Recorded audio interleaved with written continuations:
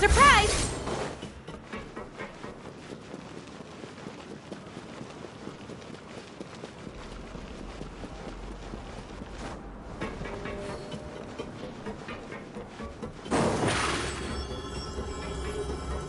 Step on up!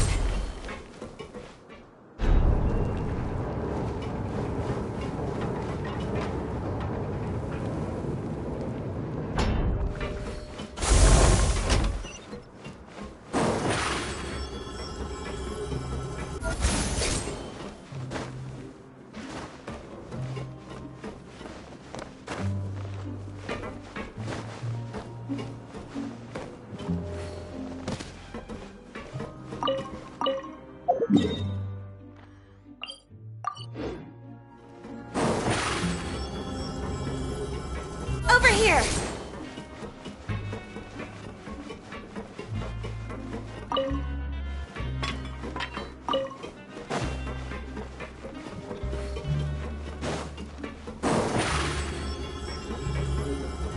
Step on up!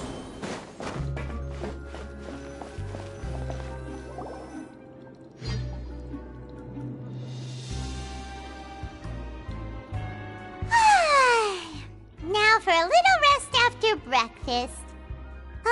This is the life. Wait a sec. Isn't something important supposed to happen today? Oh, today's our big day! We're supposed to leave the Fortress of Mirapede! Come on, we've got to go complete the release procedures now!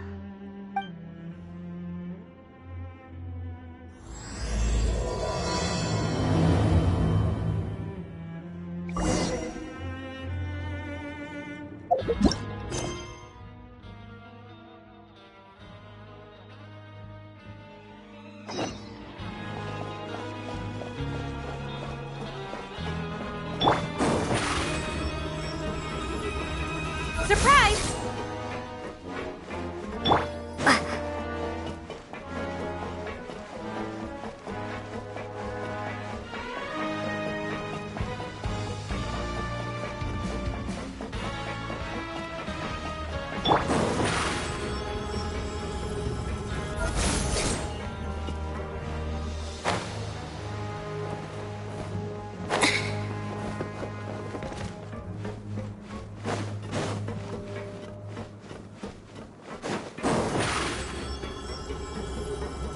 Over here!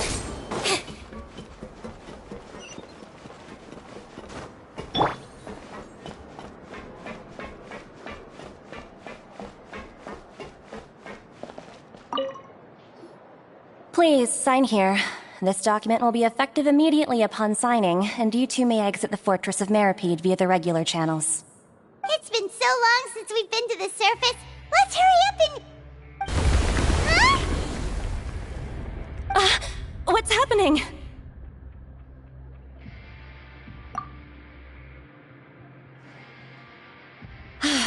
I'm fine, thanks. But I wonder what that tremor was just now. Let's go ask the Duke.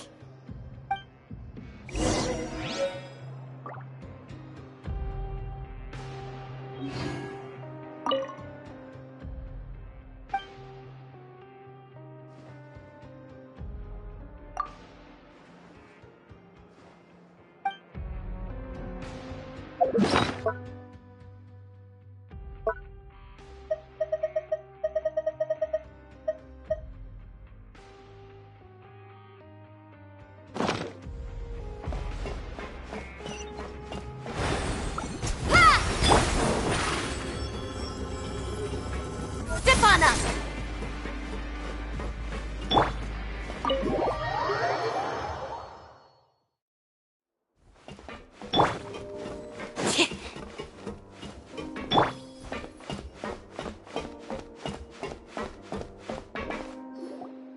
Your Grace? Ah, good to see you two. Is there something you wish to see me about? Yeah, what was with that earthquake just now? Ah, that. The tremor didn't originate from the seafloor. In fact, it seems it came from the surface. Over the years of serving as the warden here, I have developed a sense for distinguishing between what occurs on the surface and what occurs underwater. Besides, the seal that Monsieur Neuvillette set in place won't fail so easily. So the fortress is okay? If you recall our last incident, if there really were a problem, there would be crowds of inmates in a panic right now. Huh, you've got a point.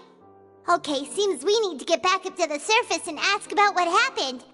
By the way, do you know what day it is today? I believe today is this month's pipe cleaning day. Wait, seriously? Ah, yes. Have you completed your release papers? Yep. It's you two. Are you leaving now? That's right! Today is our last day in prison! But now that Paimon says that, it doesn't feel like we were confined here. It's actually been pretty nice! Oh yeah, Paimon feels fond of this place now! Then be sure to come back and visit. I'll miss you. If you've signed the release papers, then you're free to go. The guards will escort you out. You're not going to see us off? I knew you'd ask. All right, sure. Let's go. Well, you actually agreed.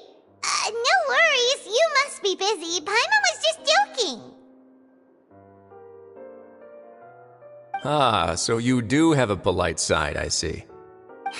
After being down here for so long, I imagine you must feel like you're lacking companionship. Shall I come along too?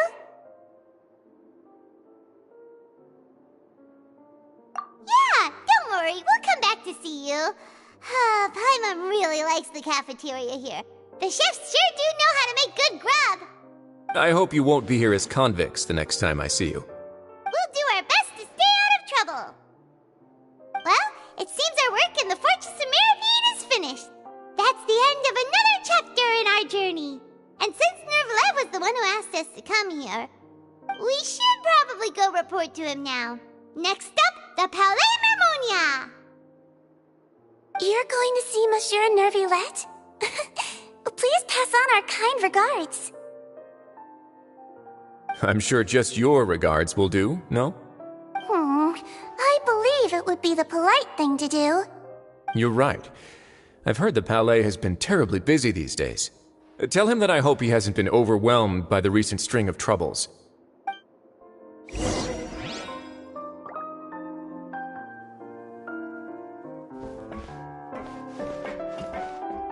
If you're concerned about things at the Palais, why don't you take some time to go up and check things out? I believe you should still have some vacation time to spend. Thank you for being so understanding. It means a lot. It's been some time since I've gone to the surface. I must say that I've started to miss it a little.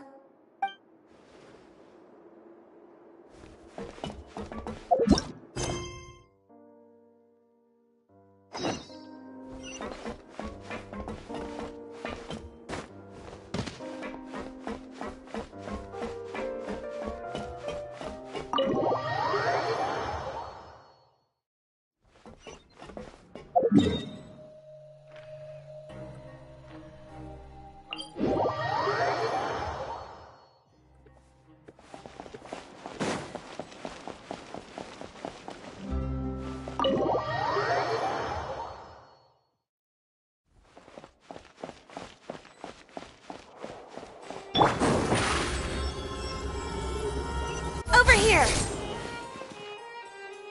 The Palais Mermonia sure is buzzing with activity today. Halt! Huh? Oh, it's you two. Apologies. Monsieur Nervalet did say you'd be welcome at any time.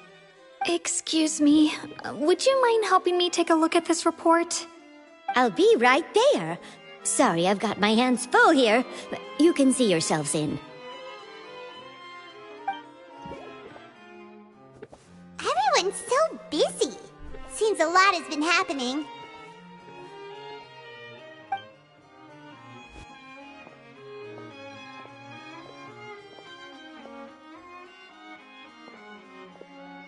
Nervalet! Hello. You've come at the right time, but you'll have to wait for just a moment. as there are some urgent matters I must tend to first. In the meantime, please, have a seat. If you'd like to have something to drink, let the Melusine outside know. That's all right. We just ate. Very well, then. Let's take a break over there while we wait for him to finish his work.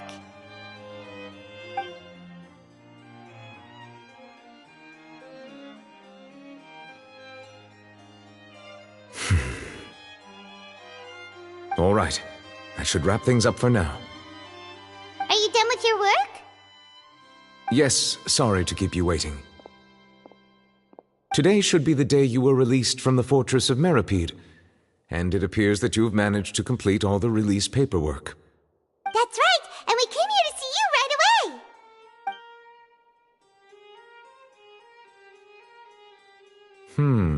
A massive whale. Do you have any idea what that might be? Judging from your description, that cannot have occurred in any ordinary waters, but rather something like the primordial sea. A whale of that size and shape cannot usually be found in the waters of Tevat. Therefore, we can only assume that Child is presently immersed in primordial seawater. Immersed in primordial seawater? But how? Is he okay?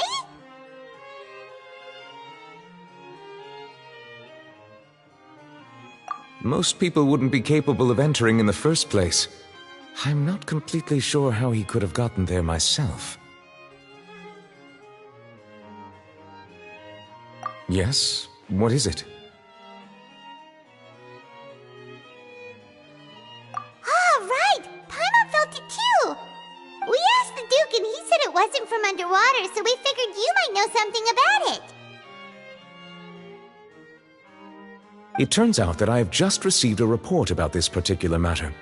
In fact, that's exactly what I was busy with a moment ago. The source of the tremor was here on the surface near Poisson.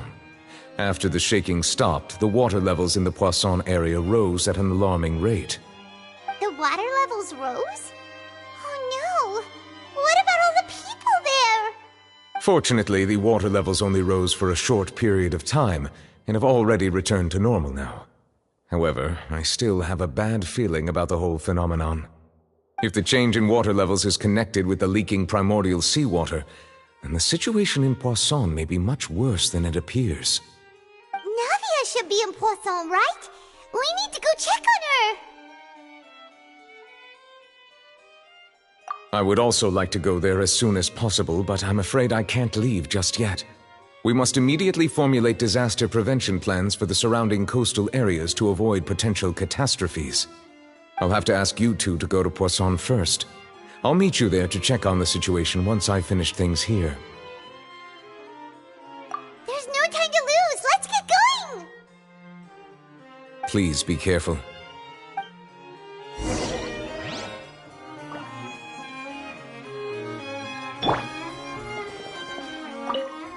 The two of you have my thanks. If you need any help, just let me know.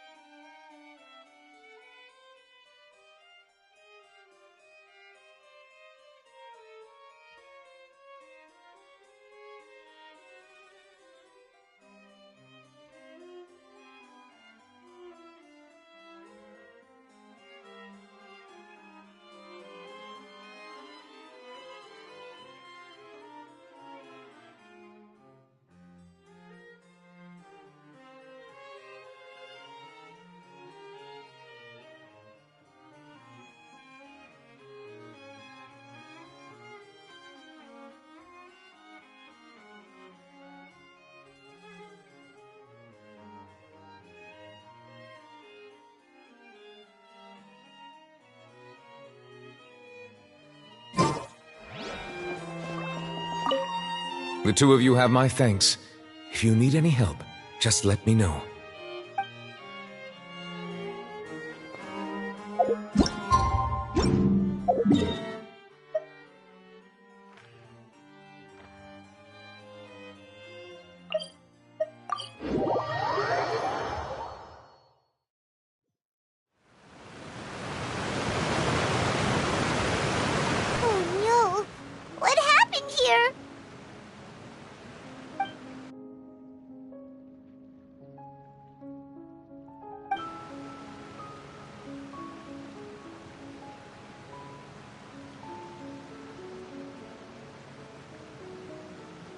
Navia should be around here, right?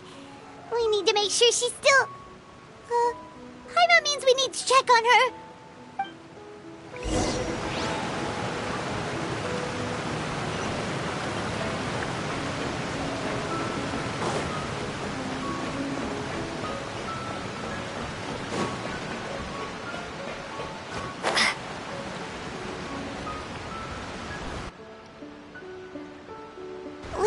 Seen a single soul all the way here. Oh, this is getting scary. What will I ever do now? Look,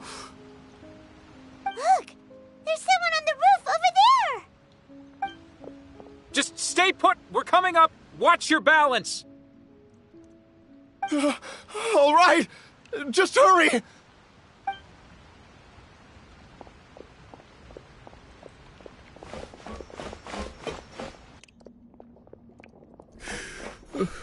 I'm not young anymore. How will I survive on my own? My Desiree! Oh, he looks pretty sad. My leg! My leg! How could this have happened? It hurts! Just hang in there. Help is on the way. You can hold my hand if it makes you feel better.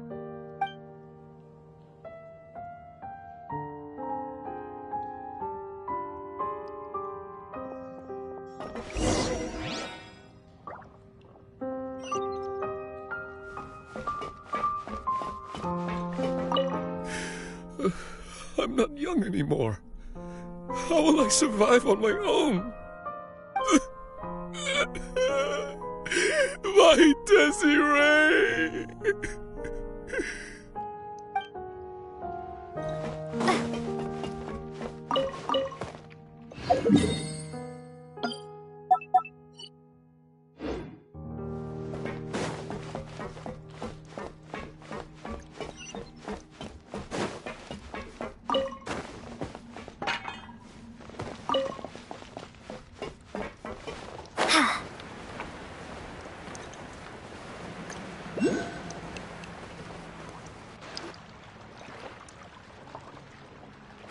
It's Navia! She's over there! Hey, Navia! Are you okay?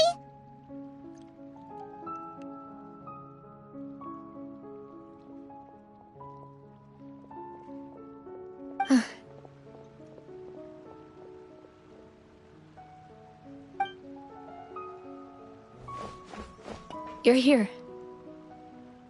We heard there was a situation in Poisson, so we came as quickly as we could! Yes. As you can see, the water level suddenly rose. It caused quite the disturbance, in fact.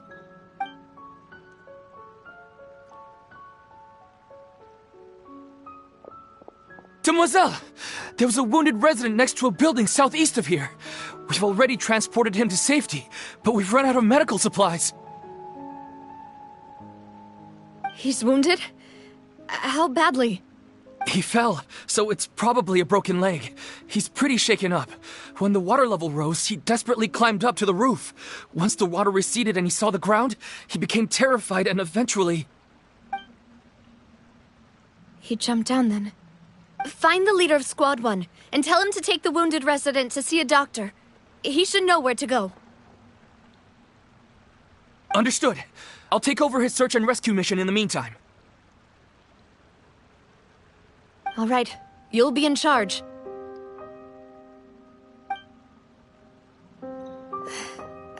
sorry. Where were we? The situation in Poisson? Ah, right. Allow me to explain. A little earlier, we suddenly heard a loud noise. At first, everyone thought that something might have exploded in the waterways. But before we knew it, water started pouring out from everywhere. The rushing water seemed a little odd, almost like the unique color of primordial seawater. Some people didn't realize the danger and thought it was just ordinary water, leaking from somewhere. Everyone on the street who happened to be close to the water didn't have a chance to escape. As the water levels rose, they suddenly disappeared. They were all dissolved. Those who realized what was happening started to flee in a panic, desperately trying to get to higher ground. Many were injured in the stampede, and some people fell from significant heights.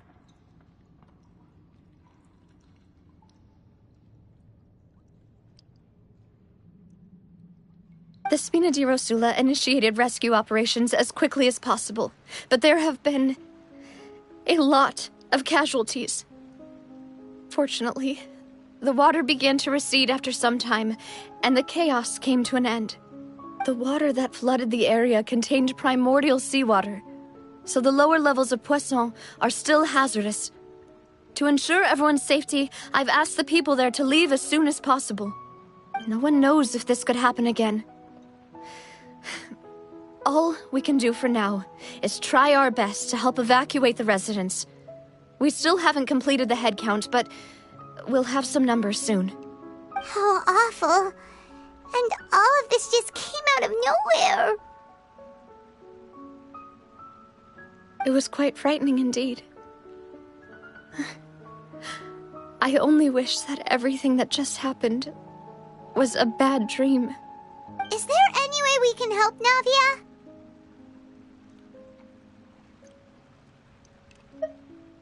Thank you for being so willing to help in a moment of crisis like this. You don't know how much it means to me. I really can't express how grateful I am.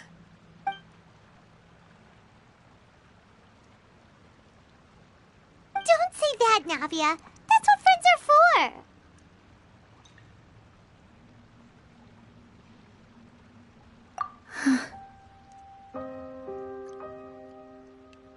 Demoiselle! We've got a situation here! I'll be right there. Sorry, I need to go for now. And off she goes. Seems it might be a while before she can take a break.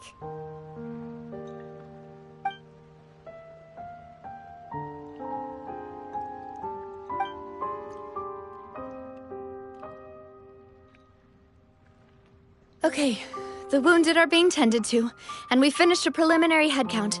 More support has just arrived, so I suppose I finally have a moment to focus on my own matters. Of course, we should remain ready for anything, and continue doing our best to rescue others. I'll be sure to have everyone at the Spina di Rosula ready to render assistance. Traveler, Paimon, would you two accompany me to my father's grave for a moment? Huh? Right now? Thank you.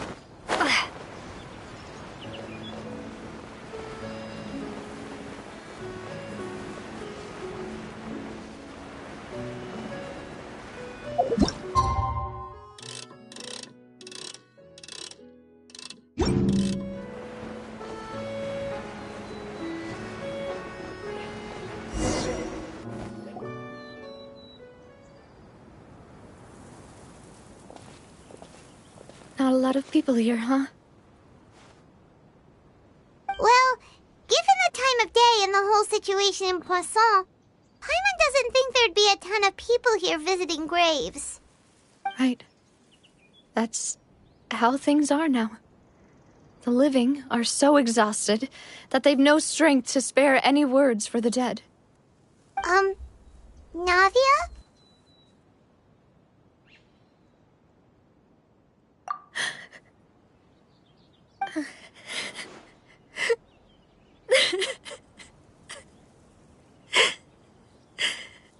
Navia, what's wrong?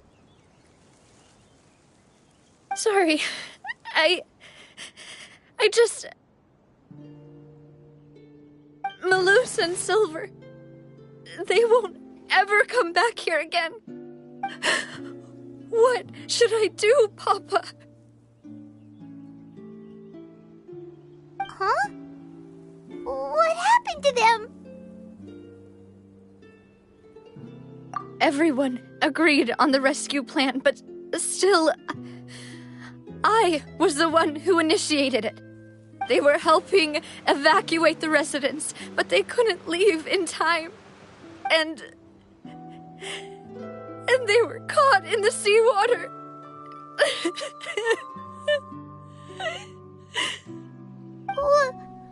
What should we do? I've known them for so long. And I know they weren't afraid. But I could at least hold a funeral for my father. And I know where he rests. But as for Malus and Silver, they're just... gone. I just can't...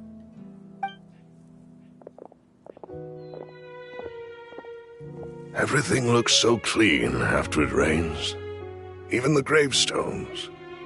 I didn't expect that you'd enjoy a glass of red wine in front of Master Callus's grave. I can understand. Besides, the scenery here isn't half bad. See, it's not just me. I always want to bring something when I visit Papa. Perhaps we might even have a picnic. He wouldn't be angry, would he? How could Master ever be upset with you, demoiselle? Yet the cemetery is the home of those who have passed, is it not? Everyone ends up here sooner or later, no matter who you are. Buying yourself a plot in advance, are you? No need yet. But when I do, I hope you'll let me be buried beside Master Callus, demoiselle. Hey, stop joking around. I'm quite serious. That way, it'll save us both the trip to see each other whenever you visit your father's grave. That makes sense. In that case, could I be buried on his other side? After all, besides you, demoiselle, the two of us could certainly be considered Master's closest companions, no? Personally, I believe we fill those shoes just fine.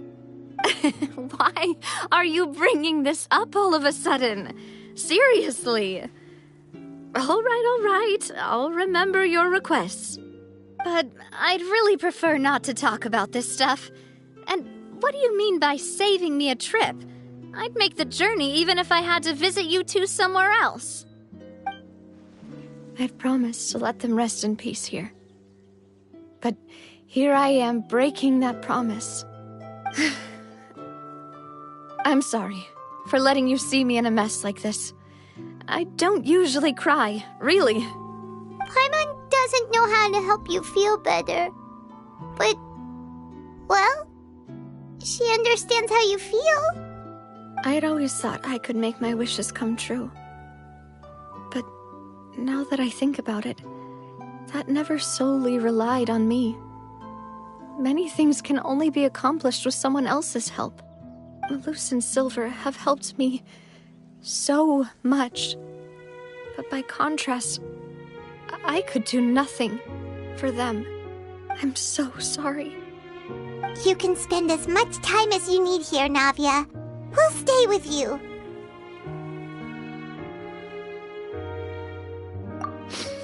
Thank you. Right now, you don't know how much that means. By the way, you can have a look at this. It's a list of victims from the incident that took place here. Obena, Khan, Burnett, Giverny, Francine, Karina, Daisy Ray, Joinville, Julianne, Esson, as well as Malus and Silver. So, everyone else is safe. But still... It's okay. I know what you're thinking. And you're right. We lost Malus and Silver. But we were able to save more than we anticipated. The overall outcome indicates that the cost was worth it.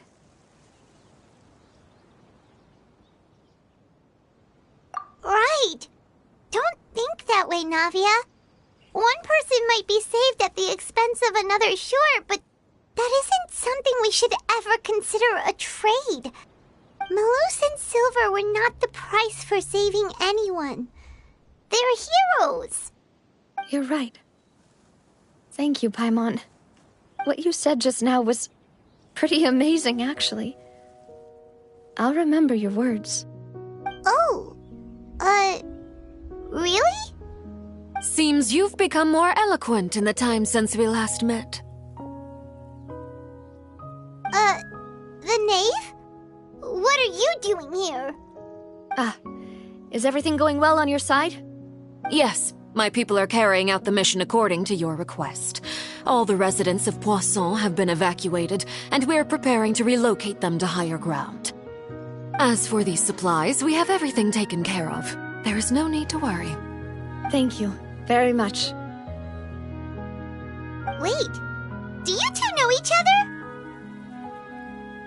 We just met recently. Right, Miss Navia? Usually, I would call this a coincidental encounter. But that doesn't quite fit this time. Besides, it never even crossed my mind that a Fatui Harbinger would come looking for me.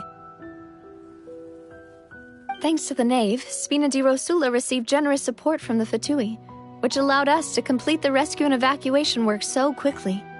Mutual aid is essential to fostering positive developments.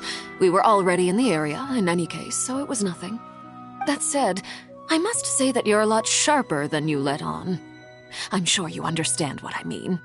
I apologize for all the ways in which I tested you previously. We've never worked with a Fatui before, and it's extremely important for us to know who we're working with. My subordinates have reported that Fatui soldiers have been observing water levels and taking head counts in various locations. I hear that they've also prepared a large amount of emergency supplies. I'm quite surprised. This is nothing to brag about, nor do I intend to. It is simply the way of powerful organizations to act forcefully, whether they are doing good or ill. You've witnessed that firsthand, in any case. As I've told this traveler before, I know of the prophecy, and I intend to prevent the impending disaster. Lending your organization a hand was a natural first step in accomplishing that. As such, do not be troubled by this token of our sincerity. Perhaps one day, you'll also be able to help me in the same way. Without your help, there would have been many more casualties. I won't forget your kindness. Furthermore, I sincerely regret what happened to Malus and Silver. I only wish that my people could have arrived a little earlier to prevent this from happening. Don't say that. You and your subordinates did everything you could. As Paimon said, Malus and Silver didn't choose to sacrifice themselves for any specific person, and they weren't the price paid for others' salvation. They chose to become heroes themselves. I've never liked hearing people put it that way. It's like trying to relieve pain by saying some noble-sounding words. But right now, there's nothing more suitable. They really did become heroes. You're right. I'm sorry for your loss, Miss Navia.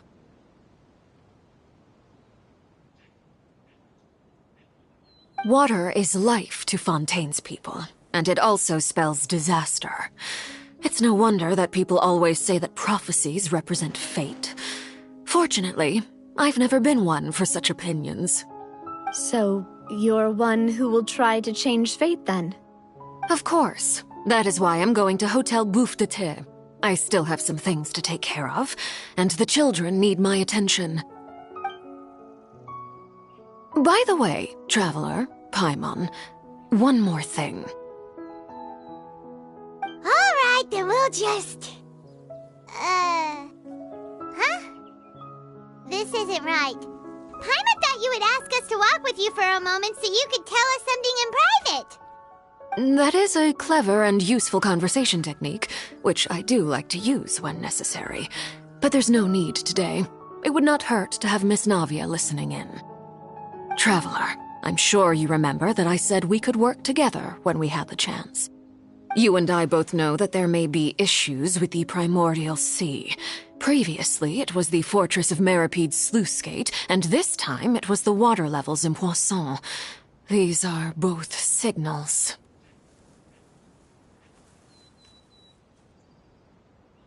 Indeed. Allow me to share the latest intel I've received from the House of the Hearth's intelligence network with you. During some recent investigations, a child claimed to have discovered some ruins near Poisson. The ruins date back to ancient times, and seem to be worth investigating in many ways. Judging by the dating of the ruins, they may be related to the prophecy and the coming crisis. The situation is becoming more urgent, so any pertinent information will prove extremely precious. My people initially came to prepare for ruin exploration. Unexpectedly, this disaster struck, and at present, we're all busy prioritizing the rescue effort. So that's why the Fatui were already in Poisson. I wanted to take the children along, but unfortunately, Linny, Lynette, and Fremine have all been dispatched to higher ground to assist affected residents. Linny told me that outside of the house, the person they trust most is you. Which is why I want to give you this task.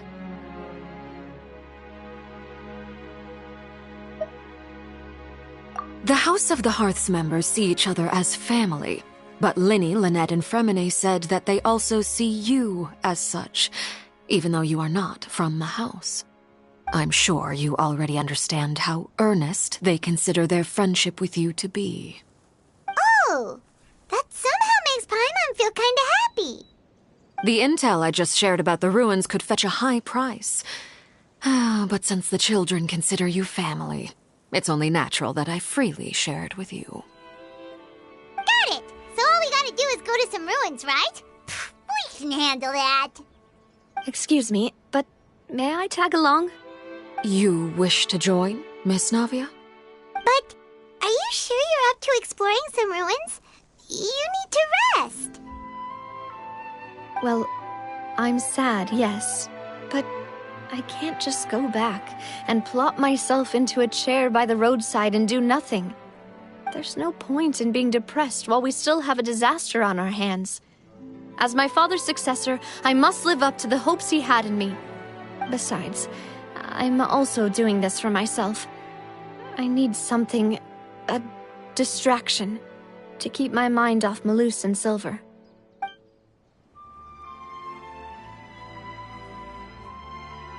Since you put it that way, I have no objections. What do you say, Traveler? All right. The ruins are to the south of Poisson. Here's the map. Okay, the three of us will handle it. Come on, let's pack up and get going.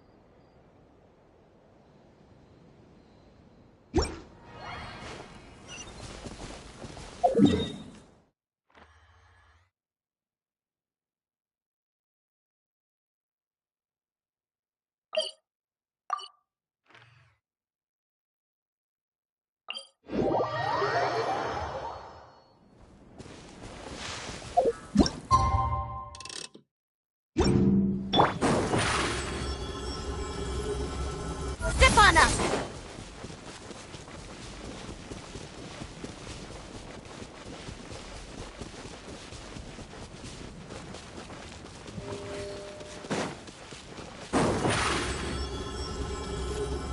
Surprise!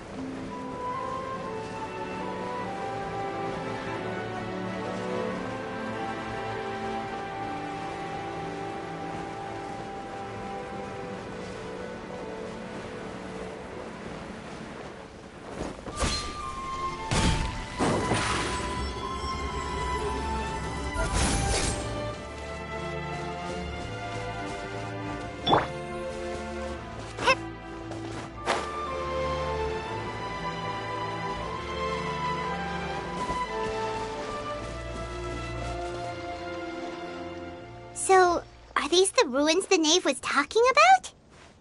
Whoa, talk about old. They seem to be pretty ancient, all right. Let's go in and have a look. Just be careful.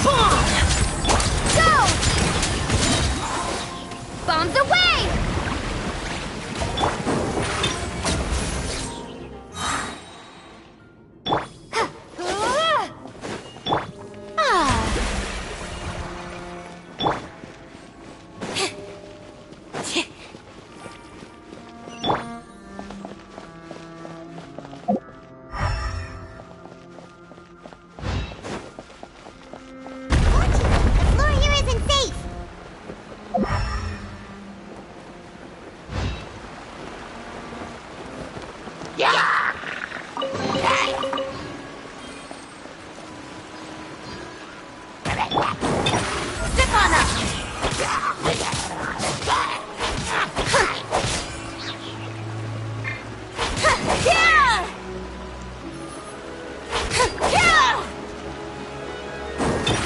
Over here!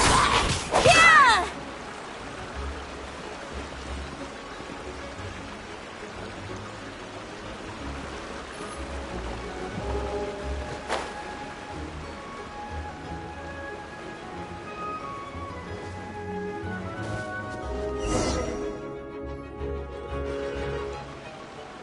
This place has also been contaminated by primordial seawater. Yeah. And a lot of it, too. A Fontanian would most likely dissolve the moment they fell in. Right! You can't go down if there's primordial seawater. It's too dangerous, and it won't be any help for you to just stay here. Don't get by my wrong. We're not saying you're useless. It's just that... No, you're right. I can't do anything in this situation. I'll leave this to you.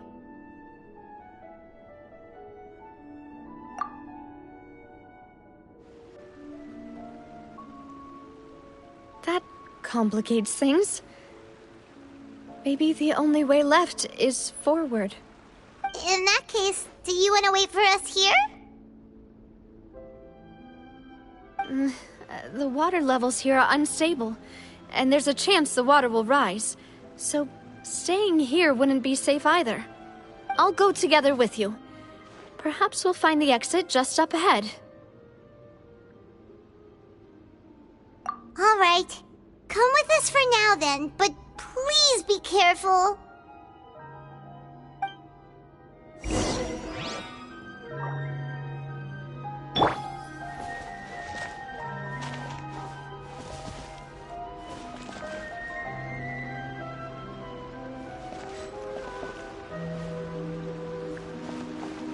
Oh no, it's a dead end! Let's try climbing over from the side.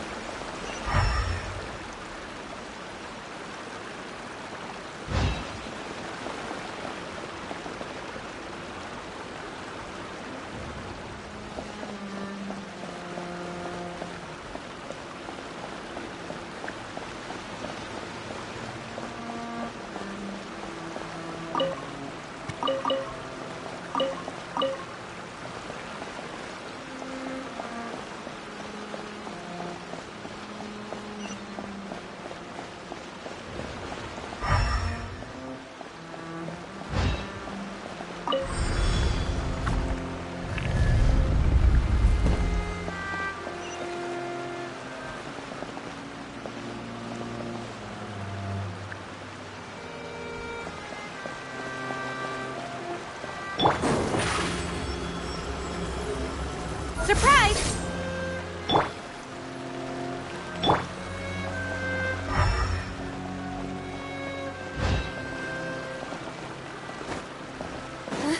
Wait, there's something wrong with this bridge!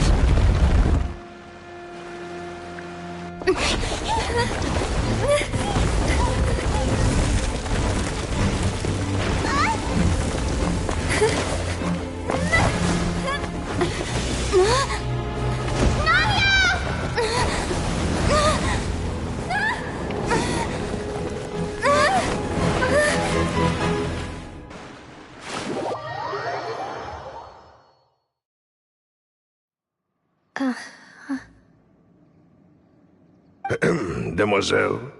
Huh? Demoiselle, what are you doing here by yourself? Would you be standing here till dark if I hadn't come to get you? Maybe she just wants some time to herself, Malus. Oh, was I... Was I sleeping? Yes, it would appear so. I must be tired. That's quite possible. However, you were the one that suggested we go out for a walk. Oh, right. I nearly forgot. It must have slipped my mind when I dozed off. I haven't had a nap today yet. Have I? This is a familiar feeling, yet something's a little strange.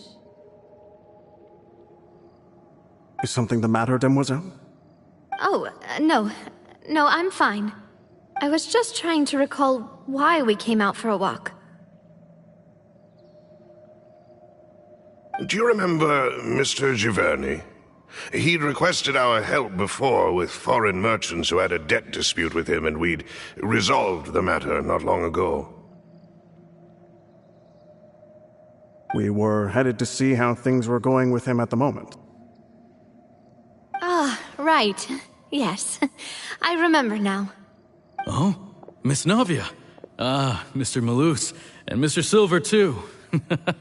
It's good to see all of you. How have you been? I've been great. Thanks to your help, those bothersome merchants finally realized that I wasn't the one they were looking for. Why, I wasn't even the guarantor for that person. They were knocking at my door day and night. Even my neighbor, Obina, was getting fed up with them. Sometimes force is required to calm someone down and get them to listen to what you have to say. That's right. Oh, by the way, Burnett, what was it that you wanted to give to Miss Navia again? Oh, yes. One moment, I have it right here. Miss Navia, these are some flower seeds that I prepared. Please take them. They're a very good variety, and they'll become very big and beautiful once they bloom. I don't know what we would have done without your help, so this is a little token of our appreciation. I hope you won't refuse. Ah, did you cultivate them yourself? Thank you so much. I'll certainly take them. Malus, we do still have some empty flower pots at home, right? Why, we can have as many pots as you'd like, Demoiselle. Perfect. In that case, we'll swap out some of the decorative plants for some of Mrs. Burnett's flowers. Very well. Wait. Something seems to be off here. Excuse me, madam. If I'm not mistaken, your name is Burnett, correct? That's right. Is something wrong? No, it's nothing. This is the first time we've ever met, but your name seemed familiar to me. I must have heard it when I was discussing things with your husband previously. I've heard this name before. Sometime recently, I'm sure of it. And why are there so few people around here? Where did everyone go? We must mind the time, Demoiselle. We still have important things to attend to today. Huh? We do? Like what? Well, now, did you forget? Miss Navia, here you are. I've been looking for you. Please, come to the Opera House. Your trial is about to begin. My trial? Wait, why would I need to go to the Opera House? Yes, she's right, Demoiselle. It's just about time now, so we should get going. Oh? All right then.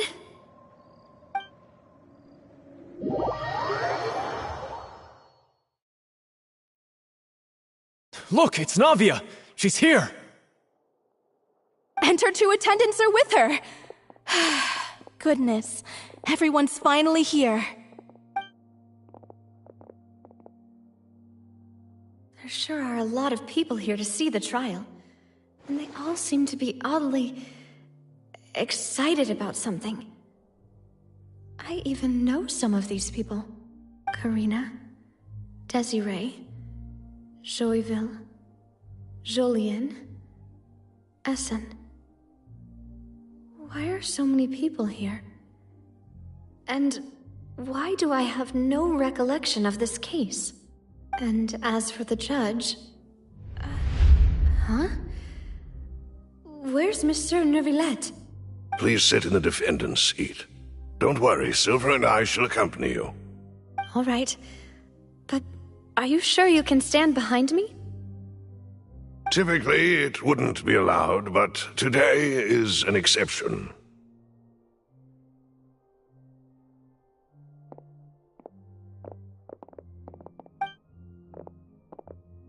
Hey, what kind of place do they think this is? Come on, do they have any idea what they're doing? Seriously. Enough with the whispering! Could someone please tell me where Monsieur Neuvillette is? And why I'm standing trial? My dear Miss Navia, have you not yet realized what you've done? In that case, allow me to explain. As all here know, you are Master Callus's successor, the head of the Spina di Rosula, someone held in high regard by every soul in Poisson. After you took over the Spina, you treated all of us just like the late Master Callus had. If anyone in need reached out to you for help, you responded. Not only you, but your butler, your subordinates, nearly everyone in the Spina di Rosula fought for the well-being of those in Poisson. Wait a moment. Aren't you just proving that I'm a good person? Yes, correct. Absolutely right. And that is why you stand accused. You have helped so many people get through so many difficulties. You are one with us. We are inseparable. We are one big family, all of us who are from Poisson, inextricably linked. And with you being so important, we couldn't possibly do without you. Therefore, this fair and honorable court shall declare you guilty, and you shall stay here. You will be together with us forever. Huh? What are you saying? Everything you have said is correct. I have indeed done a lot for my hometown, and I would be willing to be with you all, but what is the purpose of having me stand here like this? What is there to discuss? Ah, well, if that's what you think, then I have no further comments. How wonderful, Miss Navia!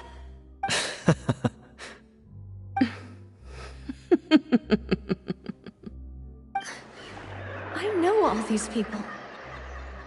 Why are they laughing?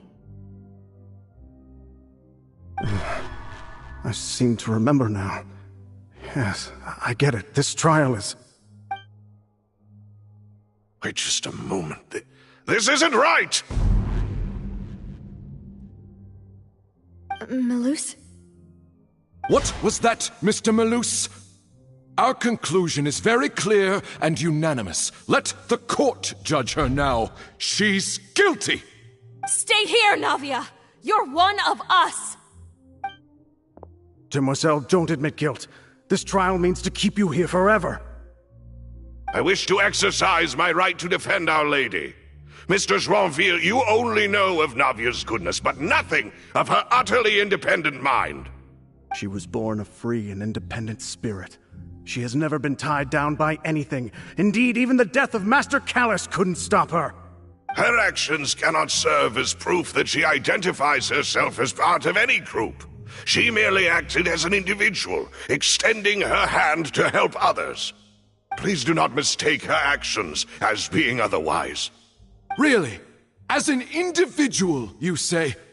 Don't forget, we are all Fontanians here. This is the nation of justice, the nation of Hydro. Even if Miss Navia only voluntarily rendered her assistance, that doesn't change the fact that her beautiful soul must return to everyone. Water accepts all, blends with all. It will surely accept her kindness. Everything is measured here in the nation of Hydro, and in the end, everyone shall meld together. Thus, when a unanimous opinion emerges, that opinion represents justice. Now I speak for everyone. Our opinion is consistent. Navia should stay. We and Navia are one. And you would call this justice? Preposterous. You are merely jealous that Demoiselle still has a chance to exist as an individual. Have you forgotten how much you all once longed to become individuals, to become independent? Do you mean to defy our justice? If your justice is flawed, then why should we acknowledge it? As you said, we can also have our own justice. Silver and I shall defend Demoiselle. And that is how we will enforce justice. Ugh, my head... It hurts. Demoiselle. Silver, it hurts. My head is spinning. All I can see is stars swirling in front of me. I remember now. Everything that seemed odd from the very beginning.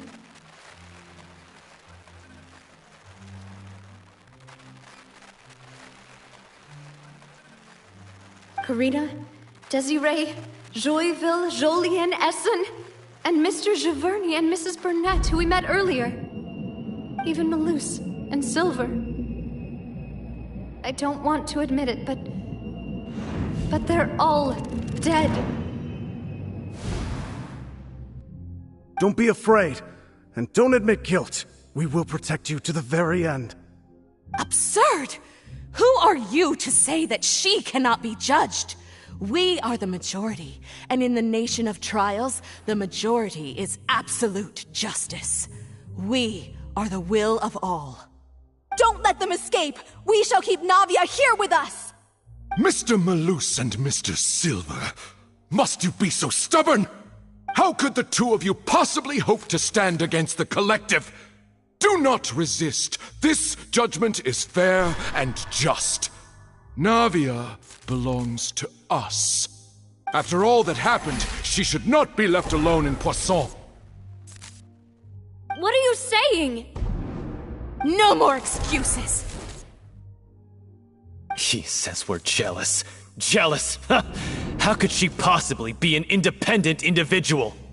What's with these people? Who's jealous of her? She belongs to us! Miss Navia, she... Silence! That's...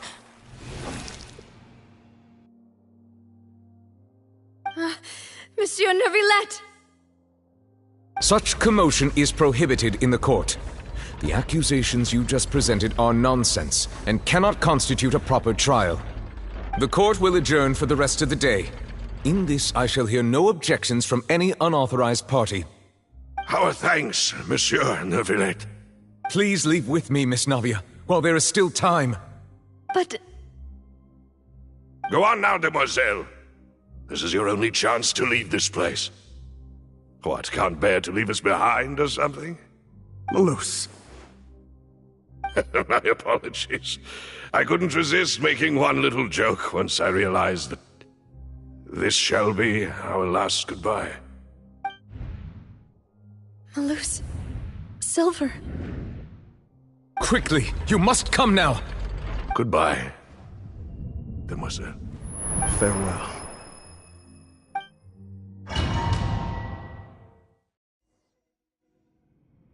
No, wait! Just a second! Hey, Navia? You're awake. Good. I must have been dreaming. Malus and Silver were still alive, and they were defending me at some insane trial. It looks like you're all right. Did all the sad feelings cause you to have a nightmare? Paimon could give you a hug. The ruins you were exploring suffered a cave-in.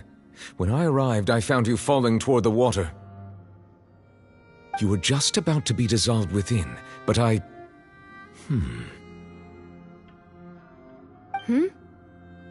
What is it? I think I saw 2 Oceanids protecting you. It was only for a moment, perhaps even a fraction of a second, but they gave me the chance to retrieve you.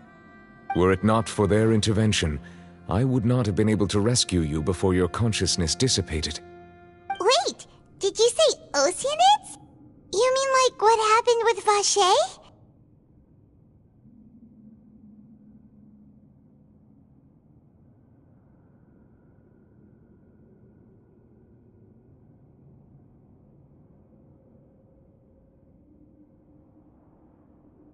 Perhaps those two Oceanids were the people you saw in your dream. I always told them that they didn't have to protect me. To think that they'd keep doing so even after death.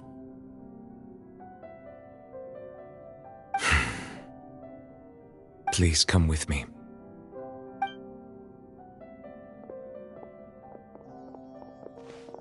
Neverlet, are you okay? Hmm? Oh, I am quite all right. Perhaps there's something we could chat about? Why do you look so stiff all of a sudden? Oh, Paimon knows. You're the type who feels awkward when there's nothing to talk about, right? I merely thought that we should give Navia some time to herself. Huh? Why didn't you just say so then?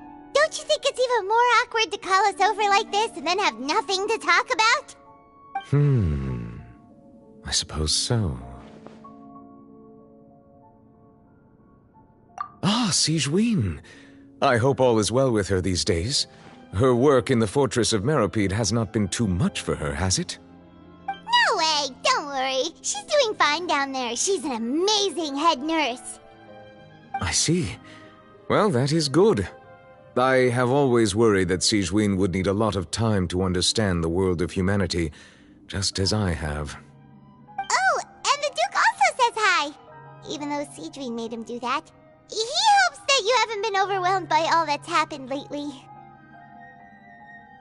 Thank you. I have indeed been busy lately, and I also hope that everything is going well in the Fortress of Meropide. He still doesn't know what to talk about. Let's chat about something else then.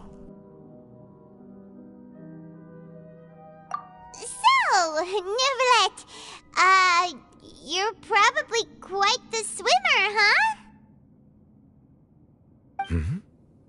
Yes, of course. This isn't going anywhere. Let's try something else. How did you find these ruins? Did the knave tell you? Yes, in fact. I had arranged to meet you in Poisson, but when I arrived, I discovered that the Fatui were helping the residents evacuate. They had even transported a large quantity of supplies to the area. Amid my astonishment, I ran into the knave, and we had a chat. She informed me that she had asked you to investigate the ancient ruins here. Yeah, we originally planned to meet up with you, but we thought you might still be busy with all those official documents. We didn't think exploring the ruins would take very long, and who would have thought you'd wrap things up so quickly?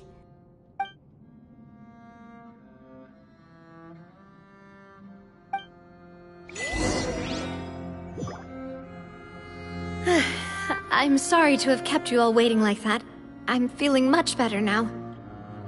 I guess we should get going again. Will you come with us, Monsieur Neuvillette? Yes, if you wouldn't mind my company. All right! Another one joins the party! Let's get going then!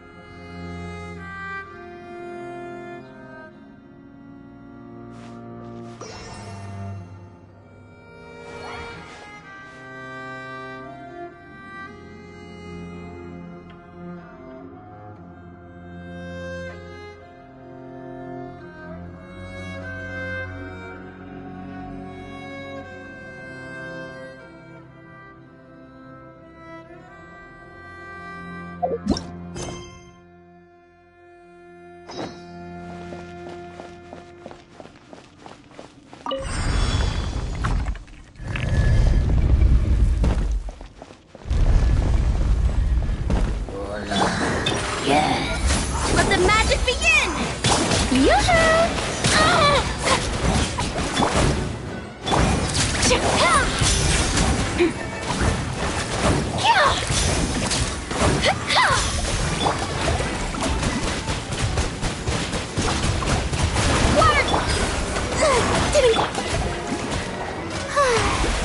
Let my name echo in song!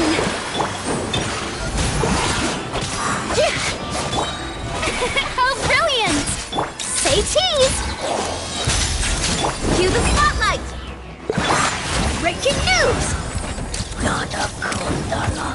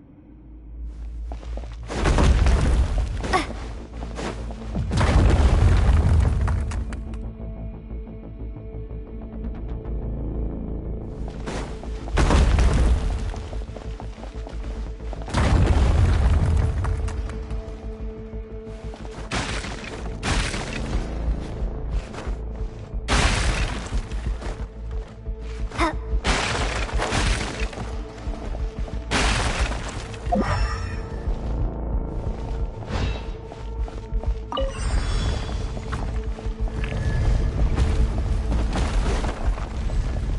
out! There are rocks falling over here!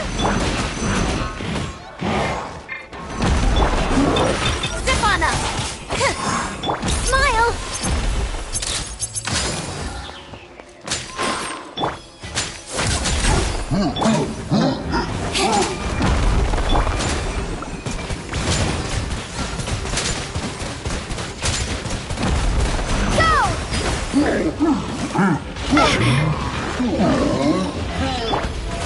How brilliant! Let the magic begin!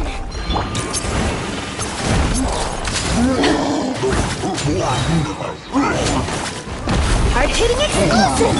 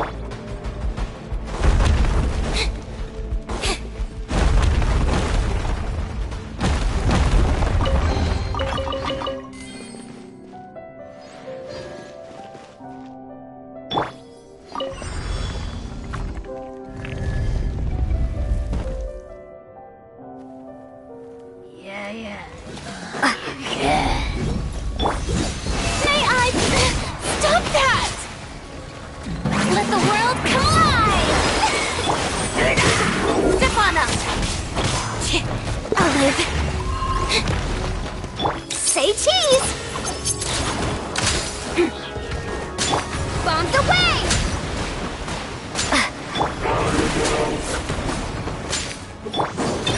Over here! Be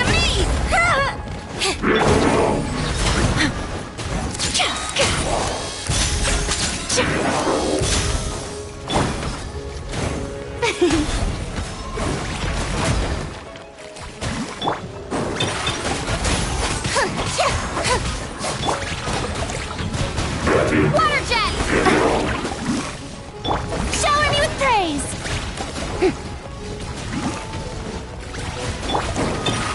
Step on up! What detail did I miss?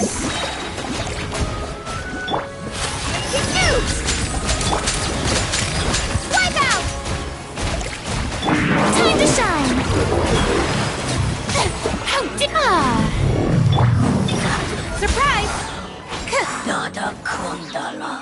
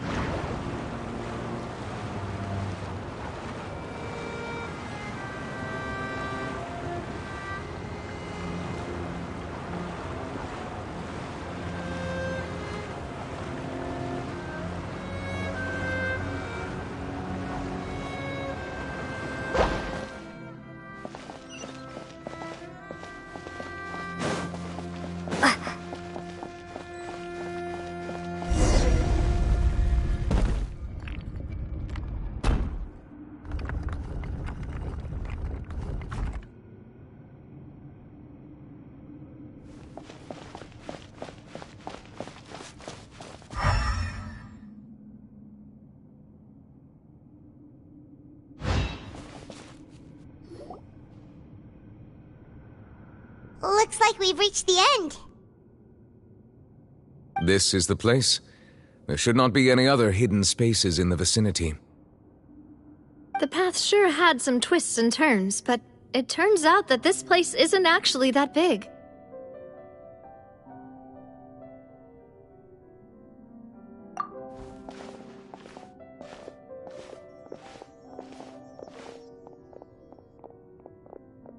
Stone slates? It seems like they were put here as an offering. Could we take them down and have a look? Perhaps we should just leave them be for now.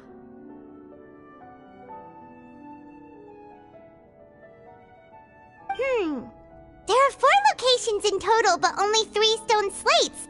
The slate that should be in the first empty spot is missing. The surrounding walls also show signs of damage. There's something written below. Let Paimon see. Reason dictates that this nation be destroyed. I shall record the history of its future here in its past. Say what? It feels like someone left these slates and these words here for a purpose. But does he mean that Fontaine should be destroyed? That would fit the circumstances dictated by the prophecy, yes. Indeed, the slate's contents correspond to it. Take the second slate, for example. There's a person kneeling here. She seems so dedicated. And there's a whole bunch of other people behind her doing the same. She's facing this... what is this? Some kind of island in the sky? And is that Lady Farina in the third image? Did the Hydro Archon fall into the water? And is that a ring of people around her? Paimon doesn't quite get it. Are they all in the water? The fourth image. I know this one. This exactly matches the content of the prophecy. The people will all be dissolved into the waters, and only the Hydro Archon will remain, weeping on her throne.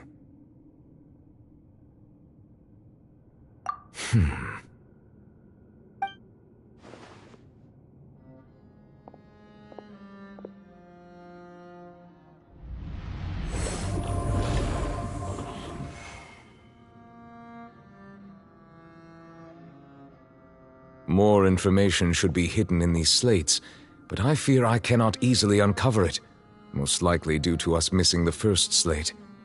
I am very sorry. Don't blame yourself, Monsieur Neuvillette. Deciphering ancient stone slates isn't one of your duties.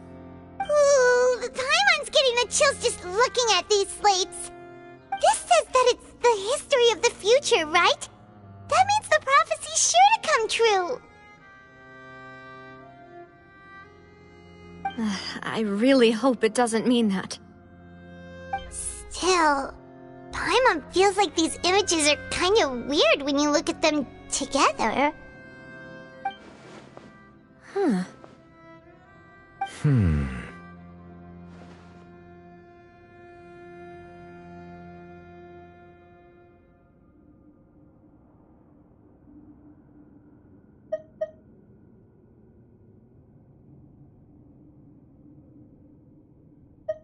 That's right!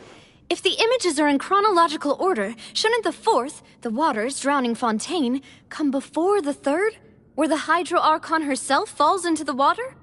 And yet the order is reversed here.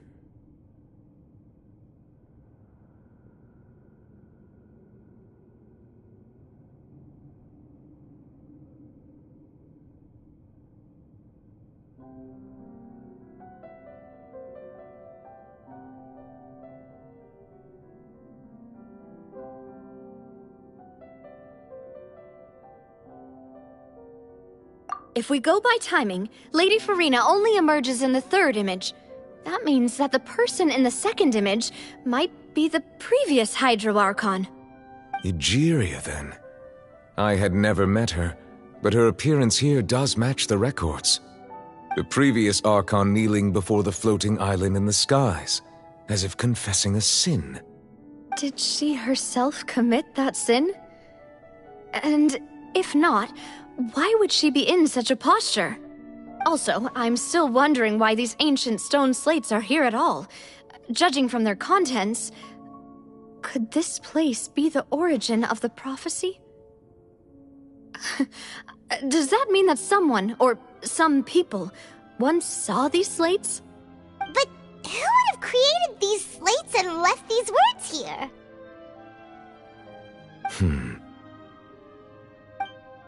It seems that any further clues will have to come from Farina. In that case, there's no time to lose. There's nothing else to be gained here, so let's head back first. Yeah, we better get somewhere safe for now.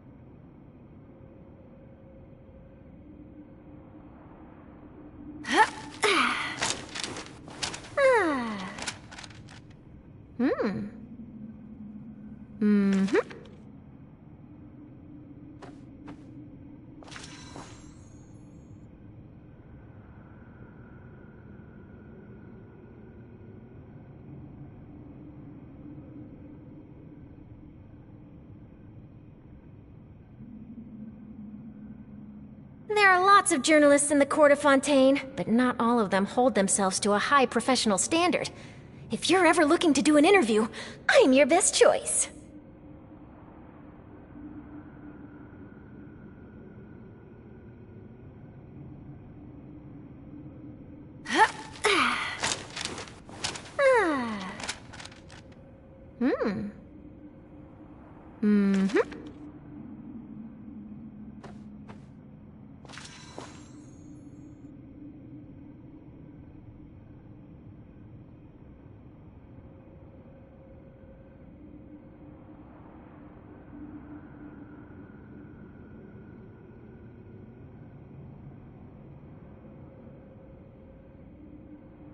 If you keep your eyes peeled and your mind engaged, you'll find there's always a new story nearby just waiting to be discovered.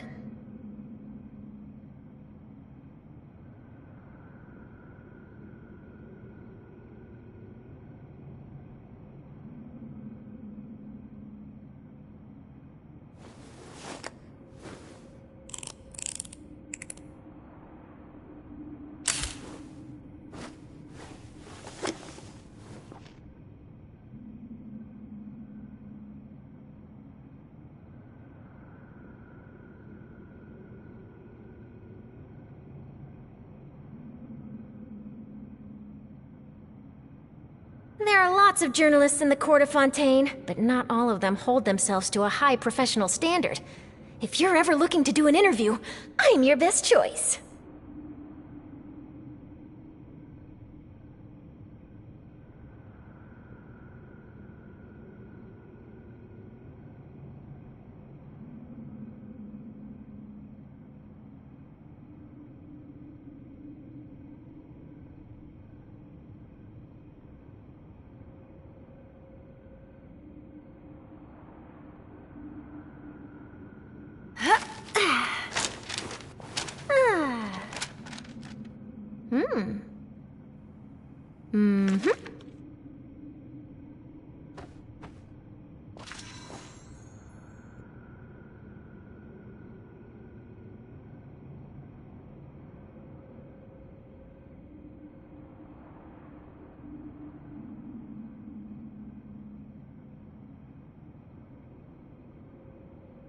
If you keep your eyes peeled and your mind engaged, you'll find there's always a new story nearby just waiting to be discovered.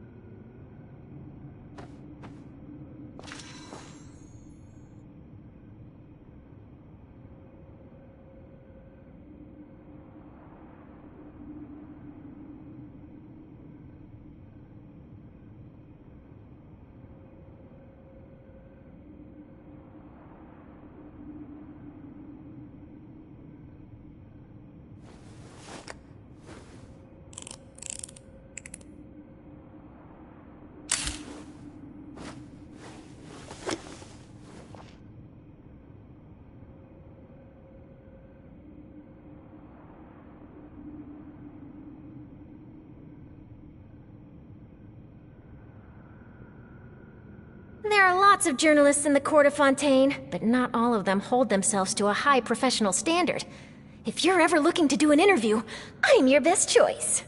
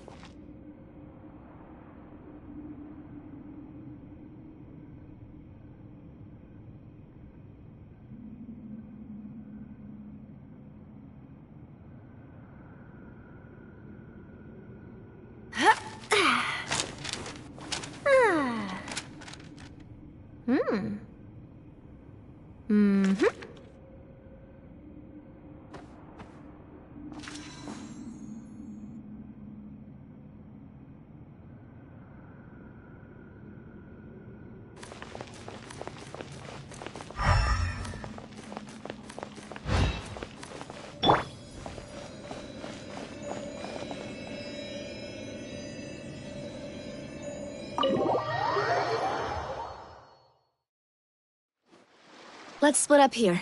I'm going to check on what's happening with the Spina. You know how it is. There's some things you just need to be there for yourself. You still have energy for that, Navia? Paimon's already beat! Just head back to the Fleuve Cendre and have a rest then. Thanks for keeping me company all this time. I'll depart as well. Thanks for your hard work today. Rest well, everyone. Traveler, I will go talk to Farina tomorrow morning to ask about the stone slates. I'm sure that you're concerned about this matter as well. If you have time, drop by my office. I will share the results of our discussion with you.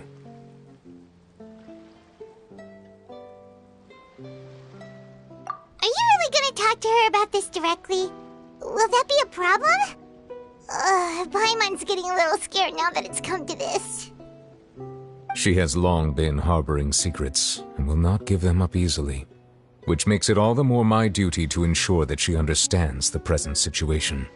Alright, we'll leave it in your hands then. You're probably the best person to talk to her anyway. I will be carefully considering my words tonight. Traveler, Paimon, our safe house at the Fleuve Cendre is always open to you, as ever. So please don't think you're an imposition. All right. I'll be on my way then.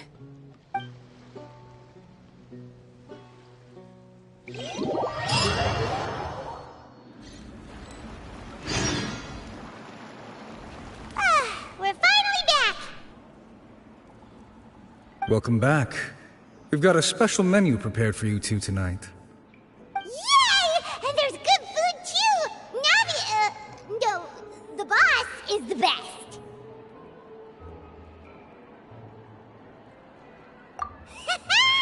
Ooh, desserts! Nice! These are all Paimon's! Paimon's already starting to forget what happened today. Oh, that voice. Is that who I think it is? Huh? It's you two. What are you doing in Fontaine?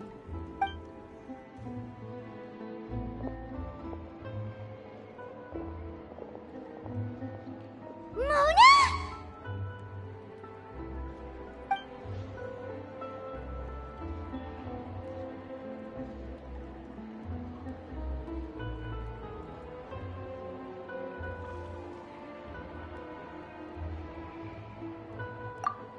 Seriously, nobody just uses a scry glass whenever they've got time to just see who they'll meet on the road. Still, we didn't expect to see you here. Wait, you're not a Fontanian, are you, Mona? Well, I have some business to attend to here, so I booked a hotel in the city. I was just out for a stroll when I bumped into you. Quite unexpectedly, if I might add. Why did you think I was from Fontaine, though?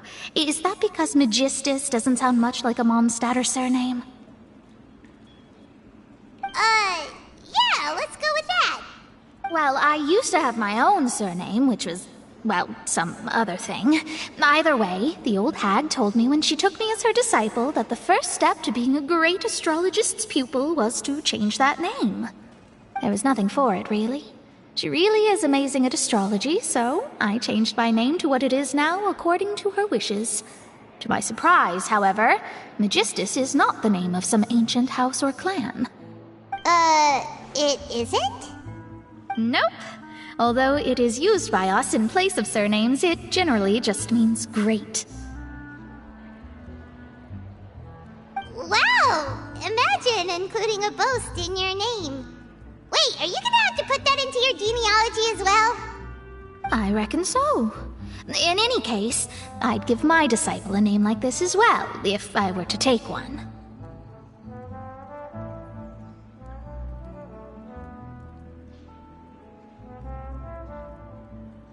Astromancer Barbeloth Trismegistus. Whoa, that's a long one. Does it also mean great or something? My name means Mona the Great Astrologist. As for the old hag, hers is, in plain speech, the thrice-as-great Scholar of the Stars. Just take it as a title specific to astrologists. Thrice as great? That's so petty. I know, right? That's just how she is.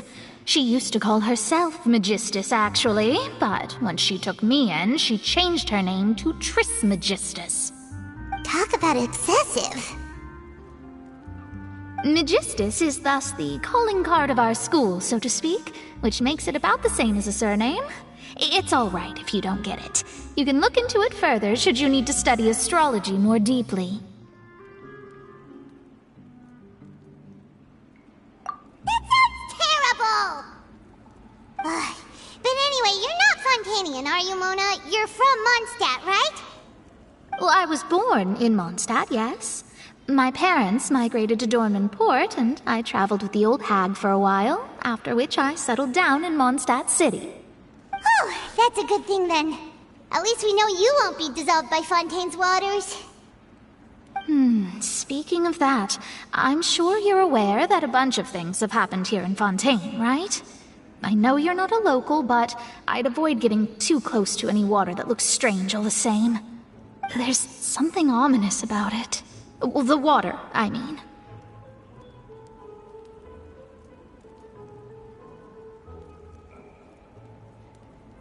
That was the main reason, yes. Just a while back, the Steambird invited me to take part in a panel and speak about the circulation of the prophecy as an astrologist. The invitation was sent quite early on. I don't think anyone expected Fontaine to be in this much trouble. What do you make of that prophecy, Mona? Just tell us what you think as an astrologist. Your word would go a long way to make things more certain and less scary. What I can tell you is that I'm an astrologist, and that this prophecy concerns the fate of Fontaine, even that of all Tevat. Ascertaining this is akin to reading the fortune of the whole world. I'm afraid that this is not something that just anyone can do. If I could do it, you would no longer call me an astrologist, but a visionary. But on the flip side, the prophecy is so huge and powerful that it must surely come from a powerful visionary. Its contents involve the fate of the world. Disregarding it would be a mistake. A visionary? Sounds really powerful and all, but does such a person really exist? Of course. The old hag could do it, and I'd bet there are others amongst those Hexenzirkel colleagues of hers who could do something similar.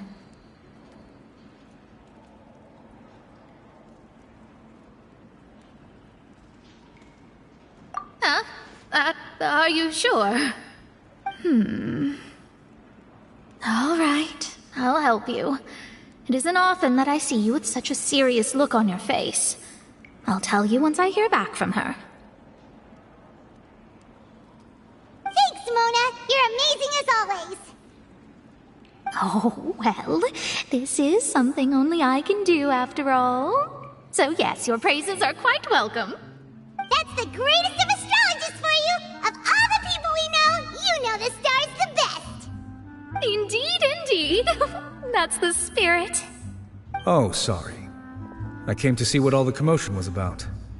If there's anything you need, do not hesitate to inform the Spina di Rosula. Oh, whoops. Guess we were getting a little too carried away there. Well, I'll go tend to my own business now. If I receive any news, I'll be sure to come find you two again.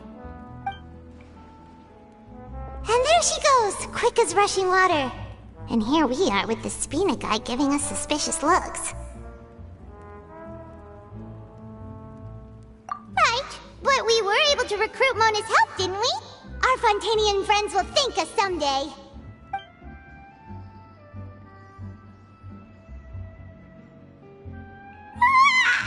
Good morning. To be honest, Paimon's still feeling kind of sleepy. But it's time to get up, Traveler. We agreed to go see Neuvillette, so let's pack it up and get going.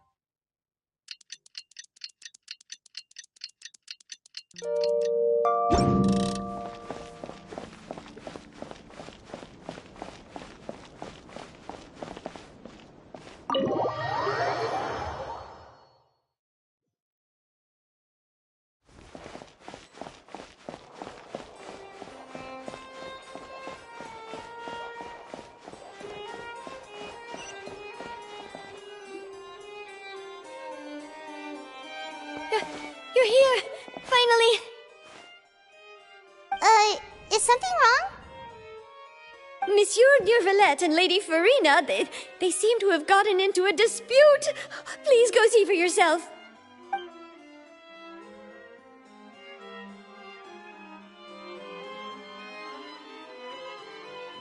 Like I said, I've already explained everything. And yet the problem has not been properly solved. There is little space for excuses between us. It is not my intention to offend you, but please, tell me where you stand. You are the Hydro Archon Focalor, are you not? Look at this. This is a list of the victims from the recent Poisson incident.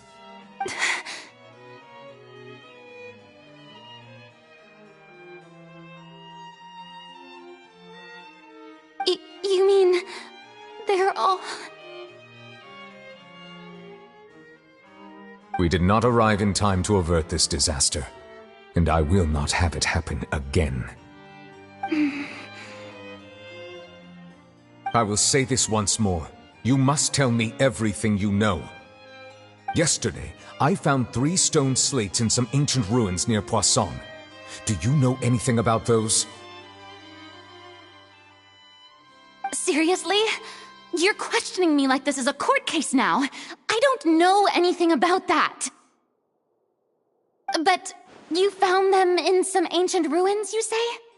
That's correct, which is why I came to ask you some questions. There should have been 4 slates, but one of them was missing. The other 3 feature different images that seem to correlate to the prophecy. The prophecy? The second of these slates depicts the previous Hydro Archon Egeria kneeling before a floating island in the sky, as if confessing something. Do you know nothing of this either? I don't. I've never seen such slates. I'll ask you again. Do you really have no information regarding the previous Archon? My deciphering of the slates indicates that the Hydro Archon Egeria once had to confess to, or apologize for, a certain sin. If anyone would know about it, it should be you. All gods don't have the same secrets, you know. She was herself and I'm me. Is it really so strange that I know nothing? I understand your concerns, but I'm sorry. I just don't have anything to tell you. Forgive me for saying this now, Lady Farina, but I have long known of your various secret investigations into certain matters. There are several indications that you have been investigating the prophecy on the sly. This is not strange in itself, considering that you are the Hydro Archon. But it is strange that you should also claim to not know any of Egeria's secrets, as well as do nothing following your inquiries. You have never been as superficial as you have presented yourself to be, nor are you a fool. And yet, your behavior is very inconsistent.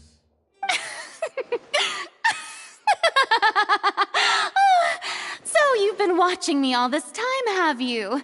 I didn't think you were that type. You... Well, since you know about my secret investigations, then you should know I'm actually working to take care of it. There's no point questioning or suspecting me. You're the Eudix, but you're still my subordinate. You should be following my lead. Just trust in me, you're Archon, and do as I say. Never mind whether you can truly convince yourself to or not. It'll all turn out fine. That's all I have to say. We do not discuss this matter again. Oh, the opera's about to start. Toodles!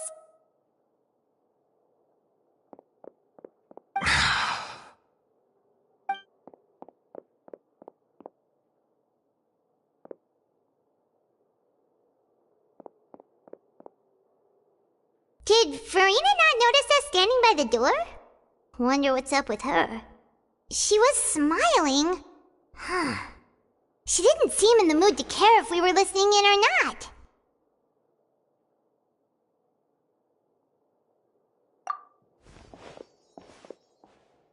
I assume you've been outside for a while now? Oh! You noticed! Seems Farina Spina didn't even realize we were here. She was in a great panic, though I cannot discern the reason. Our discussion reached impasses time and again, a state of affairs that we cannot allow to continue. Still, I do not understand. Dialogue is the basis for understanding, so why did she keep refusing to engage?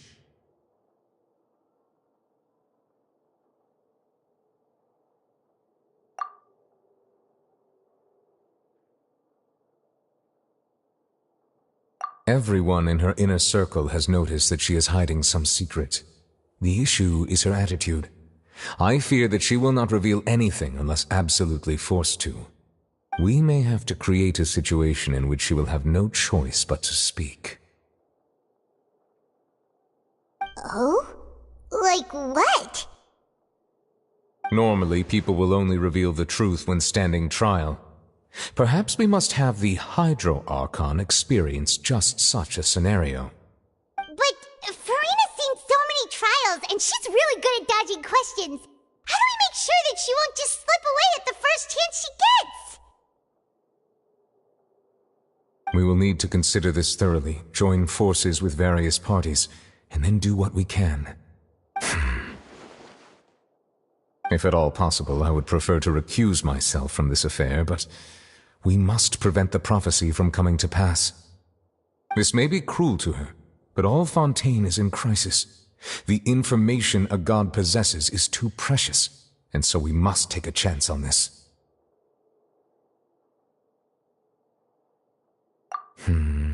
But who will lend us their aid to do such a thing?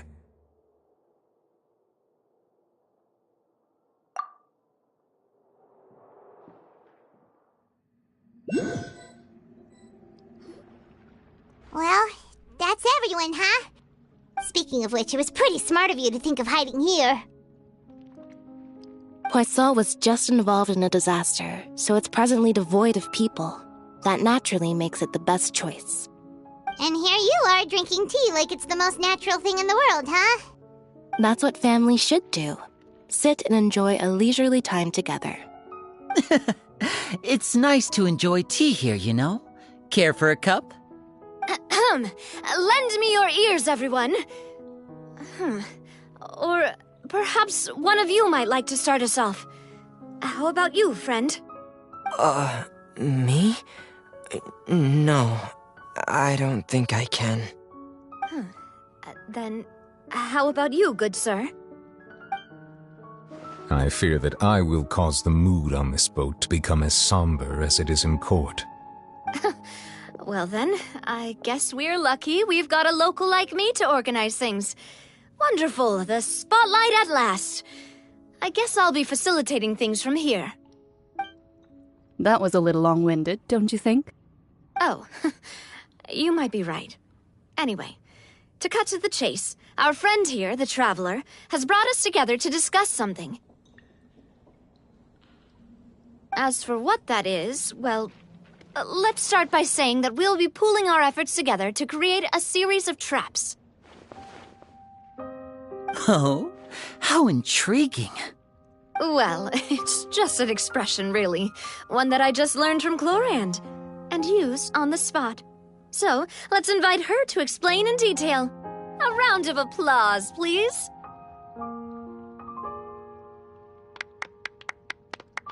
Huh? Didn't you say that you would be facilitating this? Oh, come now. Your work doesn't involve much public speaking, right?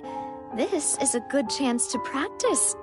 You might even pick up some fancy oratory tricks to impress your boss with in the future. I see. And what does my boss say?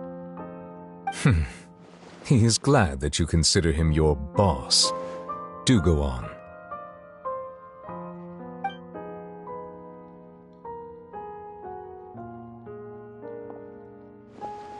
In that case, do any of you have experience hunting? Not that I recall. Fremine and I once used a wooden stick in a basket to catch wild rabbits when we were younger. As for Lynette, oh, right. You were sick that day, weren't you? I've also gone diving to catch some fish before. Does that count? I'm afraid not. You may or may not have heard, but Fontaine once played host to a group known as the Marechaussee Hunters. Though that was their name, they did not hunt animals, but rather various monsters left behind by the ancient dynasty of King Remus. Today, Fontaine's monster population has already thinned greatly, so the hunters have blended back into society, taking up arms in other lines of work. They even left a unique methodology of hunting in their wake. A trap comprises of the following components: bait, a trigger, and a containment device. Sometimes a lethal implement will also be necessary to deal with the prey. So, if we were to build a trap together, right now, what would you choose to build it with? For me, I would prefer something basket-shaped. Pigeons and rabbits will see the bait and naturally enter the snare. Our line of work requires a deft hand, and we're some of the best in the industry, so you can count on our techniques. You used some of those techniques while moving the people of Poisson, didn't you? My subordinates mentioned that you even performed some magic for the bawling children.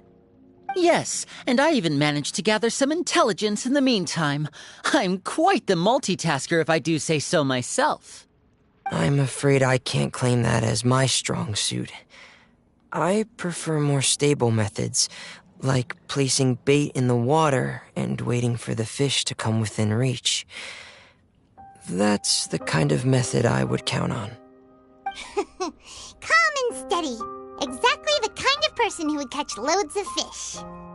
And I can be their assistant. With discretion, I'm sure. I'd probably use some sort of mechanical animal. Papa once bought me some small clockwork squirrels, mice, and such. When placed in the forest, they can attract others of their kind. I remember that you liked those too, didn't you? I did. And that would be a good way to go about it. If they're realistic enough, animals of the same kind will follow them all the way to the trap. What about you, Monsieur Neuvillette? I fear I do not have any related experience. That makes sense. You usually solve problems directly, without the use of any such tricks. But I do have one more question for you, Monsieur. If we were to create a trap now, how would you design it? I would like for it to be effective, but bring no harm to the prey. A more gentle trap would be ideal.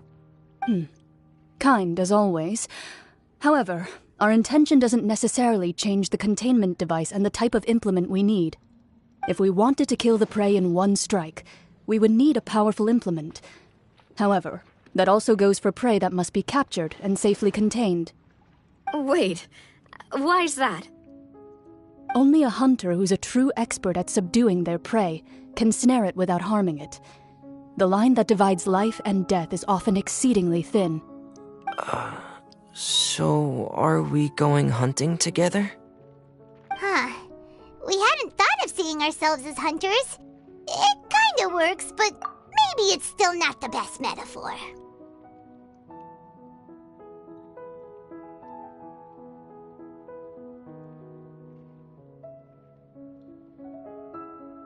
If our means of capturing and dealing with our prey is to put them on trial, then the hunting metaphor is actually quite accurate. But we shall require much more courage than any hunter to judge a god, a being whose seat is an exalted throne.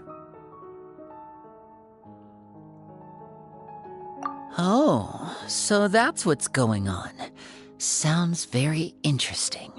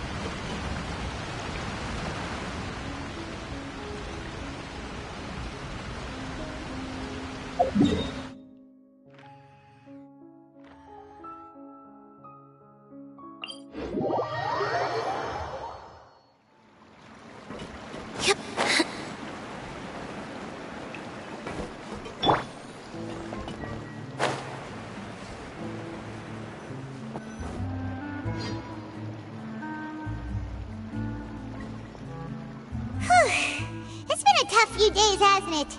So much has been happening. Paimon didn't think the meetings would go on for so long, but everyone seemed pretty fired up, huh? Paimon thought they'd be at least a little frightened. Well, Fremine was, now that Paimon thinks about it, but everyone else just looked a little surprised.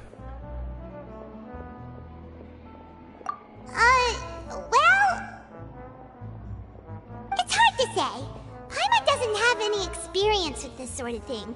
But with you around, Paimon sure will do great. After all, you're the most reliable person in the world, aren't you? Huh?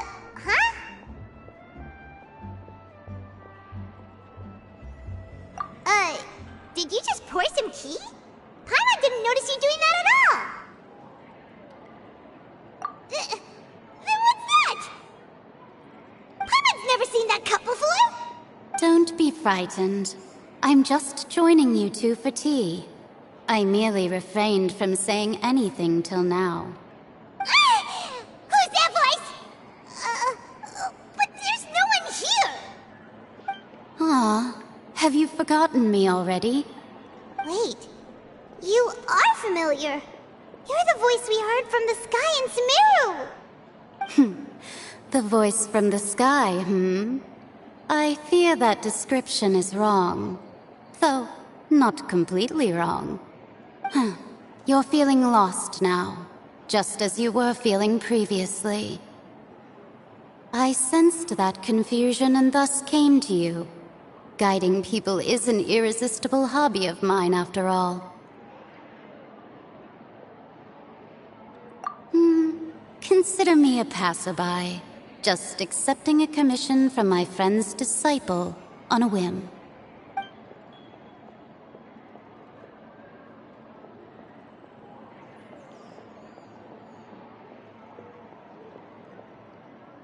The prophecy. Yes, what has been prophesied will be fulfilled. You may view such things as the history of the future. What? Then is there any way we can stop it? I believe you have witnessed a failed attempt with your own eyes. Can everything in Tevat so easily be changed?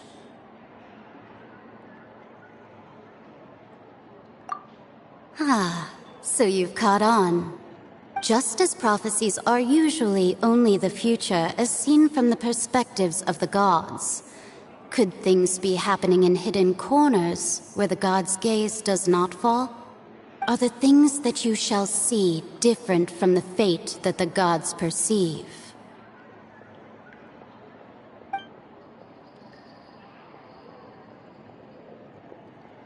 What is she talking about? It all sounds really impressive and important and stuff, but it also sounds kind of scary.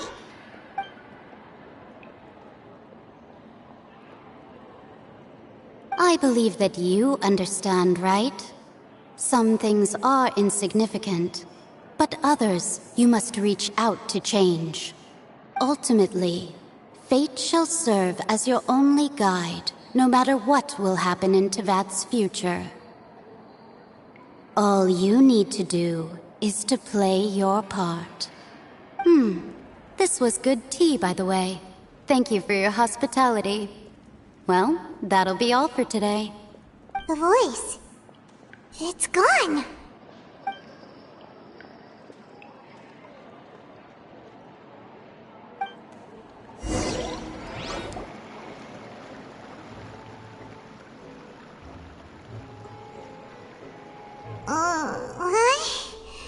I want to hear someone talking. All right, coming.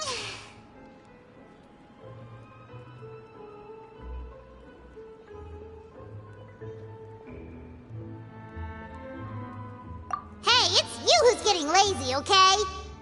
Well, I see I've walked in on some lively banter. Luna! Fine, just fine.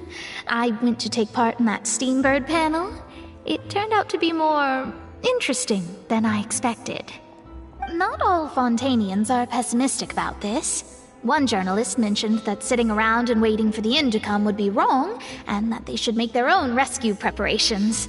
I agreed, so we had a brief chat with her. Did she have pink hair by any chance? Why, yes! It was Charlotte. You remember her, right? That daredevil journalist? I'm in full support of her view.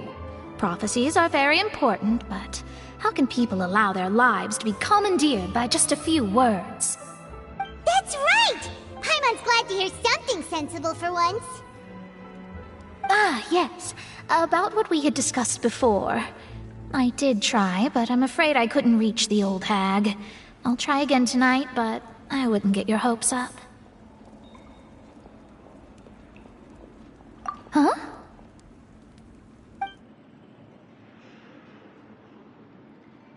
Goodness gracious. Are you serious?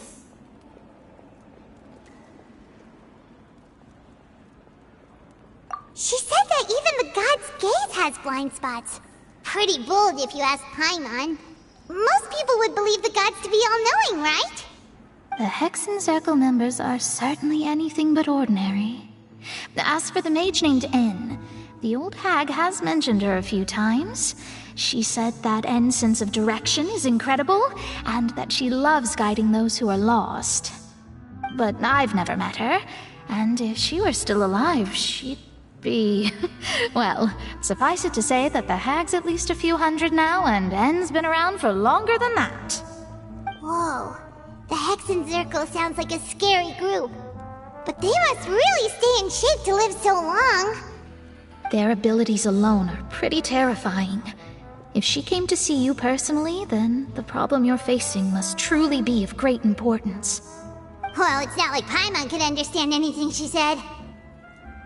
Yes, she was quite cryptic, but I suspect she means that there is still a way to turn things around. She didn't say when or what that would be, though, so... perhaps it is something that you cannot know right now.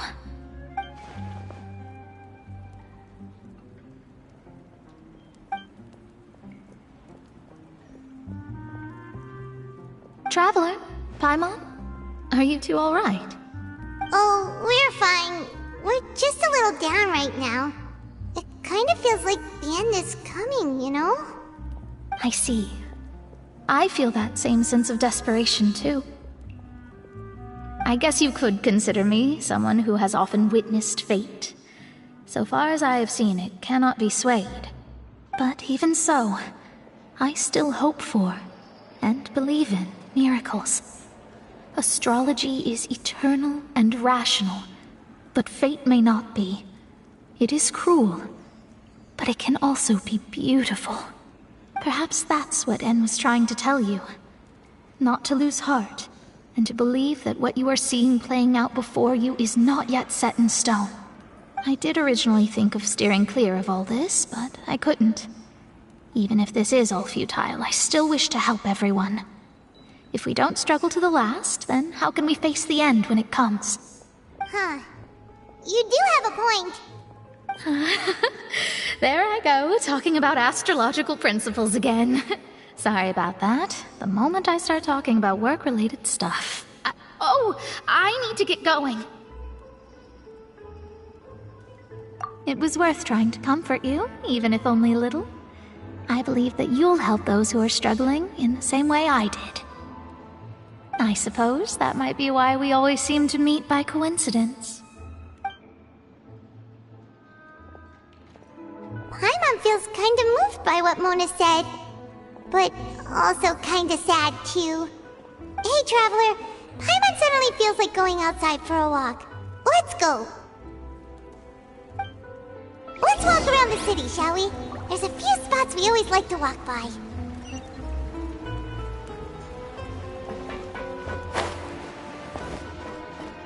you want to outrun the law, you need to know how it works.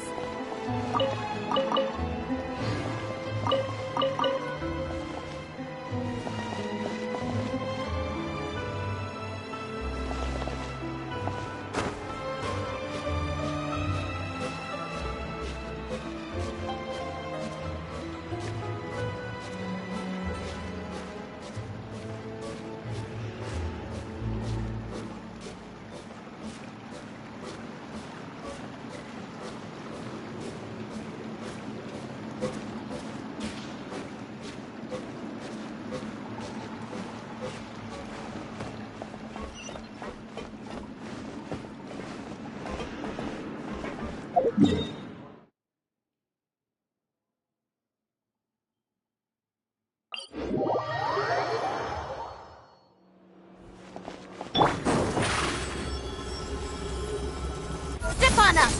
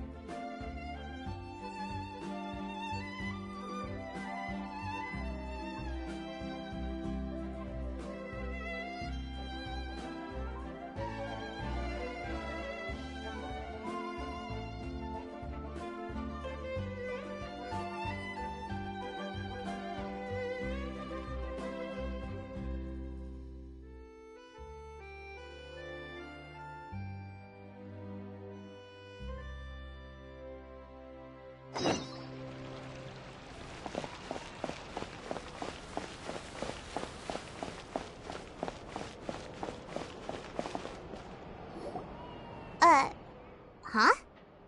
Our names are written in this newspaper. What's going on? Let Paimon see! The underwater stronghold, the Fortress of Meripede, has continued in its noble autonomy, but that does not mean that others cannot interact with it. My recent attempts to enter the fortress bore little fruit. Huh. Guess Charlotte still hasn't given up on that. Thus, did an Outlander friend become the focus of this report? A blonde adventurer with their white fairy, legends trailing in their wake. It is said that this mysterious traveler once visited the underwater fortress. So while the fortress's interior remains a mystery behind closed doors, do not fear, for the tales of the traveler contain surprises in spades. Journalist Charlotte's biggest scoop yet, the Traveler's Trail, World Walker. Huh. Charlotte took so many awesome photos of us and we never even noticed her. She hasn't been able to get a hold of anything at the fortress, so since we're easier to find, she's using us as the subject matter instead? Ugh, seriously? Well, fine. Those headlines and photos do look cool, so Paimon will forgive her this time.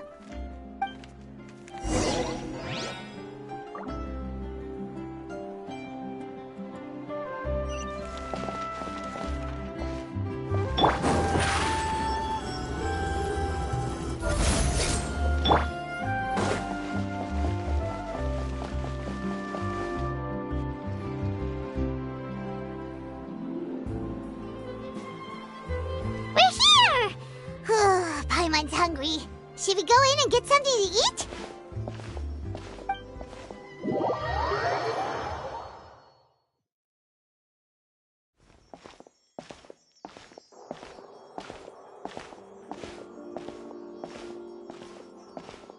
Hey, quick!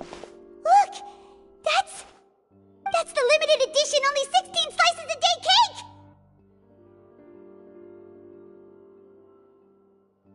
It was so delicious the last time we tried it! Despite the tense situation we were in, let's give it another go! Paimon's sure it'll be great! One slice of cake, please. Someone showed up after all! Oh, wait, you're the one from the Palais Mermonia. Oh, are you here to buy cake too? It seems Monsieur Neuvillette was right. You really can eat. Wait, did he really say something like that? That's right. Even he has his own preferences when it comes to food. As for me, I love the cake and coffee here. Do you come here often? Usually every day. Every day? It's part of my daily schedule, apart from work. I shall have my cake and coffee. Then what if someone told you one day that this place would be closing soon, and you wouldn't get to eat cake here anymore? What would you think? But why would it close? Well, Paimon doesn't know either, but maybe the waters will rise tomorrow. You know, like in the prophecy. Oh, the prophecy. To be honest, I haven't paid much attention to that. No, still, even if there'd be no more cake tomorrow, that wouldn't keep me from having some today. No, it's the same for eating in general. You might not be able to eat tomorrow, but if you can do so today, then you should carry on. That's what people call living, you know. Huh. Don't be sad. Excuse me, could I have 2 more slices of cake to go? These 2 slices are for you. Sijuin said that this kind of expression you're making is what humans call being sad.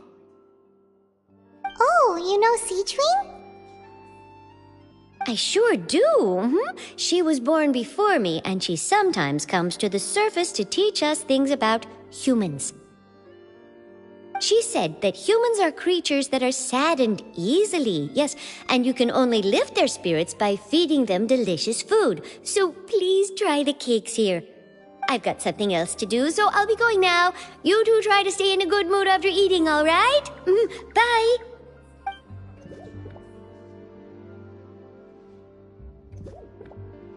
And there she goes! Alright, let's dig in. Paimon's sure this cake will be delicious.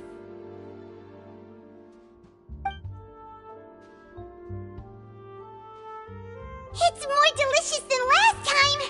And the flavor gets even better with a sip of tea. It sure would be nice if we could come again tomorrow. Sure would be nice if we could always eat delicious food here. What did you want exactly?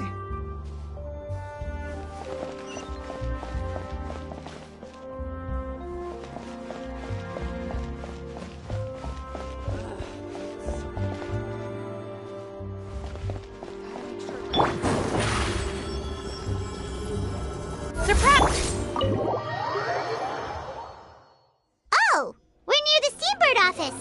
Let's go look for Charlotte and have a chat.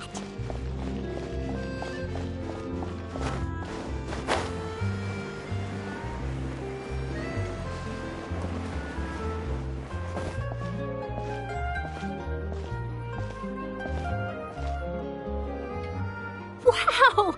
If it isn't the Traveler and Paimon! Oh, have you seen the article I wrote about you? Ha! You've got some nerve! You just used us to make some quick mora! Oh, you needn't worry about that. I heard that you were in Poisson some time back, so I sent you a letter to discuss just that. It appears you didn't receive it, though. It's all right, though. I've set aside the amount intended for you. I've even set the table with some food. Really? Oh, you're the best! You're almost a little too easy to win over, Paimon. If I were a journalist with ulterior motives, you'd be in trouble now, you know. Oh, Paimon knows you're not like that. Still, what brings you here all of a sudden? Were you looking for me? When Mona mentioned you, we thought of coming to see you at work. I see. It seems you've already bumped into Mona here in Fontaine. So she mentioned me? What did she say? She said that you're a real daredevil of a journalist. Nice. In which case, can this daredevil journalist dare to request an exclusive interview with the legendary Traveler and Paimon? Huh? So your article in the paper today doesn't count? Oh, of course it doesn't. That was more like live photography. What I'd like to do is dive deeper and ask you to talk about the things you've seen and experienced. Yeah, are we even qualified enough? Why not? If I say you're worth an interview, then you're worth it. But not right now, of course. I'll need a few days to prepare. Oh, in that case, we'll just chat when you have the time then? Oh, so that's a yes? Ooh, splendid! I'll tell the editor-in-chief immediately. I'll have to apply for lighting, a venue, some props, and... Whew, so much to get done now. Talk to you later. Wait, Charlotte, Paimon's still got a question for you. And what's that? If, just for example, Fontaine were to be flooded tomorrow, what would you do today? Huh, that's the prophecy you're talking about, isn't it? I mean, I do hear about it often, but I've never once thought that the day could be tomorrow. If you're seriously asking, then I might try and think of a way to leave Fontaine. Oh, but I'm still a journalist first and foremost. That means I have a duty to be reporting from the scene. And secondly, I wouldn't forsake my homeland that easily. From what I've seen, most people don't know what they'd do should the worst come to pass. In truth, it might be better just to behave like normal rather than worry over such an end. So in all likelihood, I'd probably still be prepping at the office for that interview of ours. I know what you're thinking. That sounds a bit sad, but I've always believed that it's best to do what you enjoy. Just think about it. If this nation really were to be suddenly destroyed tomorrow, but I still successfully finish an exclusive interview with a truly unique person, then the story I would wind up writing would truly be timeless. And then do you know what I'd do? Well, I'd write that story, send it for printing, and use messenger pigeons to get copies out to the various nations as soon as possible. I'm not a dreamer, nor am I a workaholic, but I do love my job, and I'd be proud of leaving such an article behind. I guess you could say that I was born to be a journalist. But anyway, That's my answer. And on that note, I'll get back to my preparations. That's so nice. All of a sudden, Paimon actually kinda envies her. Anyway, let's go and take a look at the sea, shall we?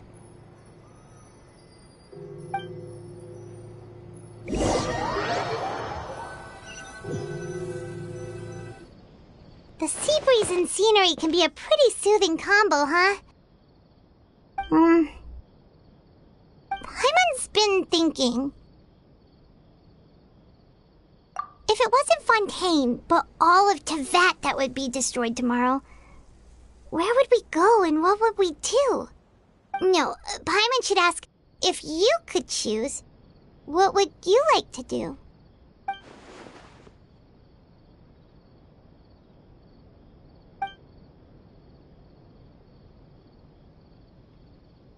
We've always been moving to the next destination, so we haven't spent much time thinking about these kinds of things.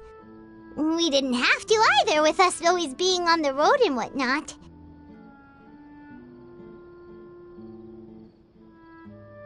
You mean, still traveling?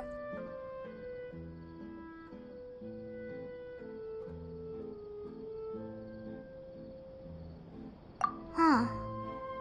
Wait, isn't that what we've always been doing?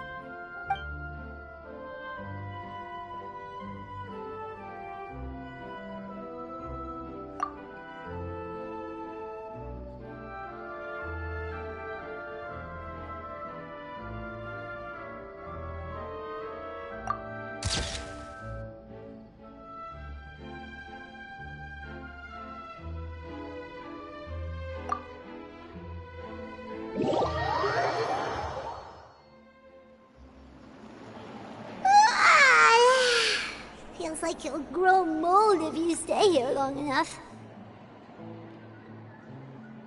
But it's still better than the Fortress of Mirapede, that's for sure. It's not only damp there, but salty too. So the two of you are still here. Wonderful.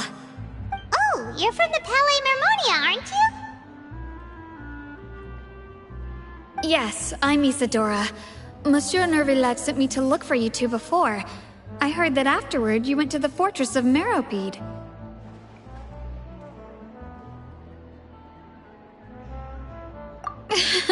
Not at all. I'm well aware that you're friends of his. Actually, I'm here to pass along a message from him. Yes, inside the Opera House. The Maréchaussée Phantom has declared the incident a small-scale riot. A riot? Well, that said, I don't personally think it was that serious. Lady Farina was watching a performance at the Opera House, and while she was resting during an intermission, some other audience members suddenly started harassing her, loudly accusing her of doing nothing about the prophecy crisis. And before she could respond, others started to join in. The crowd continued to grow, and protests against the Hydro Archon started to break out. So people have started to put the blame on Farina. Guess they finally found an outlet for the pressure they've been under due to the prophecy. I agree. People will naturally rely on gods, as is customary. But the moment people feel threatened, gods are also the first to be blamed. So what happened after that? Is Farina okay? Seeing that the situation was spiraling out of control and that further argument was pointless, she claimed that she'd gotten tired of this and left in a hurry. The Maréchaussée Phantom had their hands full maintaining order and did not catch where Lady Farina had gone. Only when things had stabilized did we realize that she had gone missing. So, you mean she's still missing? That's right. The Maréchaussée has dispatched many people to search for her, but we don't have any leads yet. That said, I don't think there's much to worry about. She is a god, after all. Even if she were to fall into the hands of rioters, what could ordinary people do to her? Good. Monsieur Nervillet sent me to tell you about the situation, but he didn't say anything else.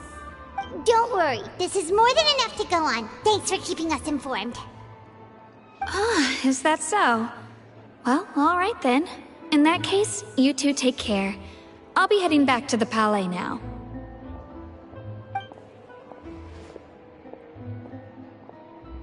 Well, sounds like we should hurry over to Poisson then. If we know Farina, she won't try to fix things in this situation. Instead, she'll look for a place to wait out the heat. And, as we also know, she may be loud and dramatic, but she doesn't have a heart of stone. When Nervalet was talking to her in the Palais Mermonia, and she heard about Poisson, she couldn't hide her sadness and remorse. It would be hard for her to ignore being accused by the public today. Paimon thinks Farina's probably taken the opportunity to slip away to Poisson and try to relieve the sense of guilt that she's feeling. Huh! Well, what do you think? Paimon knows the answer, of course, but Paimon can do the analysis to back it up, too. Cool, huh?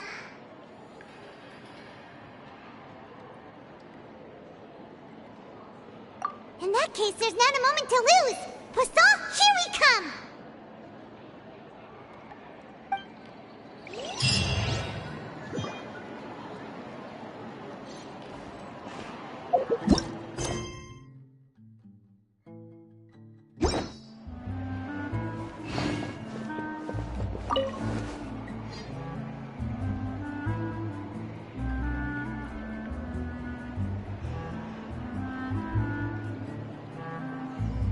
Guess I'm finally on the right path.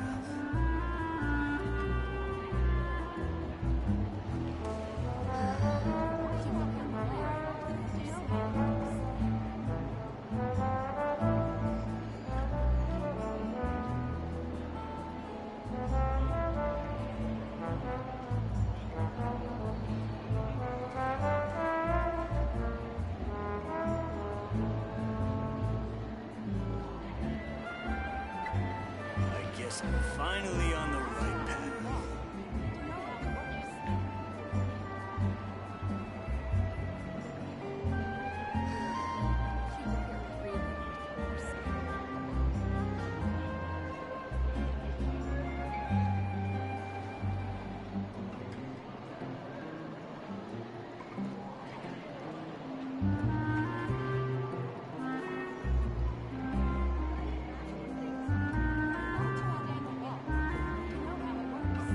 I'm finally on the right path.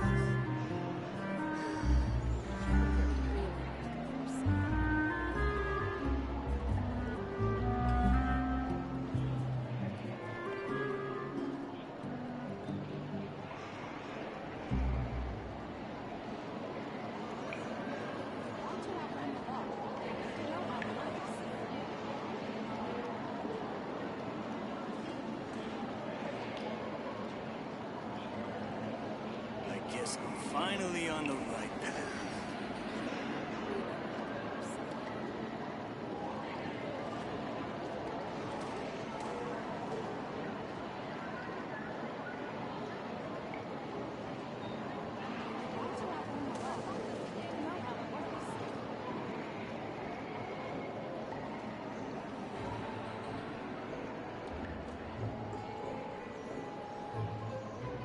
Guess I'm finally on the right path.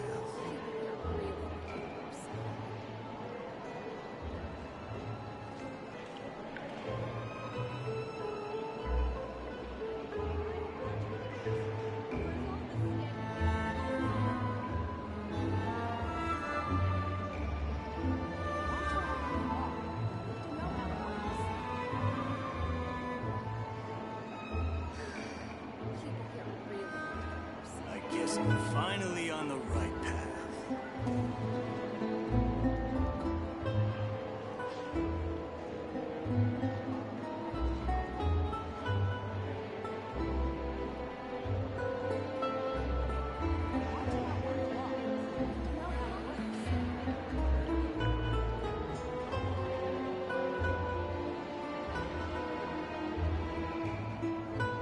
I guess I'm finally on the right path.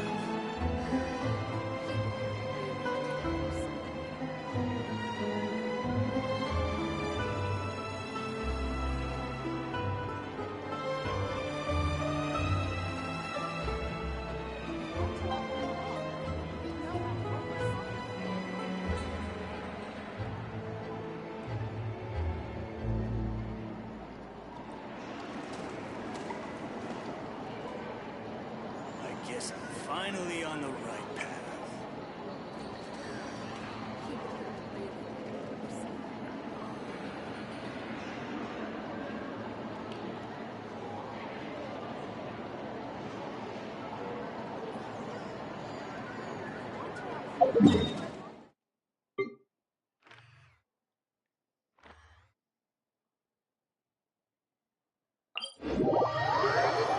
This place looks deserted. Guess all the survivors must have evacuated already.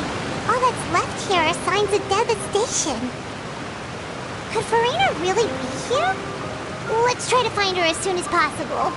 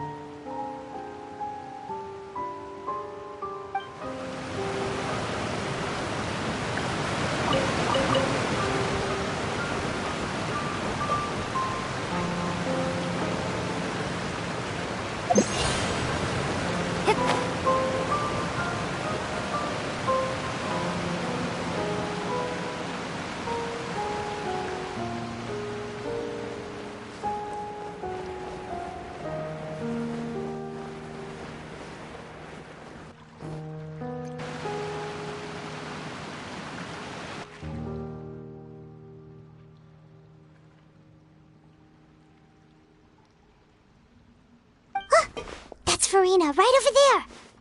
She really is here all on her own.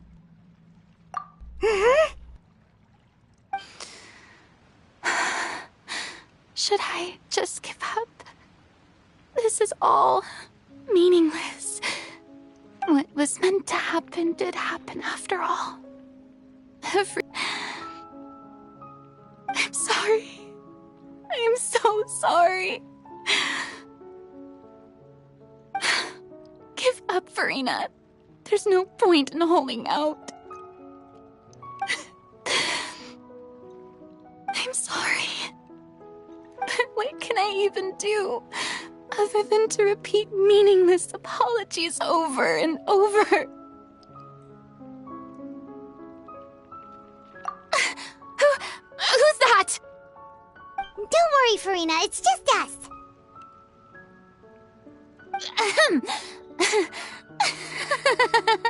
So it is you, blonde traveler from another land. Why, I almost thought you were someone from that mob of my ignorant subjects, come to kneel and beg for my forgiveness.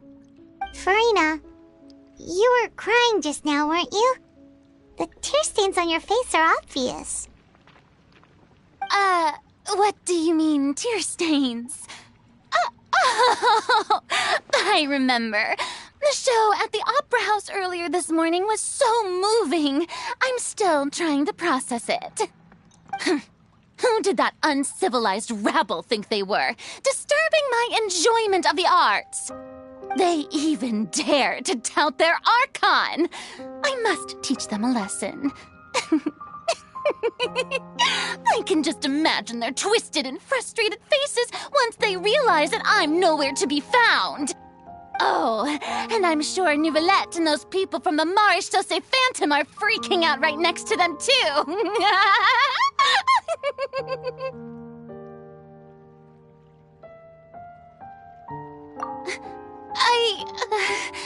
Of course not. Hey, there she is! The Hydro Archon's over there! Quick, after her! Farina, those people seem to be after you. They are? They're just some rabid fans who want to cut the line because they haven't been able to meet me in person, aren't they? That's against the rules. I can't let them get their way. Farina just ran off. Quick, we have to catch up with her.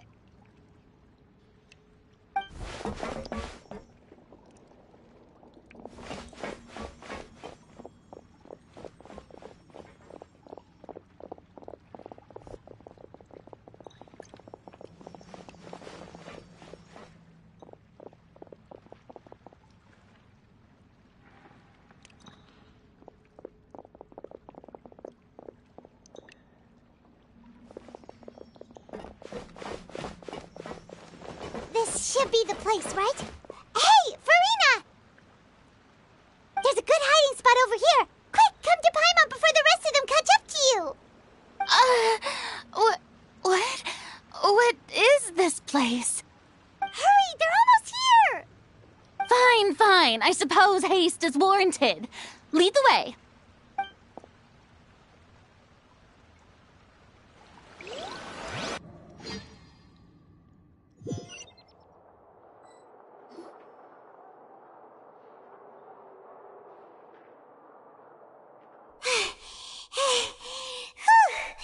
Paimon's exhausted.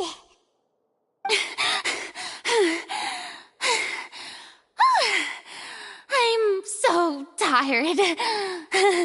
I totally thought they had caught me. No, I merely gave in to the sheer enthusiasm they displayed.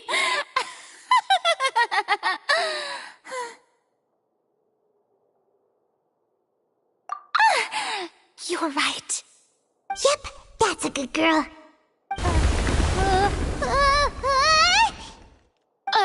What's happening? The ground's shaking. Is it an earthquake? Yeah, a quake of this kind preceded the flooding in Poisson, didn't it? It can't be. It's happening again. Well, there's no need to worry too much about that. Neuvillette made some emergency plans, so the evacuation should go a lot smoother this time. Yeah, I hope you're right. But the people of Poisson, they've already...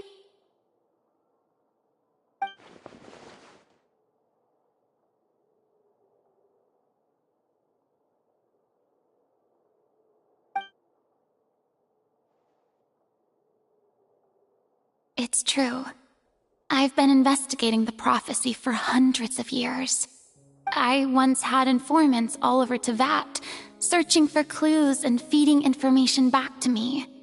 I've tried all kinds of ways, too, to hold back the sea. Anything to keep the coastline from advancing. But all my efforts proved to be futile in the end. Really, the truth has been clear to me for a very long time. We cannot make an enemy of the divine. No matter what we do, the will of the heavenly principles will have its way, and the prophecy shall be fulfilled.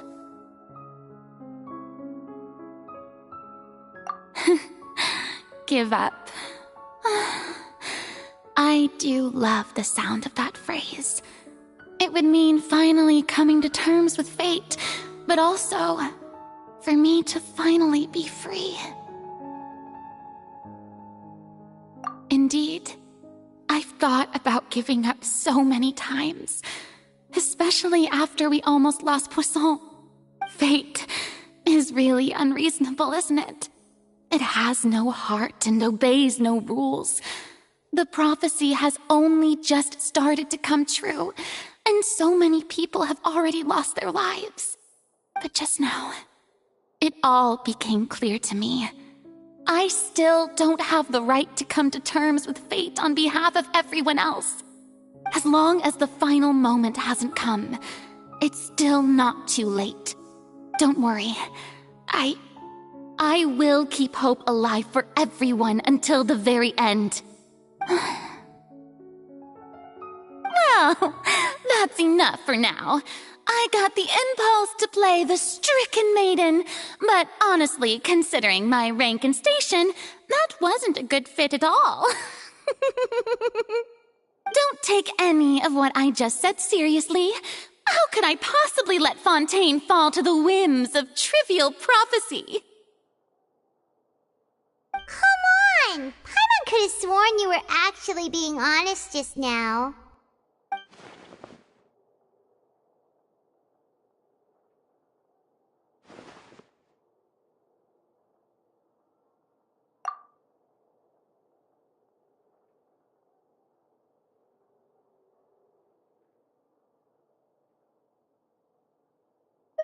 Share my burden. That's impossible. It was fated right from the start that this would be my duty alone.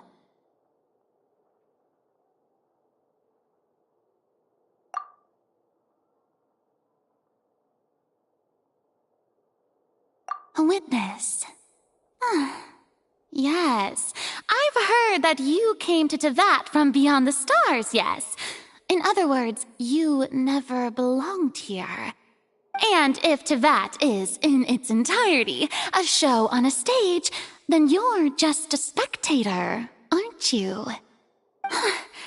If that's the case...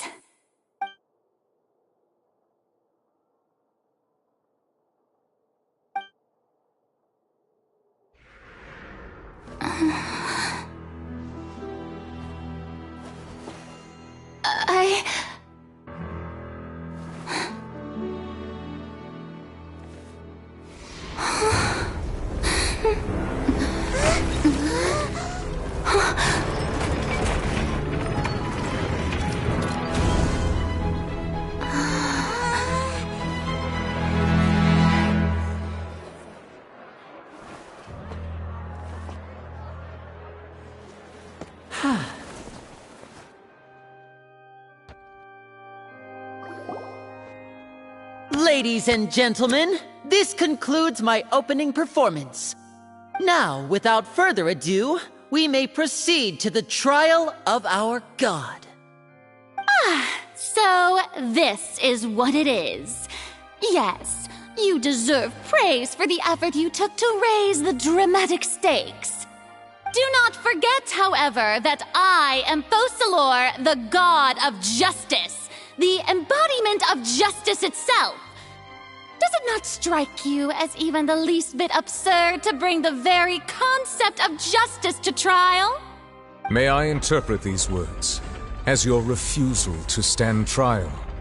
In that case, you will have the opportunity to defend your honor through a duel. You would draw your blade against a god? I see. It seems like you have made up your mind.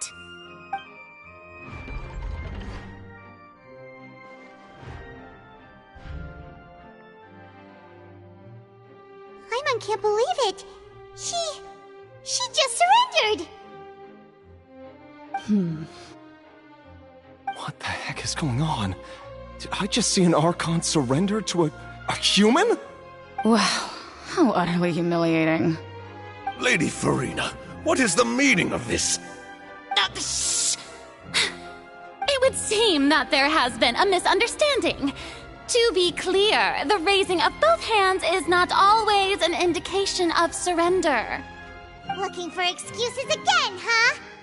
I raised my hands just now to indicate my acceptance of the trial. No duel shall be necessary. I will admit that I've been running away for a long time. I'm sorry, everyone. I was unable to protect the people of Poisson.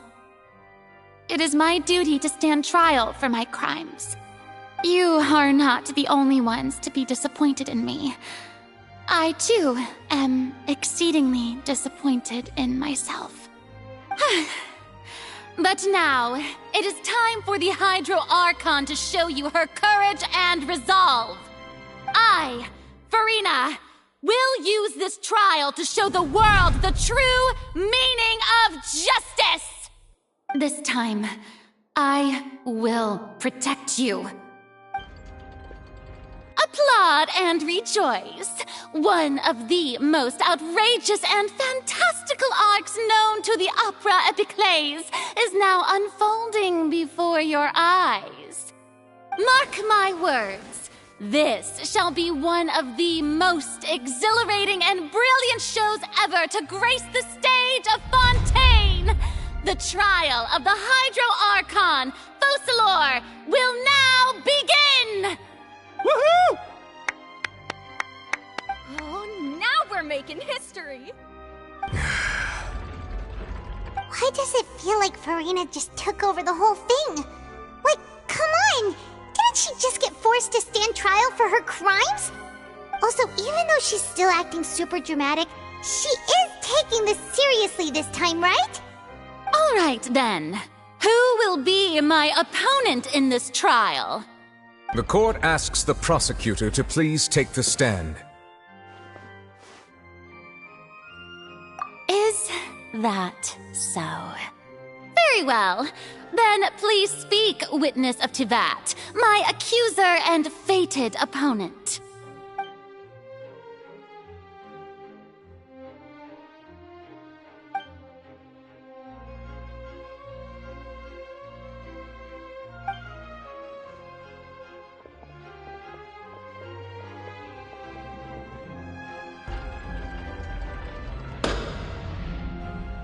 Also, please allow me to ask, as a final question before the trial begins.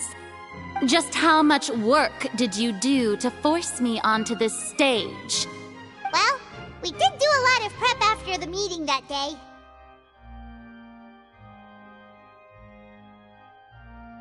I can go over the tasks assigned to the Spina di Rosula, since they were rather straightforward and easy. Navia, the president of the Spina di Rosula. Most of the people who participated in the disturbance this morning were my subordinates. They changed into plain clothes and came to the Opera House as regular audience members, waiting for the perfect opportunity to incite insurrection against you.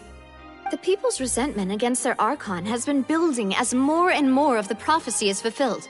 A spark was all we needed to turn smoldering anger into a flame. Moreover, according to our understanding and analysis of you, when something like that occurred, you would likely flee the scene and head to Poisson by yourself. So, we arranged for a second group to lie in wait there. So, you mean, the ones who scoured the settlement for me were also from the Spina? And their goal was to force you to step into the giant magic box so you may personally participate in the greatest magic performance in all of Fontanian history. That's right. That house was a magic box, rather than someone's residence. As the super ultimate version of the setup that I used when I first performed at the Opera Epiclese, the volume of the box was increased by a whole order of magnitude, and the distance it traversed was the entire gap between Poisson and Aranias.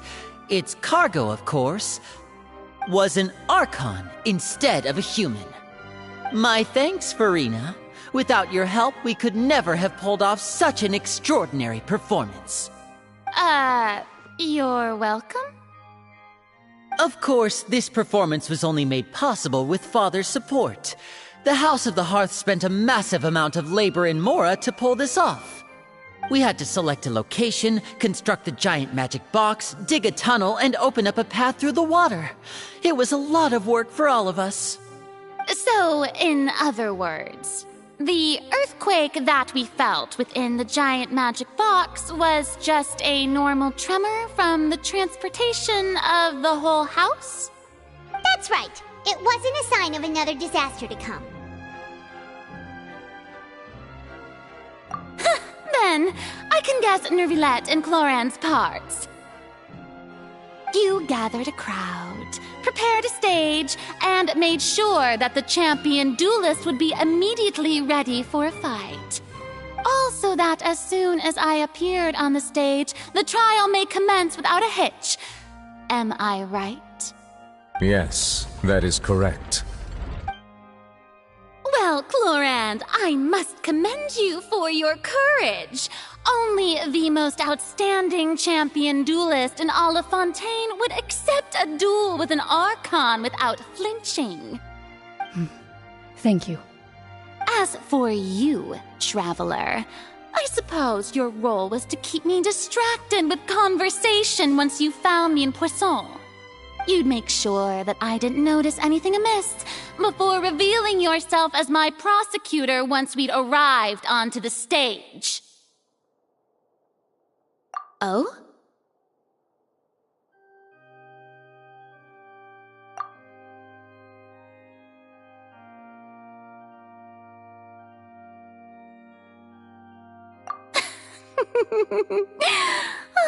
Is that so?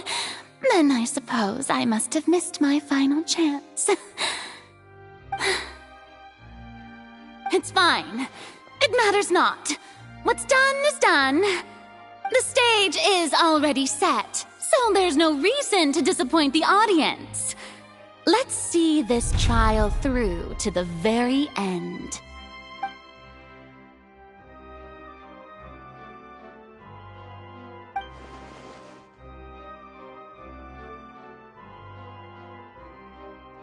Madam Prosecutor, please allow me to pass this along.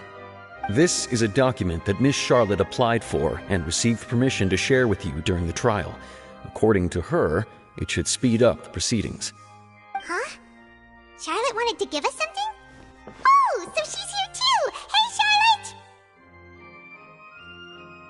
Oh, let Paimon see. Isn't this the exclusive interview that she did with us before? So she's already finished it, huh? Wait, then that means this document is a perfect timeline of everything that's happened ever since we stepped foot in Fontaine! So in other words, we can refer to this anthology of evidence every time we want to use something from our journey as evidence for an argument!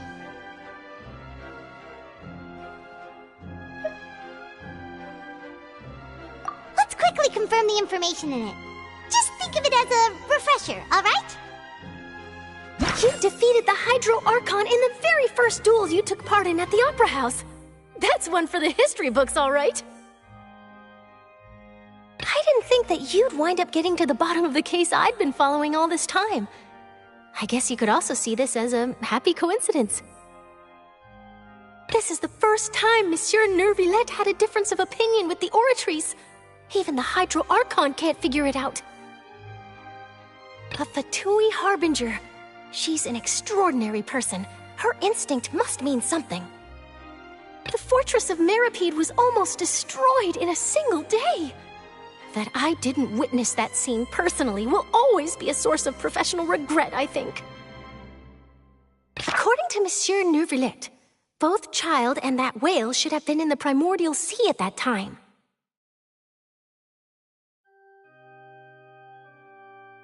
I nearly lost my awesome friend Navia. To be honest, that still gives me shivers. The words of someone as extraordinary as a witch can probably only be truly understood when something surreal happens to you.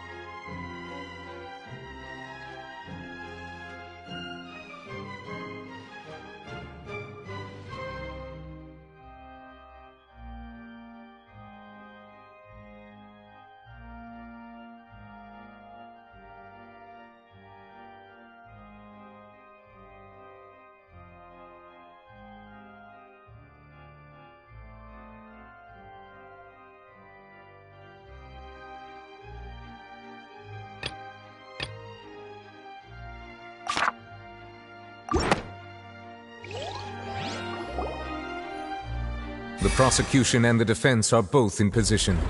The trial shall now begin. Oh, come on, Nervy lads. There's no need to repeat all the unimportant legalese. Just fast forward to the part where the prosecution lays out my offenses. As the defendant and the lead actress of this performance, I still haven't even been informed of my supposed guilt in all of this. Of course, it is only natural for humans to struggle to understand the actions of a god.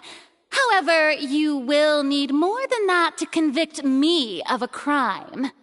That's true, but my charge here is unrelated to your conduct as an Archon. Instead, I would like to charge you as a fraud who's never been the Archon in the first place. Wait, what was that? Lady Farina's a fraud? Hey, I came here thinking that we were going to try the Hydro Archon for forsaking her duty, but did I hear that right? She's not our Archon at all? Charge accepted. Lady Farina, do you plead guilty to the charge?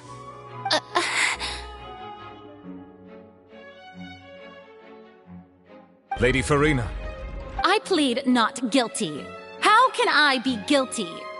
There is no way that I, Focalor, otherwise known as Farina de Fontaine, a member of the Seven and the Regina of all waters, kindreds, peoples, and laws of Fontaine, could be anything other than your true Archon.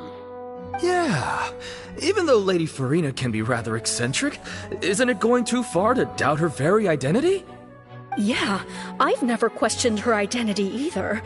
Sure, Lady Farina can be super irresponsible, but what grounds does that prosecutor have to make such a huge claim? I have cause to believe that common sense will prevail in this case. Many of the members of the audience have known me as the Hydro Archon ever since they were born. There would be no fooling their memory. See? Even the Oratrice has decided to show me its favor. Are you sure you want to commit to a charge that will never be upheld? If you wish to drop the case, I can promise you as the God of Justice that you will not have to face trial for making a false accusation. We will treat everything that's happened as a dramatic spectacle and move on with our lives. What do you say to that? Huh. An argument with near impossible odds, huh? We have to not only refute Farina's claims, but also overturn the long-held beliefs of the people.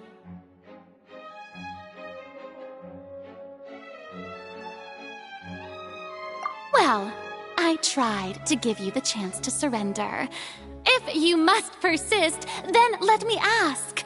If you believe I'm not the Archon, then what manner of being do you think I am? And if I was not the Archon, then how did I manage to live for over 500 years?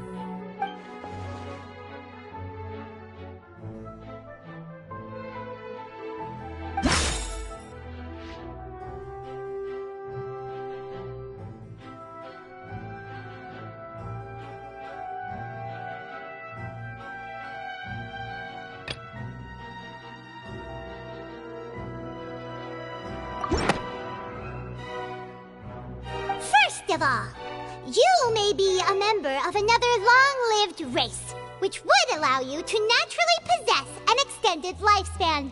And second of all, even if that wasn't the case, there could be other ways to extend your life. Who gave you that idea? Was it the knave? You'd sink so low as to use a harbinger's words against me.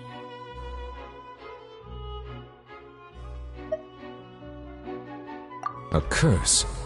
I once thought it possible that the aura of an Archon might naturally resemble a type of curse.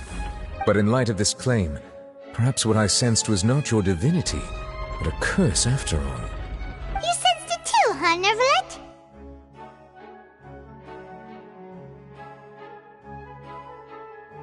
Lady Farina is actually a human? Well, it is true that it's extremely difficult to tell humans and gods apart just by looking at them. It's not impossible.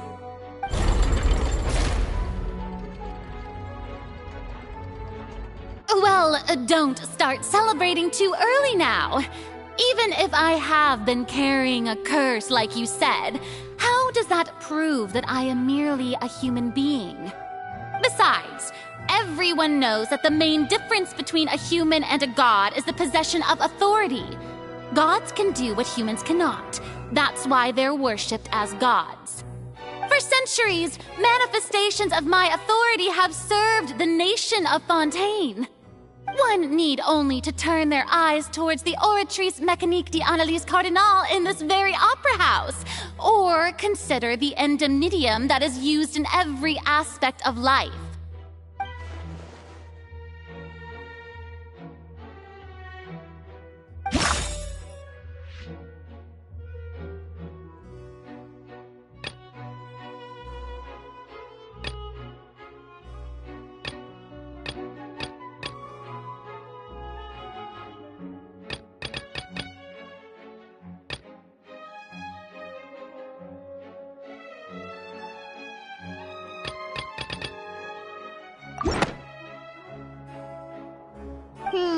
That doesn't sound right. Paimon doesn't think this clue can be used as compelling evidence to build our case.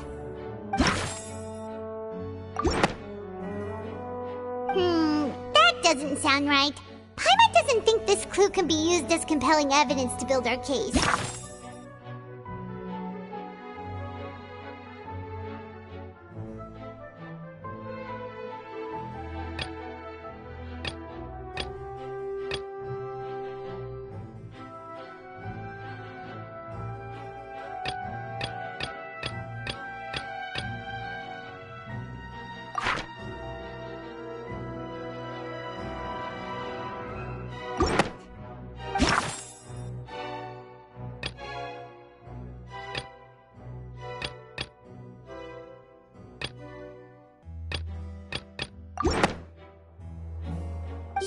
To reference the Oratrice.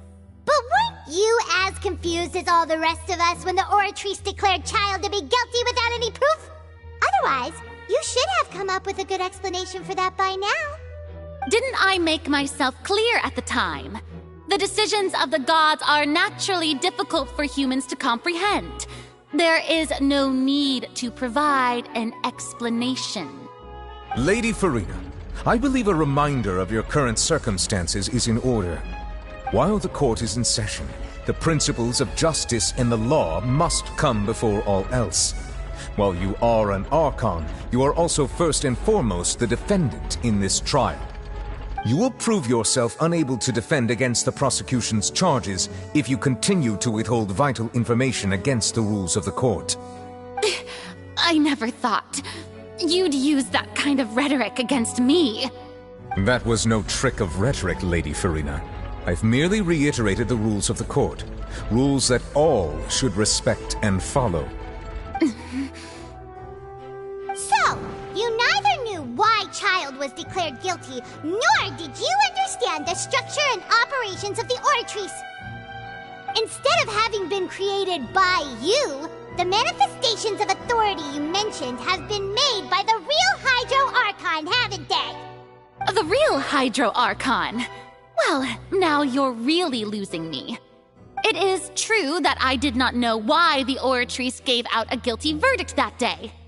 But the Oratrice handed out that verdict unilaterally, and it has been operating independently ever since it was first created.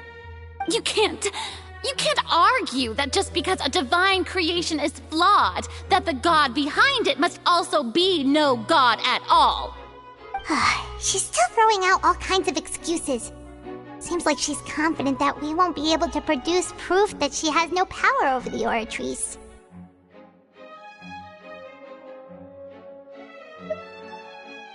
My power as an Archon.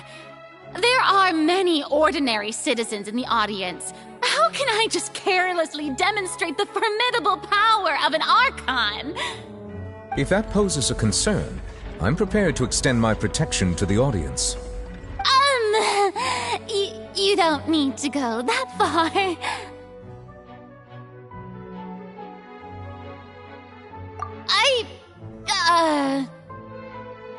Aren't you the Hydro Archon? Or is it that you can't even wield the power of Hydro, much less the authority of a god? Indemnitium! Yes! It's all because of Indemnitium! All Archons derive their power from the faith of the people, and I've converted the people's faith in justice into Indemnitium! Thus did I give up all of my divine power to provide everyone with energy for their daily lives. Have you ever seen a more magnanimous god? Isn't that a huge stretch? Yeah, no matter how generous an Archon can be, how could they give up all their power? Can a god with no power even still be called a god? It seems like nobody's buying Furina's excuse. Hey, come now, everyone. Please don't stare at me as if I was a liar. I'm still the same Furina you knew, right? The one that you loved. Shouldn't you want to believe in me? Please? You've got to believe me. If what the prosecutor said is true, she really has committed a grave offense. Did she deceive all of us? And all of our parents and grandparents too? And all of our ancestors? Ever since they were born? Enough! That's enough. Tell me then, if I'm not the real Hydro Archon, then who is? If you have no evidence of another Hydro Archon's existence, nor can you find anyone who can back up their claim to be such, then what grounds have you to say that I'm not actually the real deal? Wow, she came up with yet another argument. How can we refute her now? Seems like she really doesn't want to give up.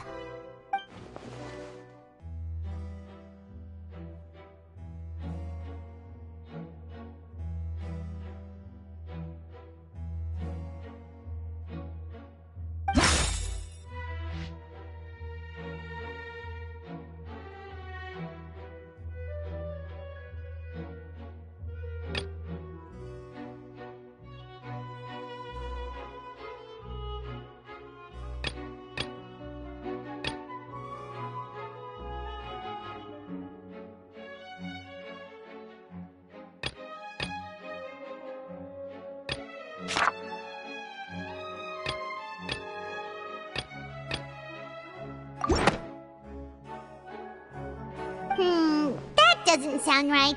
Paimon doesn't think this clue can be used as compelling evidence to build our case.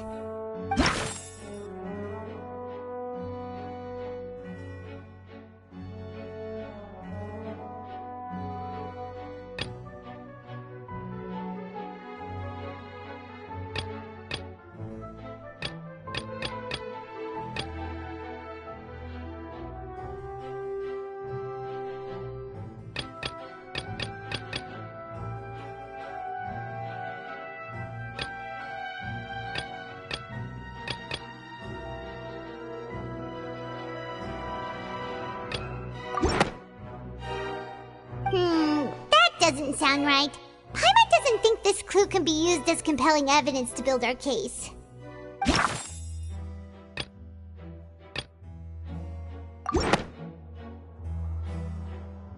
It has been established that all Fontanians can dissolve in water from the primordial sea.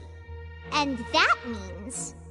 Since you insist on claiming to be a god and not a human, then there's a method that you can use right here and now to eliminate all suspicions of you being the latter. Miss Navia, please apply to serve as a temporary attorney for the prosecution before addressing the court. Though you act in partnership with the prosecutor, you must still adhere to proper procedure. Super sorry, Monsieur Chief Justice. I swear this really will be the last time that I'll speak out of turn. Now, I've brought some seawater from Poisson. As everyone knows, a massive flood struck the area not long ago, taking many lives, including those of some of my closest friends. So, Miss Furina, would you dare to touch some of the seawater? If we are to believe that you are indeed the real Hydro Archon, touching the seawater would have no effect on you. All it should do is strengthen your case. But if you don't dare to touch it, then we would have basically proved the reverse. Oh, and I must remind you that after the disaster at Poisson, nobody wants to see any more people dissolve. I do hope you'll act prudently and choose the simpler path of admitting guilt. Navia from the Spina di Rasula. The Spina has governed Poisson for many years. I guess her suggestion is valid. If Lady Farina is indeed just a human, she's probably Fontanian like all the rest of us. Would she really dare to try?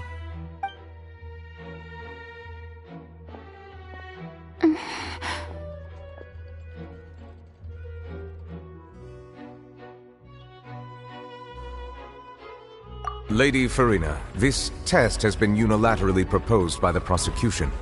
As it falls outside the realm of standard court proceedings, you possess the right to decline participation. Well, of course he had to tell her that. But refusing to participate is basically the same as a confession of guilt. She's just staring at the water without saying a single word. It really does seem like she's quite terrified of it. That could only mean... What's going on? Is she really planning to... that's not what we thought she would...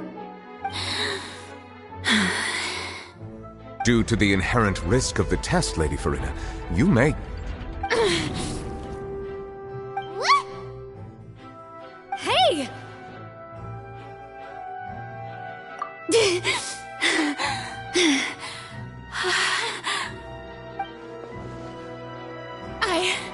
I'm fine! Look at me, everyone! My hand is still here! I haven't been dissolved! Will you believe me now? I really am your Archon! I'm nothing like a normal human who would fall apart as soon as they touch this water! Really?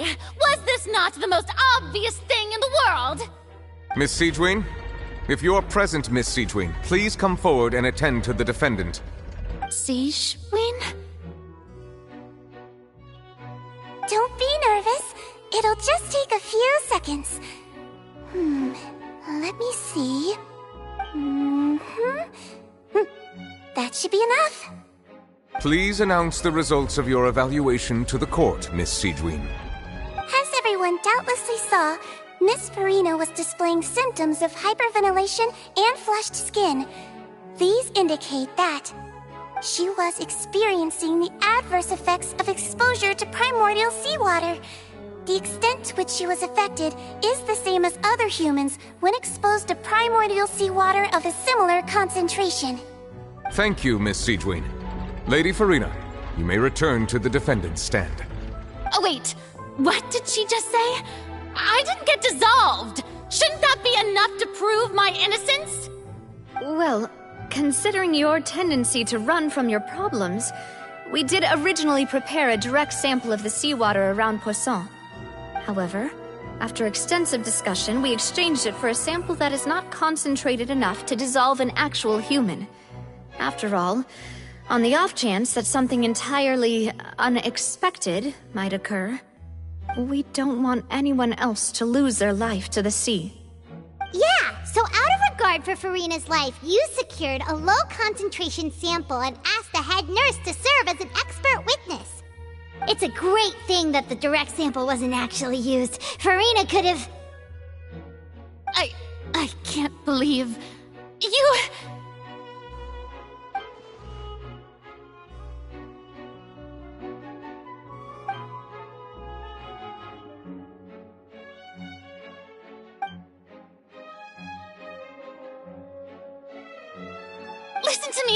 Listen to me, everyone! Please don't give me such cold and disdainful looks!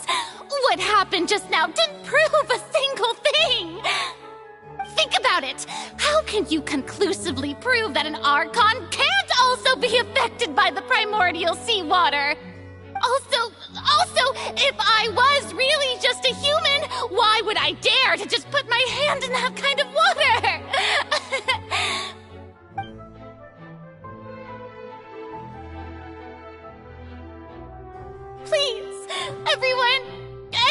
Just listen to me! I swear, I really am your Archon!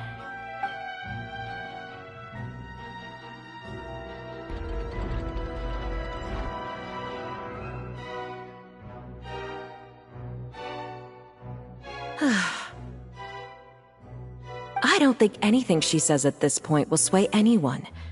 The odds are just too stacked against her now. With all the things that have been said, Paimon doesn't think there's any way left for Furina to win.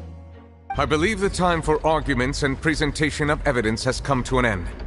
If there are no objections, we will move on to the final judgment.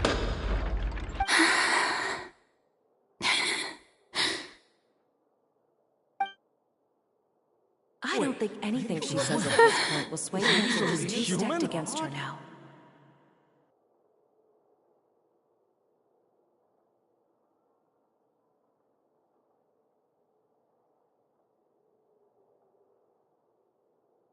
In my capacity as Chief Justice, I shall now render judgment on Furina's misrepresentation of herself as the Archon of Fontaine. As a human who knowingly deceived her fellow citizens, Furina is guilty.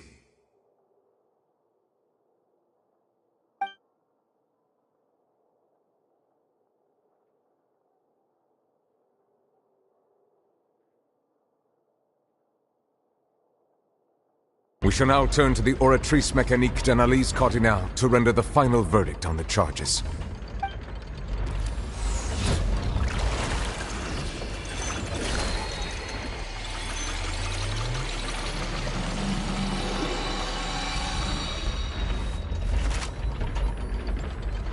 According to the judgment of the Oratrice Mécanique d'Analyse Cardinale, Furina is... Well, what's wrong? What's the Oratrice's verdict?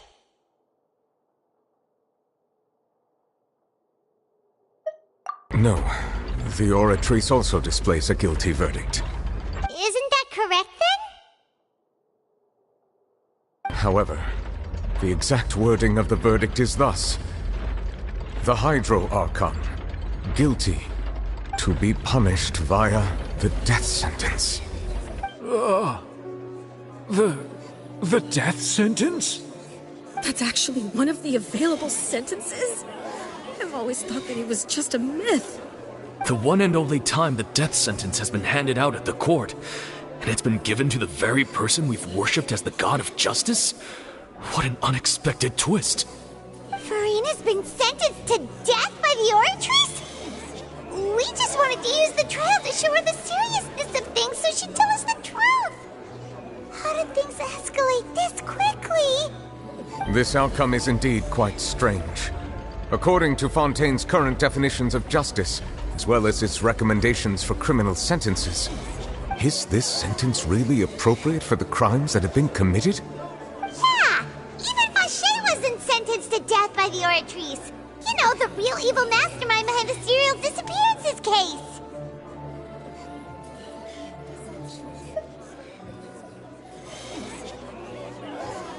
Indeed.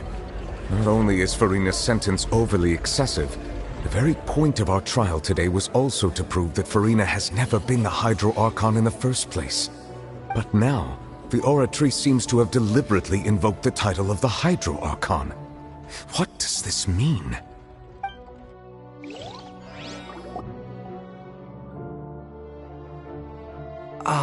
Excuse me, if I may interrupt. Is the trial still going? Fremine! You finally made it. I assume this means you've completed your mission? Mm-hmm. Any mission Father assigns to me will always be top priority.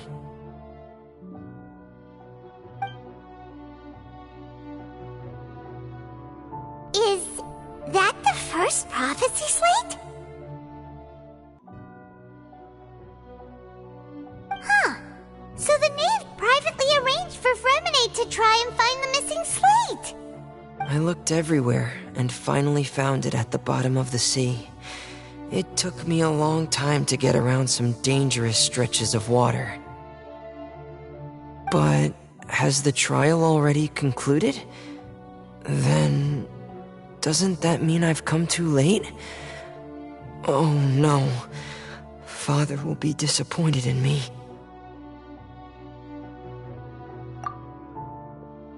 Thank you for your hard work, Mr. Fremine. Please allow me to review the record left on the slate.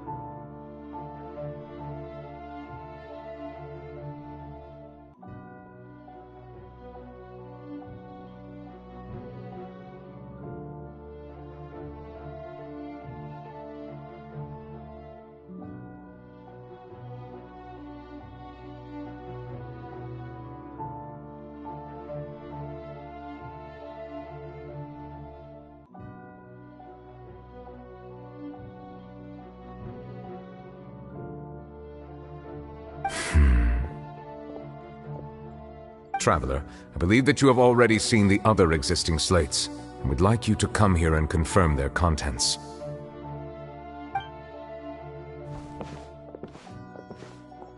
Huh? So what do you see? What is it?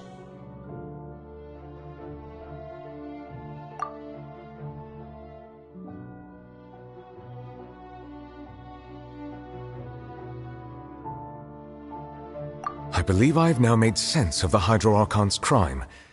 It has to do with Fontaine's lost history. Huh? Isn't the Hydro Archon just guilty of deceiving her people?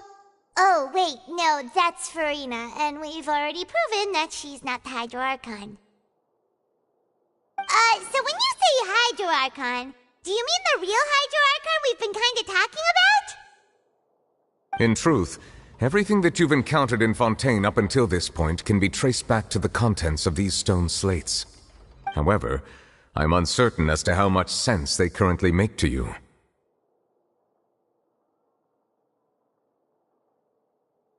Okay, let's try to recall the contents of the other 3 stone slates. Paimon will do her best to help you remember.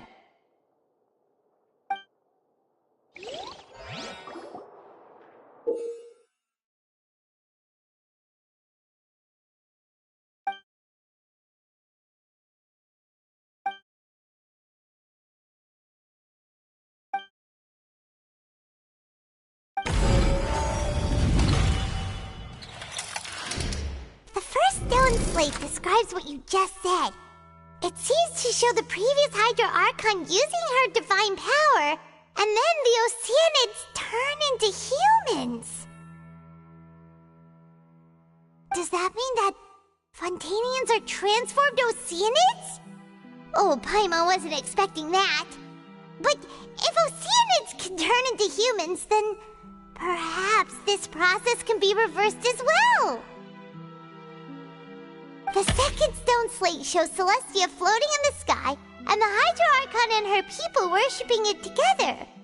But the heavens still brought judgment down upon them. This must be the point when the Hydro Archon and the Fontanians were branded with their original sin. Does this mean that the original sin and the Hydro Archon sin are the same thing?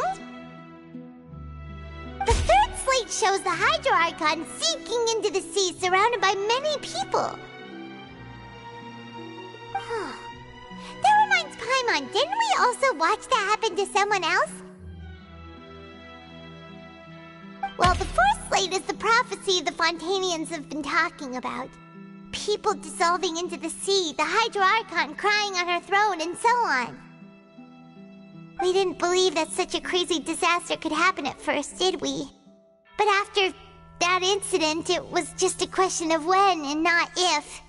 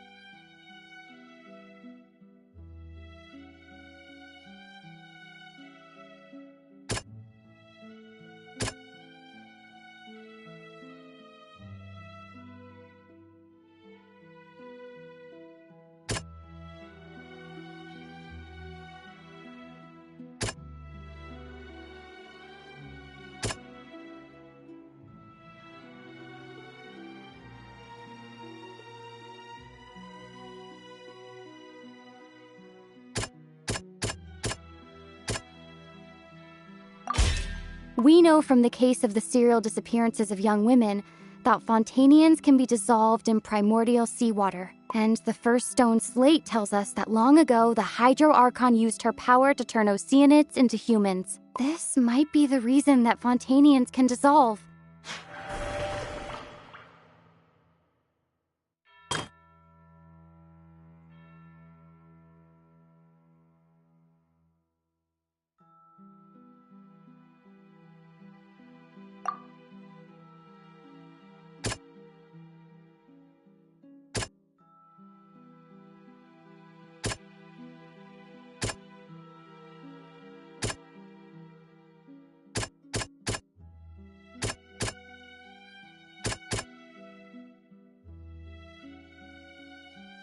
That doesn't sound quite right. Let's think about this some more.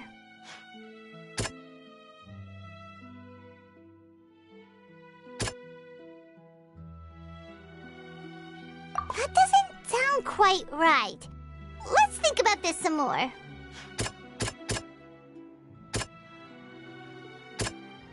That doesn't sound quite right. Let's think about this some more.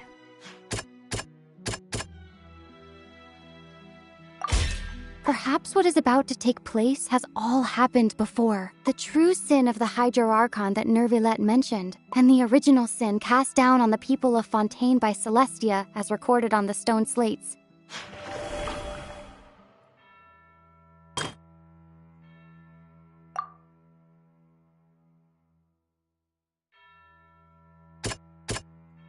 That doesn't sound quite right. It's not as simple as falling into the sea. When Navia fell into the sea, her consciousness was subjected to judgment. The stone slates show the people gathered around the Hydro Archon in the sea. Could that be alluding to the same thing?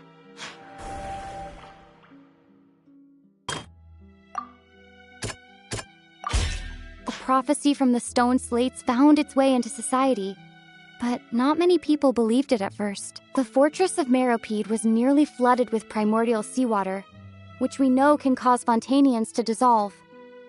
It seems increasingly likely that the prophecy may come true. If we hadn't dealt with it in time, things could have gone very badly. They'll dissolve into the primordial sea but won't cease to exist. Their essence will flow in the seawater, converge, and take the form of an Oceanid! The Hydro Archon was sentenced to death in court, shocking everyone present. Perhaps this means that her sin was actually Fontaine's original sin.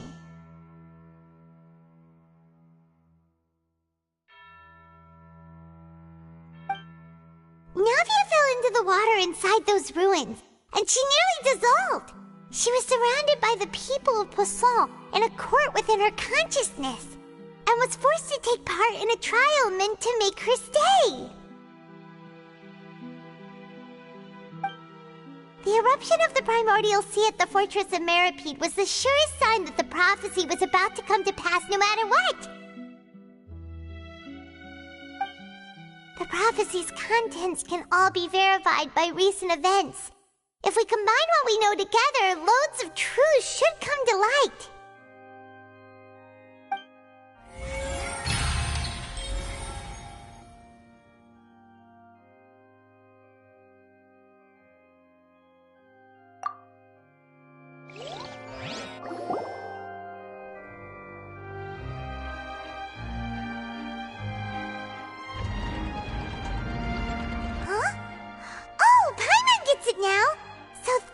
You can make sense of it. But then it feels like we're going to have to share some truly shocking revelations. Let's hear them.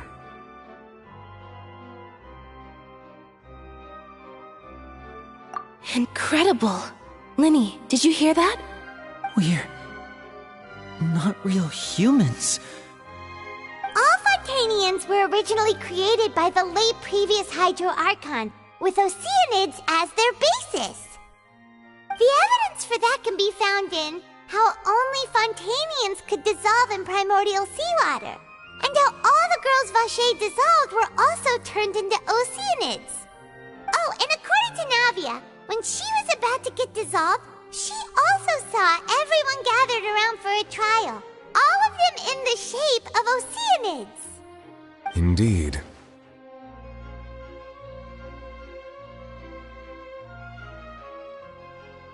Yeah, and it follows from the content of the first slate that she probably angered Celestia by creating humans without prior permission. That could also explain why the Oratrice judged the Hydro Archon to be guilty. It's to account for that ancient sin. The Hydro Archon's true sin was creating us? And yet, after many hundreds of years, the Hydro Archon's creations have turned around to try to judge the Archon within the Opera Epiclese. The twists of history are often the most unexpected of all.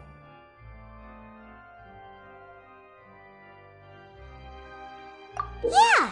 Isn't the image here just like when Navia fell into the sea? So wouldn't it be trying to show the image of the Hydro Archon also falling into the sea once the prophecy has been fulfilled in the fourth slate?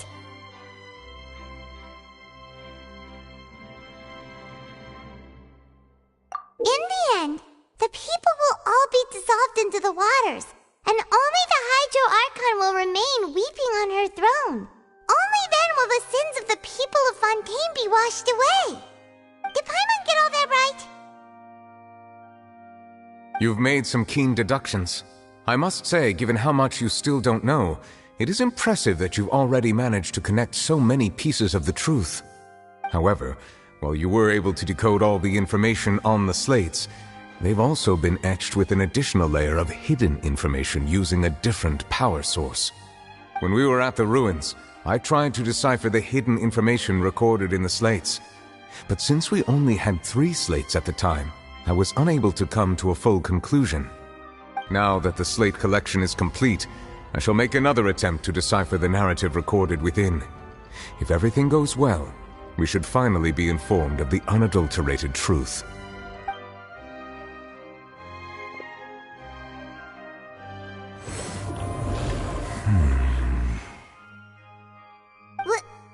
Well?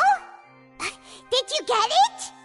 I believe I should share this truth not only with you, but with all the people of Fontaine as well. I will try to briefly summarize it for you.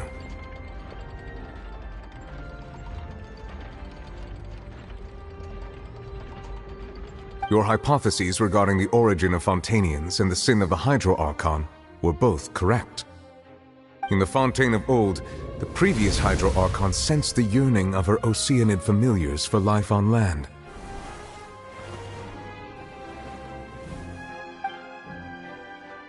The Oceanids were enamored with the beauty and romanticism of human beings, and wishing to have those experiences for themselves, expressed to the Hydro Archon their desire to become of a similar kind.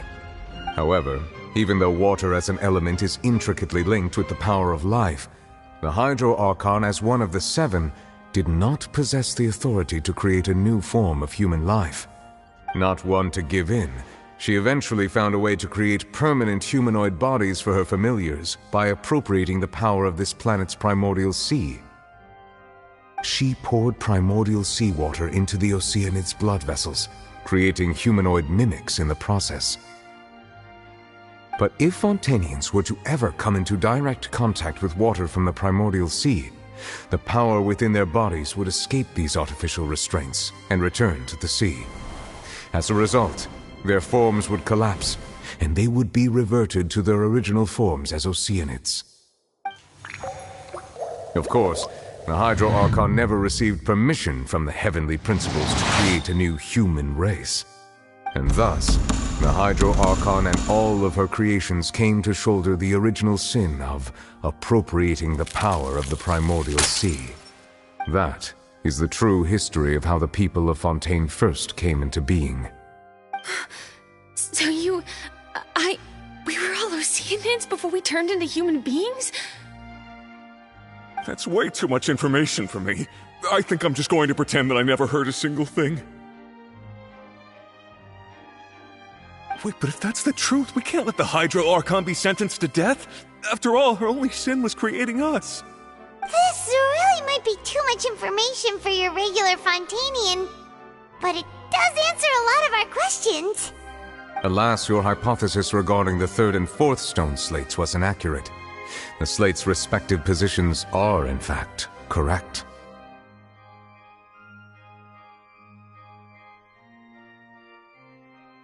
A key point of the visual on the 3rd slate is how all the individuals depicted in the water are humans rather than Oceanids.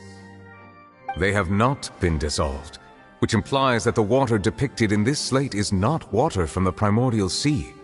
The nation of Fontaine is the nation of Hydro, as well as the nation of trials and justice. Instead of being the literal element, The water in the scene symbolizes judgment and justice. You may also recall Navia's experience. When she fell into the sea, her consciousness was surrounded by that of many others who intended to hold a trial to determine her fate. Therefore, the meaning of the third slate is that the people of Fontaine shall try the Hydro Archon at the Court of Justice. Yes, it refers to our present situation. I think I'm following now. So, what you're saying is, even though we decided to put on this trial to avoid fulfilling the prophecy, in truth, everything we've done has happened exactly as the prophecy foretold. So now, it seems, we're the ones making sure it comes true. What should we do? Huh. No matter what, the prophecy will be fulfilled.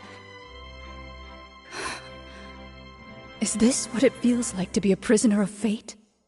If that's the case, does that mean the scene in the fourth slate will also be fulfilled soon? Traveler, I would like to point out another small fallacy in your deductions.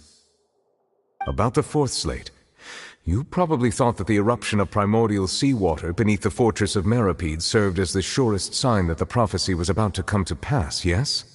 However, I believe that rather than being a sure sign, that eruption could in fact only be a small warning of something far worse to come. As for the root cause of the catastrophe, I believe you've already encountered it once before.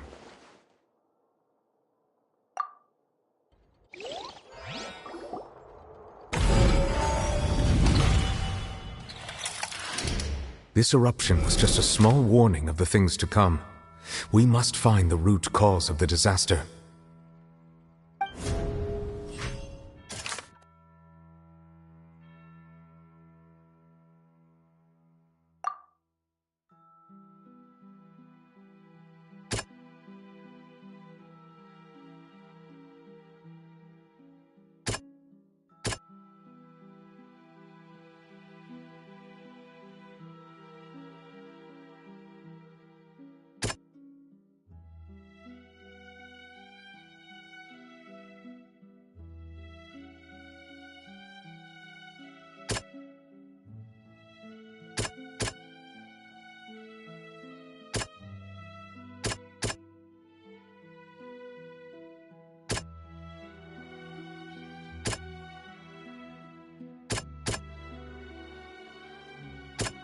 That doesn't sound quite right.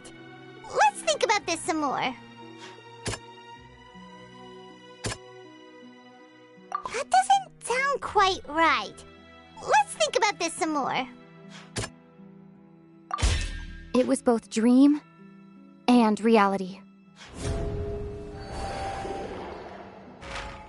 If we're talking about a true culprit, that could only be that thing inside the primordial sea, right?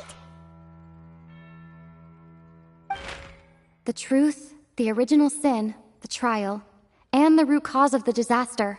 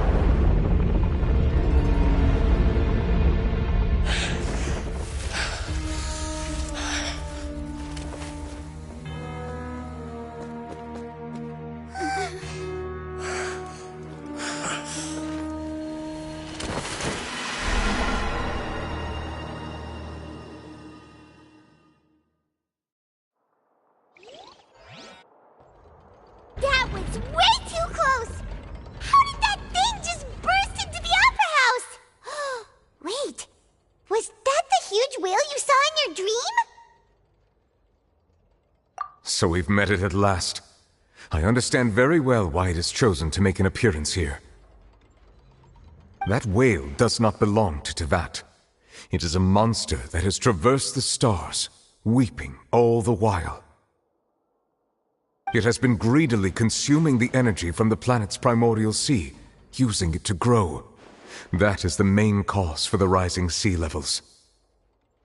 And once it has finished consuming all of the energy contained within the sea, its next step will be... You said that when the Hydro Archon first created Fontanians out of Oceanids, she filled their blood vessels with primordial seawater. Precisely.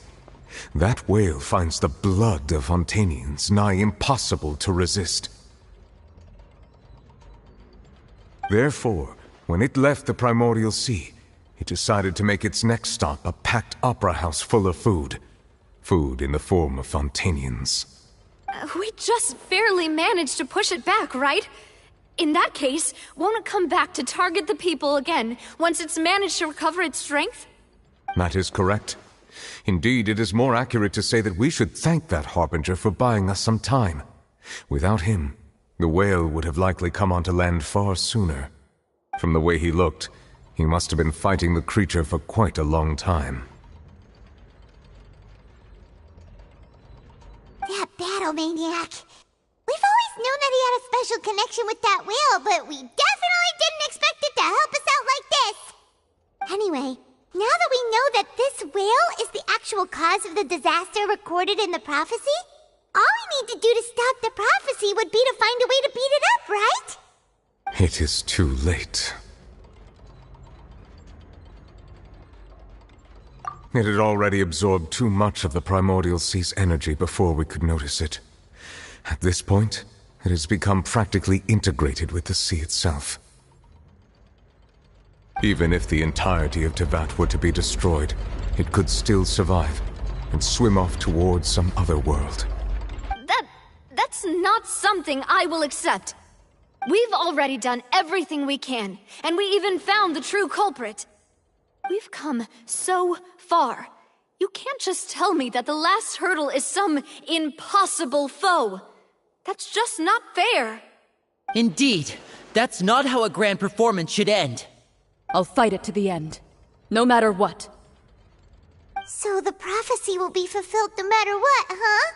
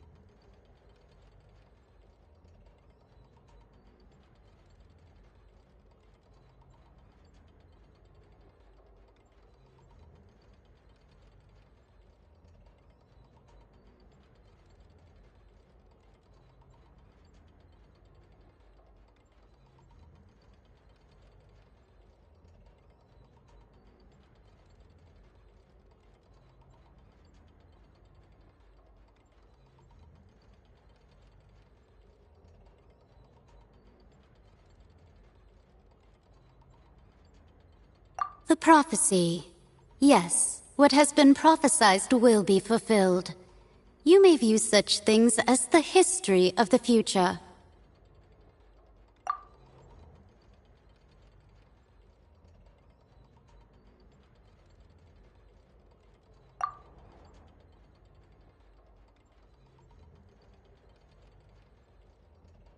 Just as prophecies are usually only the future as seen from the perspectives of the gods, could things be happening in hidden corners where the gods' gaze does not fall? Ultimately, fate shall serve as your only guide, no matter what will happen in Tevat's future. All you need to do is to play your part.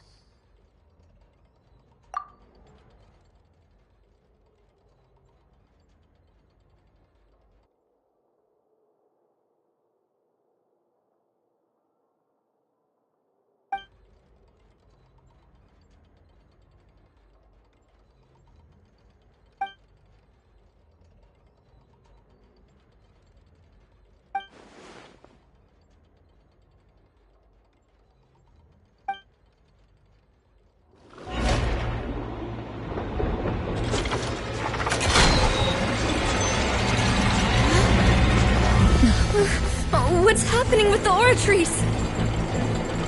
I believe it is preparing to carry out the death sentence.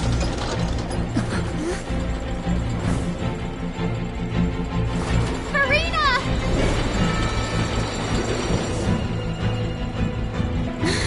No, I still need answers!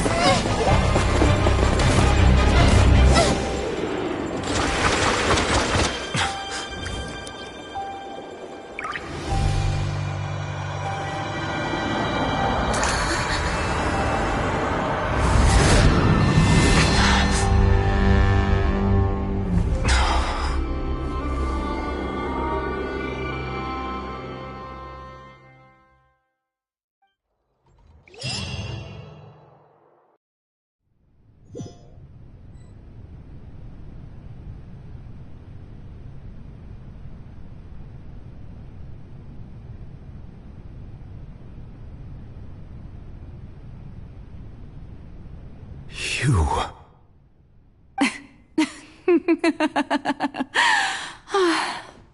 Sorry. That shocked expression on your face is just too amusing. I couldn't help myself. You are not Furina. Who are you? The sweet sound of bewilderment. Marvelous. A sure sign that my attempt to deceive everyone was a resounding success. But to answer your question, I am Focalor. You know, the god. Focalor? Why did you deceive us? Oh, that wasn't my goal, of course. Goodness, no.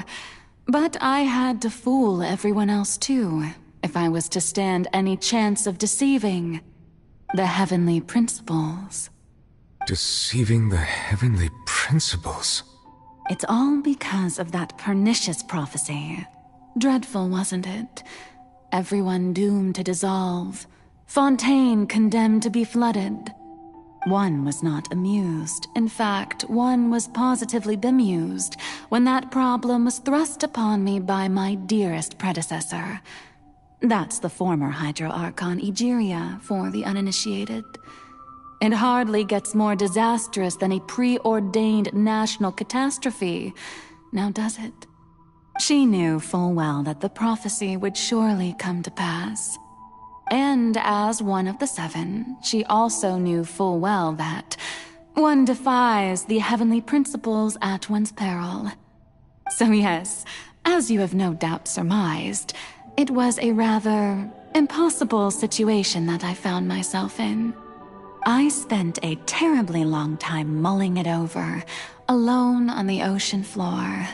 And I was almost growing barnacles by the time I finally realized there was only one possible solution to this confounding conundrum. I had to outwit the heavenly principles, allow the prophecy to be fulfilled, ostensibly at least, while saving everyone at the same time. I'm a genius, I know. I can only assume that's why Egeria chose me as her successor. Although, looking back now, it was hardly the inheritance one dreams of. Between the task of saving the nation, the quotidian duties of the Hydro Archon, and not to mention the original sin of creating a new race of humans, I dare say she left me quite a colossal mess to clean up. But one can only play the hand one is dealt. I did not choose this, any more than I chose to be one of her Oceanid familiars. So you were also once one of the Oceanids, transformed into a human by Egeria's hand? Yes, I was. I always dreamed of becoming human. And I still do, even now. In my eyes, to be human is to be part of the greatest opera ever known. After becoming a god, I separated my divinity from my body and spirit, leaving behind only a self that was as naive and bewildered as my past self on her first day as a human being. The me you see before you now is that divinity. And the human counterpart I left behind, I named Furina. She could feel joy, sorrow, and everything in between. She could be as vain and conceited, or as meek and vulnerable as she wished.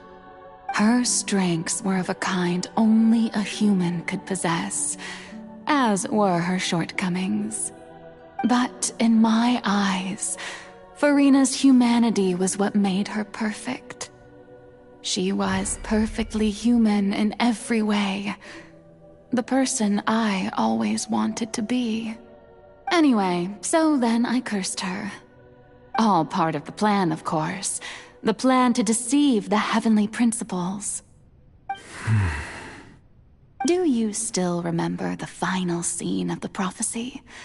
The Hydra Archon alone, weeping on her throne. In order that the prophecy might appear fulfilled, I invited Furina to be an actress, to play the part of the Hydro Archon in the prophecy.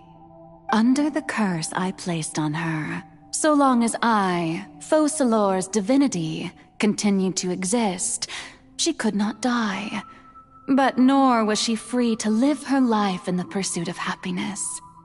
Instead, she was forced to take the stage in the opera house, to embrace the role of leading lady, to forever play the part of the god from the prophecy, all to create a deceitful appearance of that prophecy coming to pass. I suppose now you probably understand why your court is called the Opera Epiclese. But Furina is only human, isn't she? Even though she has had a long life, her mind is no stronger than that of any other ordinary human being. I cannot begin to fathom what she has had to endure. It must have been torture for her. It has indeed.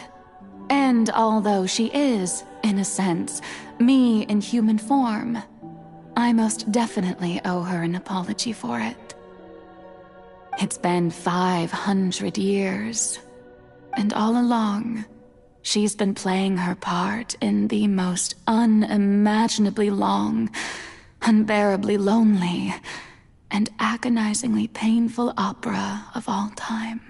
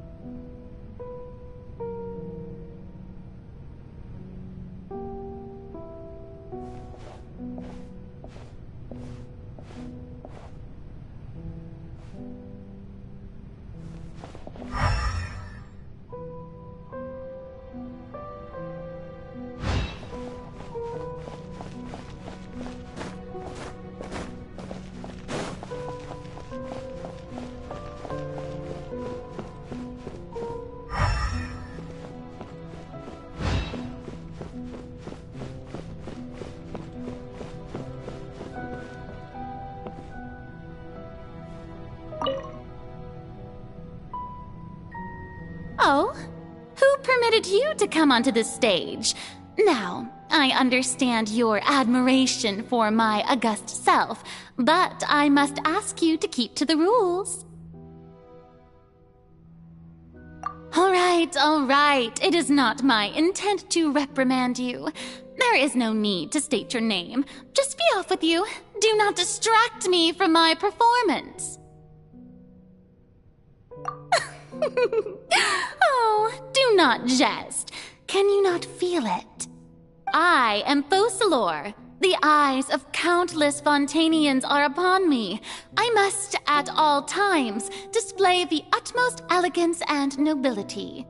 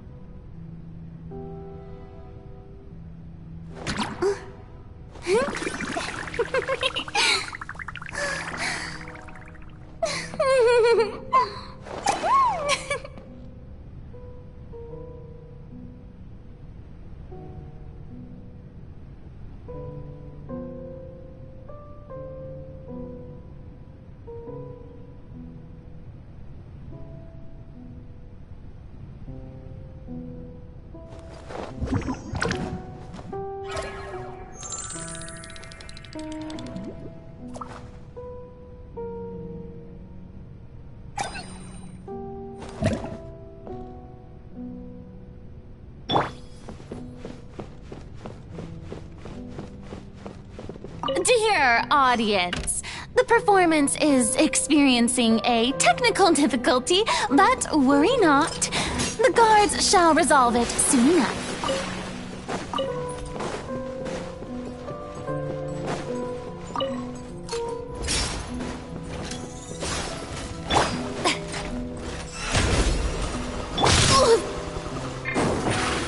Over here! Let the magic begin! Stop that! The show begins!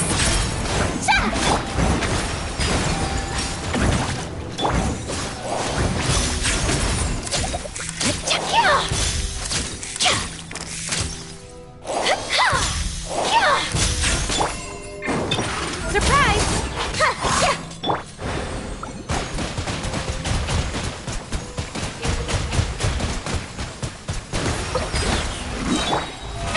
How brilliant! How dare you!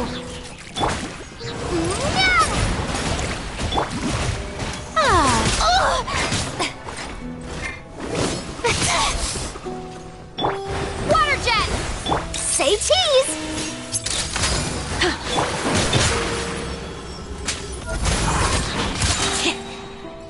Be amazed! Truth bomb! Let my name echo in song!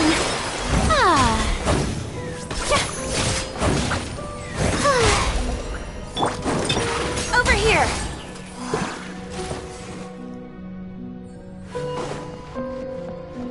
Hey, what gives? The audience is still watching me, you know. Guards? Wait, where are the guards? Guards!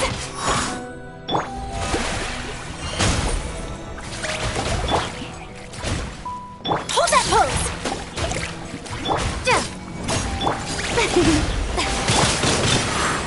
Over here! Cue the spotlight! Say cheese!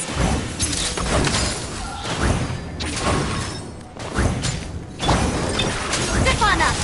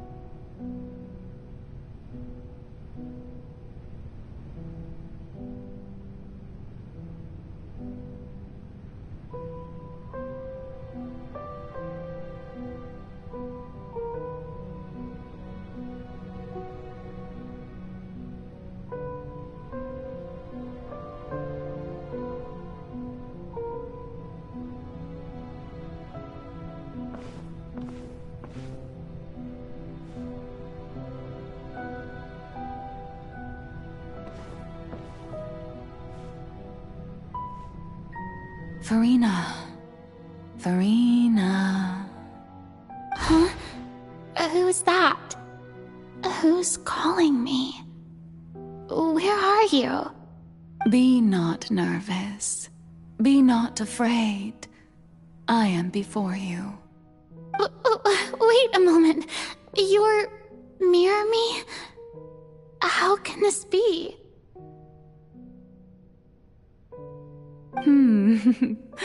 Mirror you, huh? You know what? That's not bad. Let's go with that. Mirror me. What do you wish to say? The prophecy. Have you heard of it? What prophecy? Wait. I know. I think. I don't know why, but it's in my head somehow. The people will all be dissolved into the waters, and only the Hydro Archon will remain, weeping on her throne. Only then will the sins of the people of Fontaine be washed away. Oh, very good. You know it well. What's going on? I can't seem to remember anything clearly. The only thing I know for sure is this prophecy. Will it really come to pass? Yes, it will. And that is why I've come to you. Disaster will come to Fontaine sooner or later. Things will develop just as the prophecy declared. There is no escaping it. But doesn't that mean everyone will die? I'm a Fontainian just like them. Will I dissolve too? Oh, don't worry. Magical meetings exist in this world precisely to give people a chance to turn things around. It is the reason why you met me today. I will tell you how to save everyone, but you may have to suffer somewhat. Oh, so there's still hope after all. Goodness, you frightened me. You spoke so much and with so much certainty. As for the suffering, well, I will admit that the first thing that came to mind was, why do I have to be the one to suffer? But if the prophecy will come true, I'll also die anyway, right? So if I've already met you as my magical meeting in this world, if there were scales, with all the people of Fontaine on one side, and my pain on the other, is it not obvious where the scales should tilt? You truly are the perfect human, my ideal. I suppose this would also be the justice that belongs to you. Huh? Don't worry, it's nothing. Listen well. Fontaine has just lost its Hydro Archon. I need you to play a role, that of the new Archon. Play as a god? That's right. You must begin a never-ending masquerade. You must never let anyone suspect your identity. If you can keep it up, then I shall have my way of defying this prophecy. But should your identity be revealed, then all hope will be lost. But how will I do this? A human assuming the role of a god without being exposed. Don't worry. What you must do is not to turn yourself into a real god. You simply need to play the role of a god as humans imagine them to be. Being a human yourself, I'm sure you already know what such an entity would be like.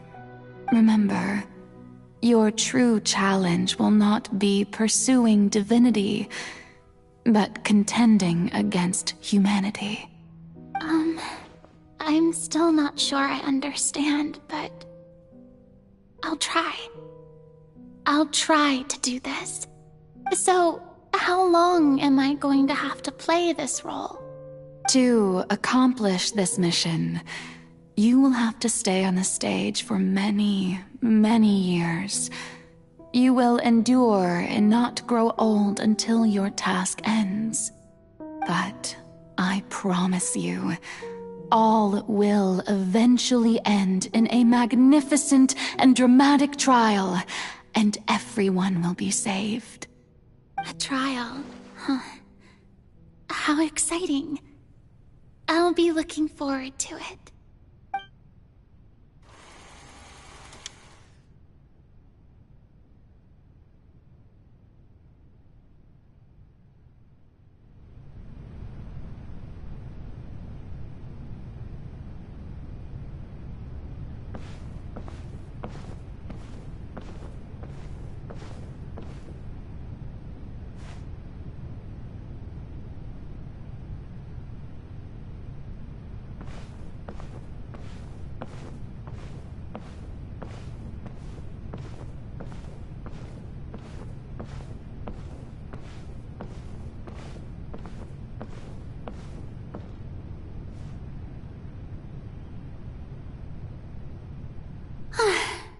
The Maison Cardinalise has announced my accession, but this is my first time facing the people.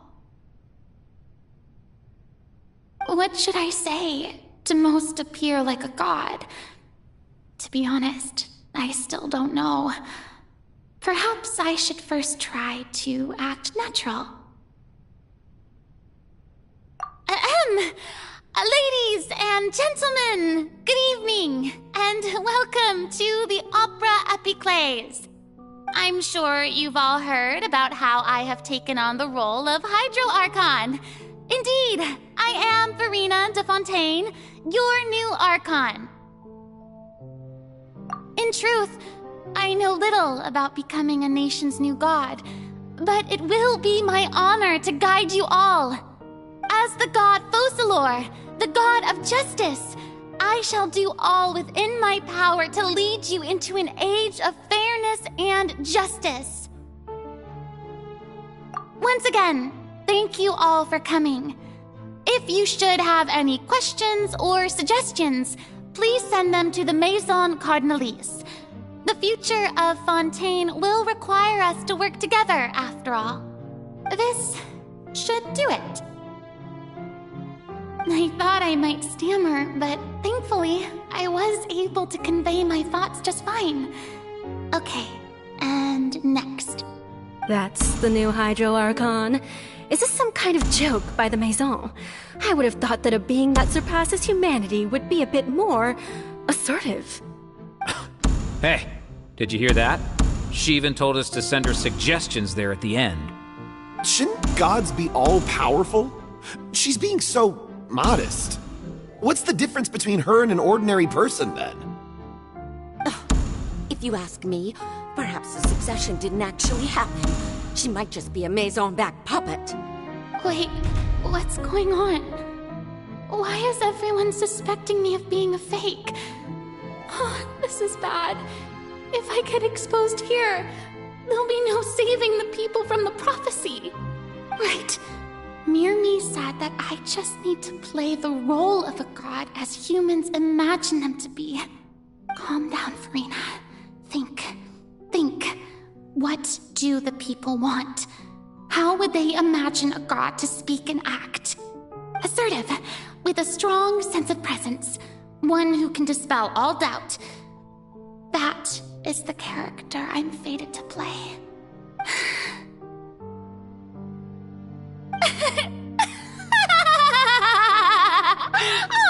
Oh, very good, my people.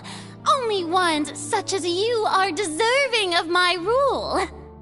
Now, I was wondering if some weak puppet were to one day come onto the stage and claim ownership of this opera house, would the children of Fontaine follow them? Well, it seems that you would all see right through them. Having passed my test, you are qualified to witness wondrous trials alongside my august self. here in this opera house. You may consider my previous act a door gift of sorts. I thought it was a debut that suited the atmosphere. Now then, let us be reintroduced. Ah, so that was just a performance. How could I have forgotten that we were inside an opera house? Her personality. It's quite shocking, to be honest, but I suppose it's a better look than before. Such a fascinating and bold deity. How wonderful! Our future may yet be bright after all.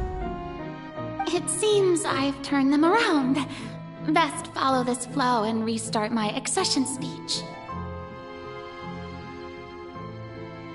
My dear people, whether you acknowledge me or not, whether you trust me or nay, I say to you, keep faith in your ardor for justice.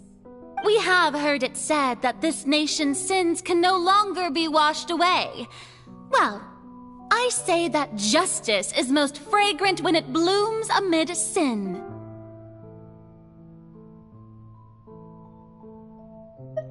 The scales of justice should not weigh heavy in the hands of its God. On one side, it must carry fairness and justice. And on the other, praise and applause.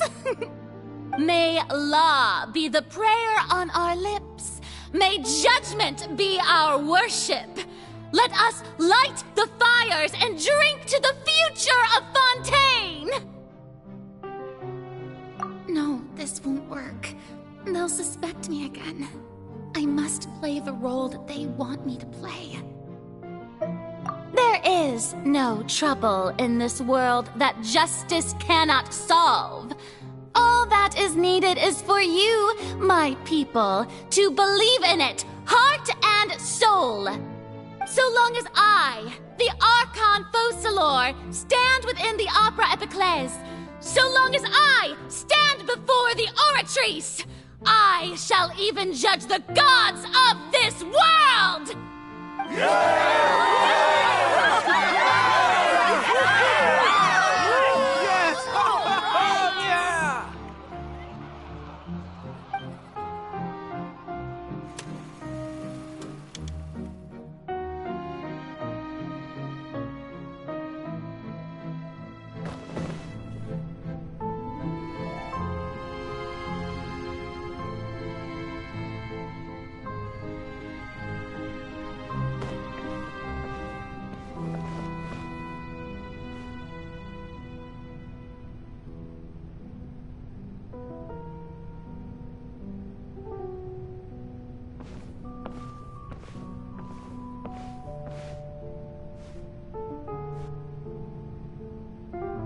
Lady Farina, here are today's case reports, as well as a summary of the follow-up for your perusal.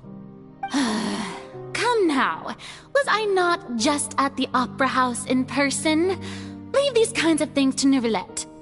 Besides, none of these trials were the one that I'm looking forward to the most. If I may be so impertinent, what kind of trial are you truly looking forward to? A magnificent, dramatic, and wondrous trial. A trial to end all things. How could you hope to understand? That's true. I fear I lack the ability to grasp your divine thought, Lady Archon. No need for fright, and do not take what I said before too seriously.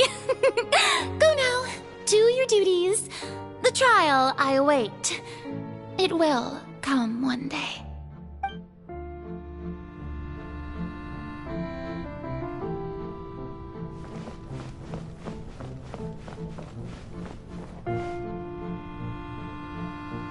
Lady Farina, I don't know what to say. Thank you for agreeing to see me. No need to thank me. Or rather, thank your own sense of perseverance instead. Long have you stood in line to meet me, have you not? Oh, I'm afraid that's just an inevitable consequence of my divine charm. All right, Deoteria, is it? How is your son's illness? You remembered me, and you knew of my family, too. He is doing much better now. In fact, he is far more of an ardent believer than I. He was the one who forced me to seek an audience with you, and to bring your words back to him. Oh, good. Very good. If this should happen again in the future, please do not hesitate to come and tell me. Going down to citizens' homes every so often, while not usual practice, should serve as a fine change of pace. Oh, you're such a gentle and wise god. Thank you once again, on behalf of my son.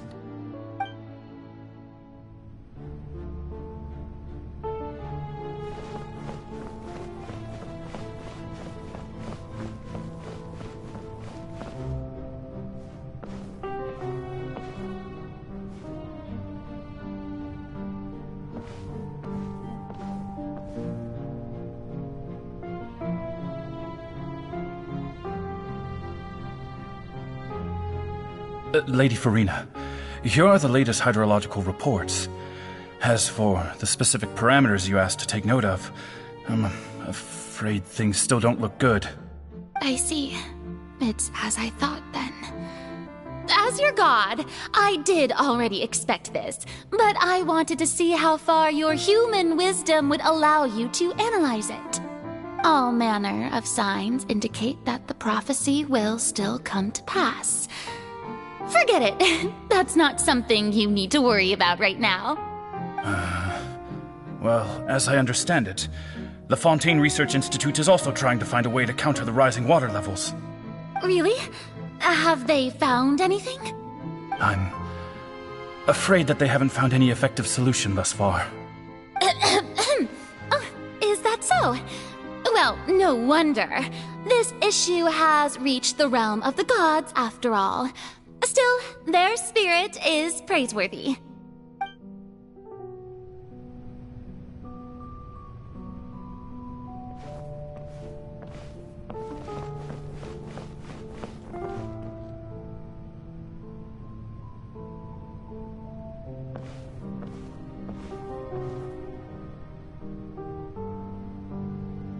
The day is finally over.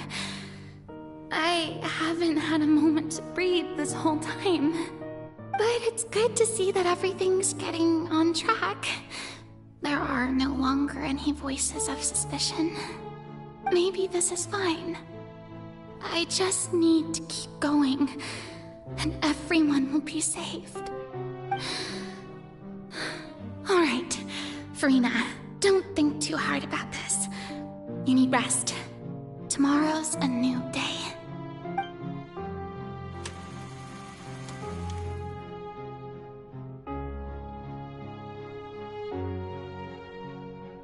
Lady Farina, here are the new trial reports for the latest cases, as well as a summary of the follow-up.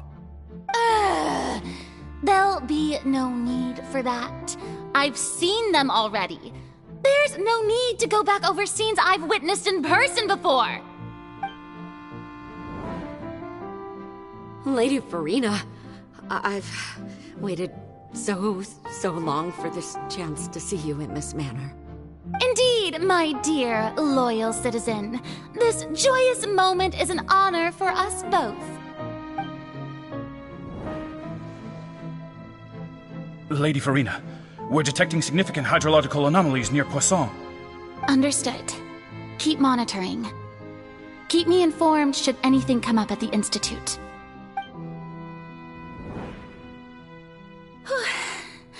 I don't think I let anything slip today.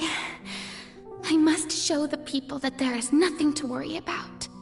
I just don't know when these days will end. I feel utterly exhausted. Best to rest early today, too.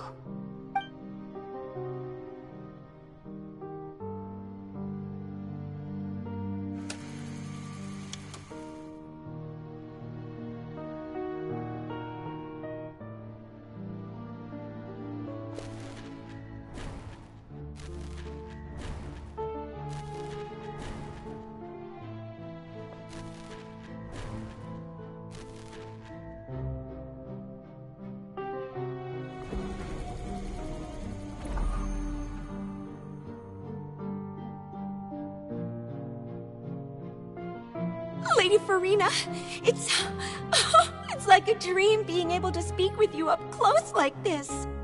I've heard that the first member of our family who was honored to receive an audience with you was Madame Dioteria, almost 20 generations ago. And what a fine family yours is indeed. It brings me great joy to meet such a faithful believer, a descendant of a line most ardent. Surely you exaggerate, Lady Farina. My lady? What is it, good citizen? Are you crying?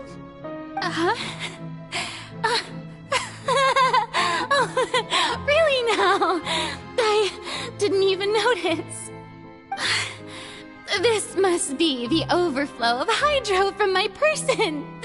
Well, can't quite help being the god whose dominion is the waters, can I? No wonder. No wonder. A manifestation of your power, then. Oh, Archon, I am honored to have witnessed it. Honored indeed.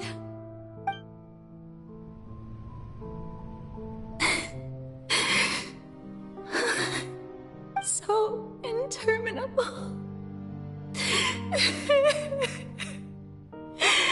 So lonely. Just how much longer?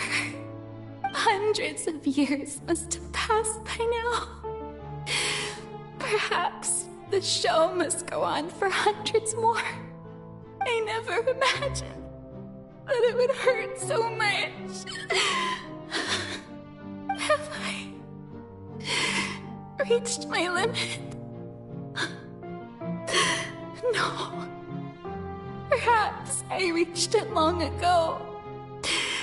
Today I didn't even notice my own tears.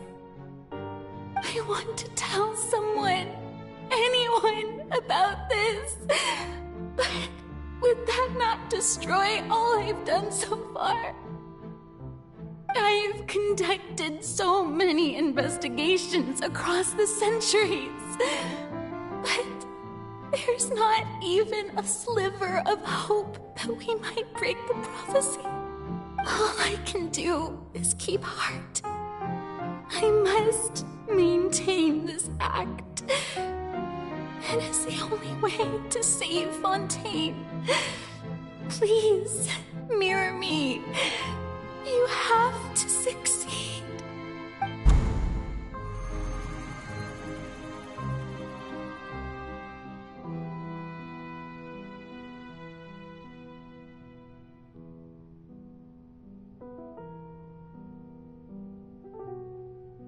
Farina, you don't have to shoulder this burden alone. Although I don't know what you might be keeping from everyone, your people are more than willing to share your burden with you.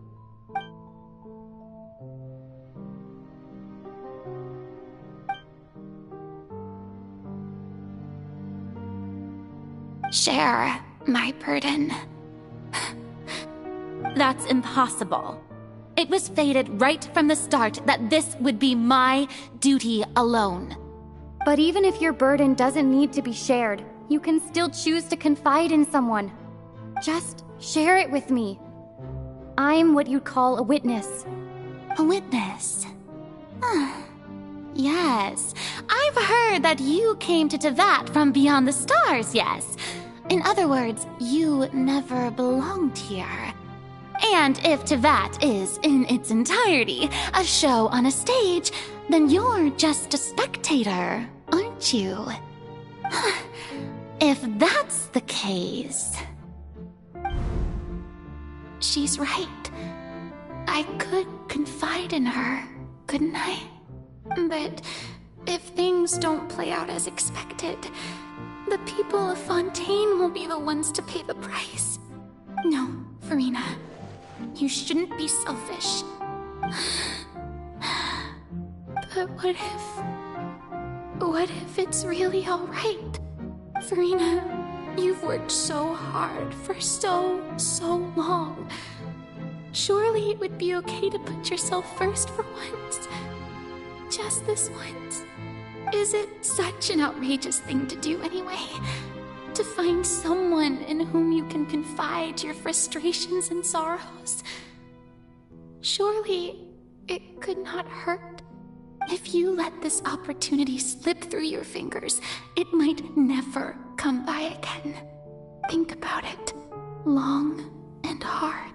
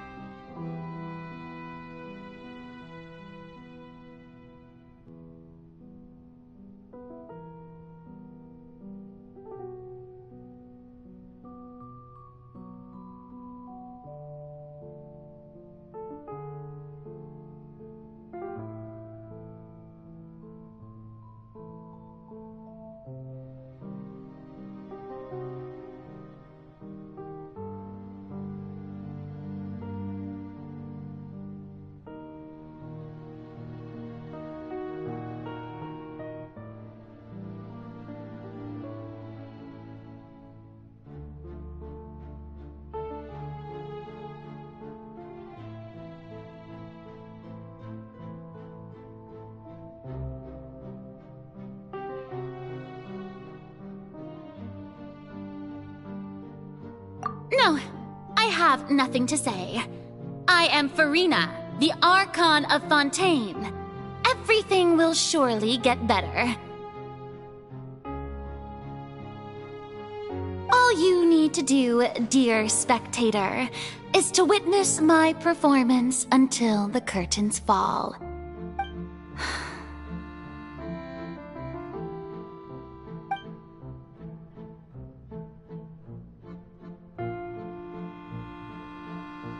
Fine.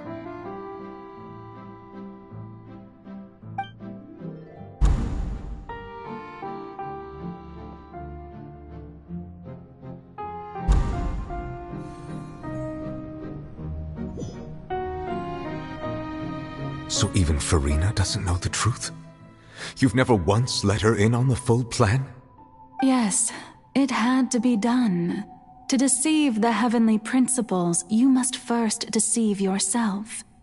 She did very well. If she had let her resolve falter even once in these 5 centuries, Fontaine would have been doomed to the most tragic fate. It seems that trusting humanity was the right decision after all. I believe that I understand how your deception works, but that is only half the truth, is it not? How would you build on this foundation to save the people of Fontaine? That is the most important thing. Ah, good. Of course, the Iudex of Fontaine has pinpointed the crux of the issue. I'm sure you've long sensed that the Oratrice is no simple machine, yes? I've always suspected that it had its own consciousness, and Lenny did mention that he heard a human voice within the core chamber. It now seems that that person was you, hidden within the machine all along. Am I right? And then I became one with the Oratrice, taking Fontaine's gnosis with me. Yes, it would seem so, wouldn't it? Alas, your understanding of this device still lacks sufficient depth. In truth, it is no enactor of justice. It is, in fact, a device created to kill the god of justice. I beg your pardon? Oh, you have it.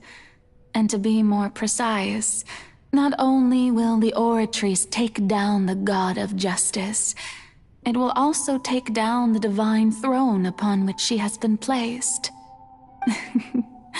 I mean, did you think I would be the sort to enjoy peaceful repose while Farina suffered?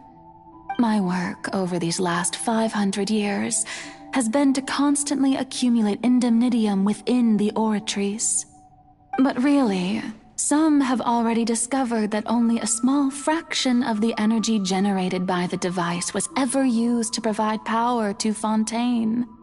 The vast majority had to be, accumulated to enact this death sentence. It was all a part of your plan, then? Both the trial and the sentence? Indeed. This power, accrued over 5 centuries, could have sustained Fontainians for millennia had it only been used for that purpose. Almost all of it has now been stored within the Oratrice. But only power of this magnitude could hope to destroy the Hydro Archon's divine throne, shaking the rules established by Celestia and breaking through the institution that is the Seven. So the Oratrice's call for death was for neither Farina nor Focalor, but for the Hydro Archon. The destruction of that divine throne.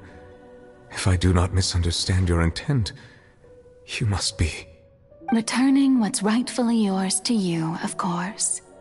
In other words, this was all done to return the authority of the Hydro Archon to the Hydro Dragon of this planet. But...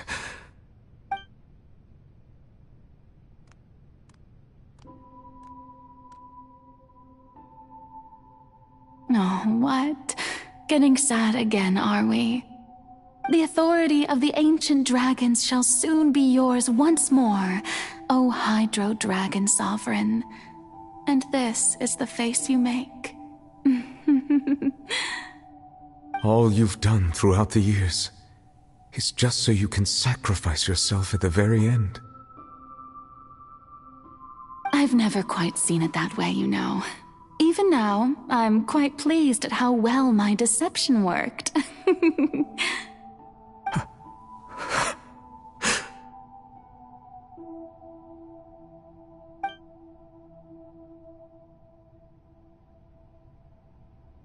Hydro Dragon, don't cry.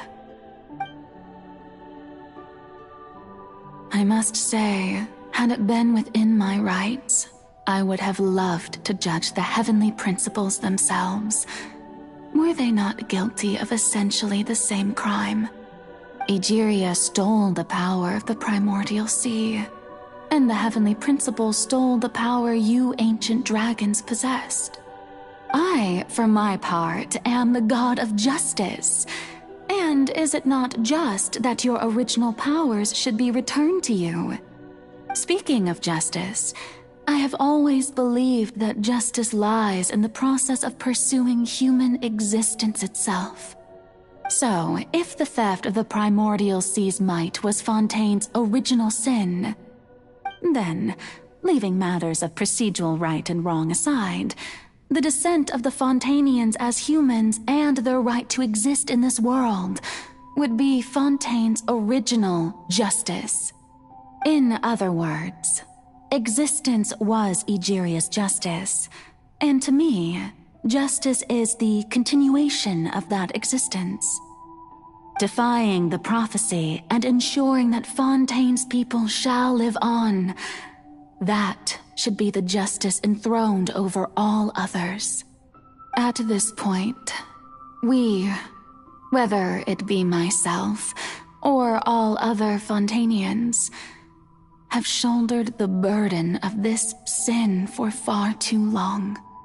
Iudex Neuvillette, the highest judge in our land, when you regain your full power as an elemental sovereign, what verdict shall you pass upon us?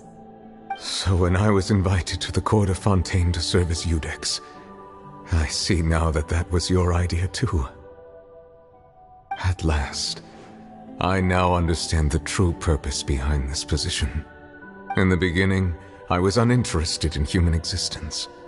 But these 5 centuries of living alongside them have gradually brought about mutual understanding between us. And I have even attempted to feel as they feel. You are a devious one, Focalors. Things being as they are, surely you know that I could never declare them to be guilty.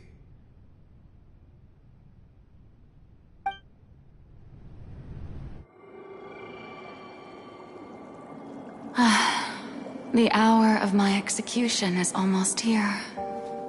For the sinner, the curtain call has come. I know I may not sound it, but faced with death, I find myself a little afraid. Perhaps this is one thing both gods and humans have in common.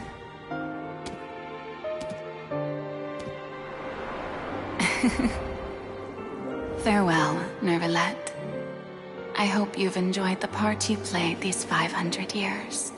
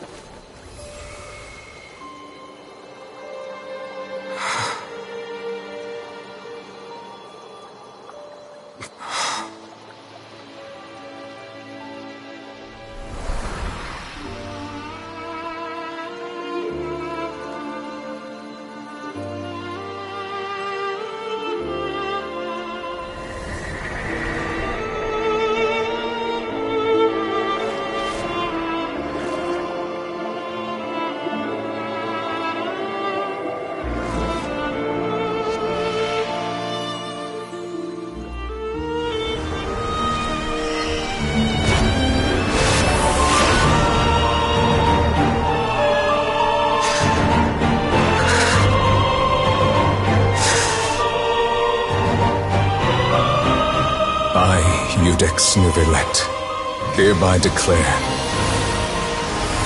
people of Fontaine, your sins are forgiven.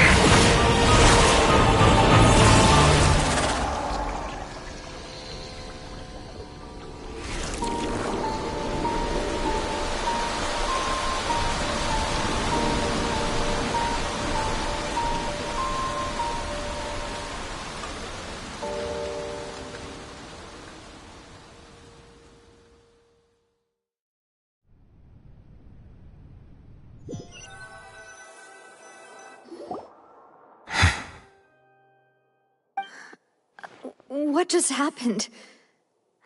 Has the death sentence been carried out?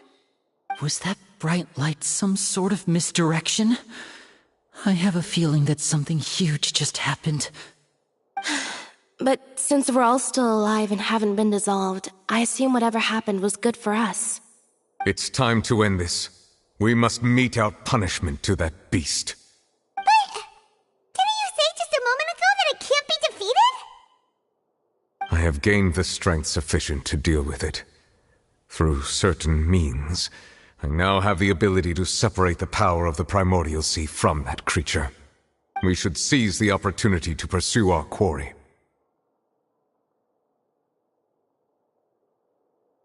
Traveler, now that the oratories can no longer function, I require an executor to help me mete out justice. The root of the calamities befalling Fontaine, the beast that enacts the prophecy.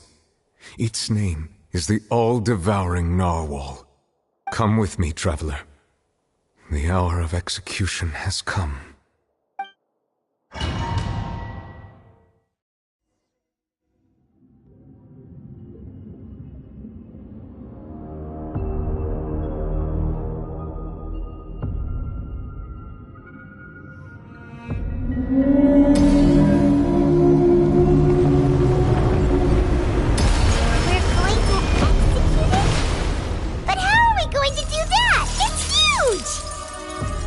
I've already done my best to separate the power of the Primordial Sea from the whale. Considering the size of the beast, I cannot reach the power source.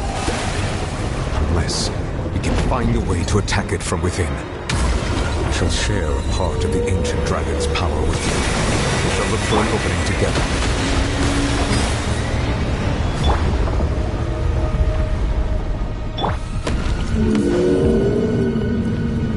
Say cheese!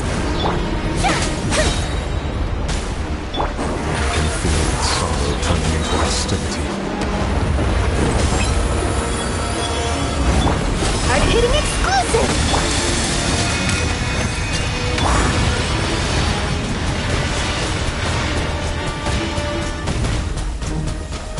Go! May I present? The all-devouring narwhal cannot resist its instinct to devour. Continue to trigger its hostility. Will present himself.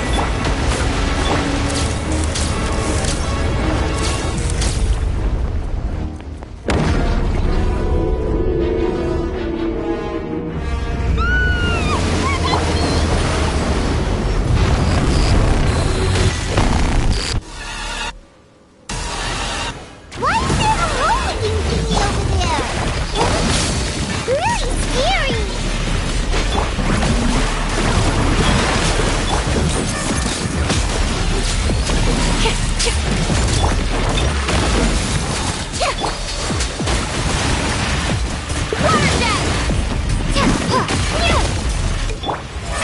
Oh, brilliant! Smile!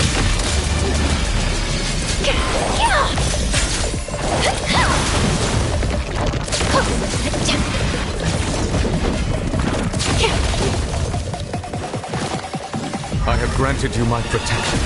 Do not fear. Seize the moment and use my power to suppress its root from within.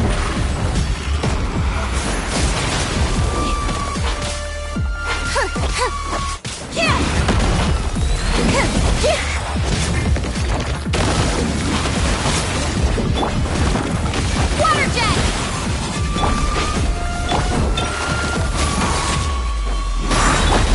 Wipe out! Cue the spotlight!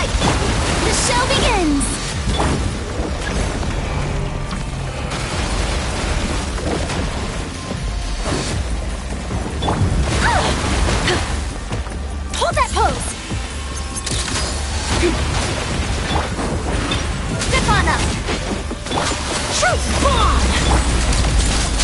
Strike a pose!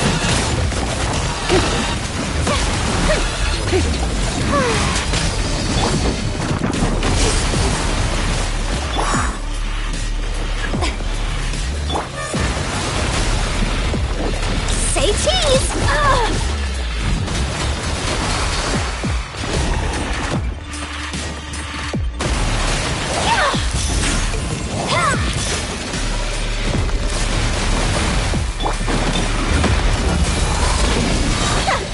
Let the magic begin!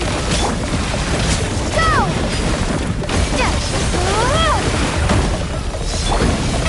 Oh, brilliant!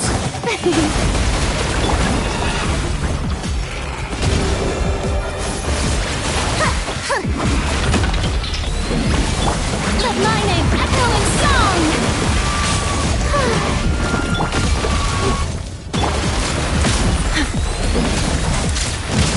My camera's still working.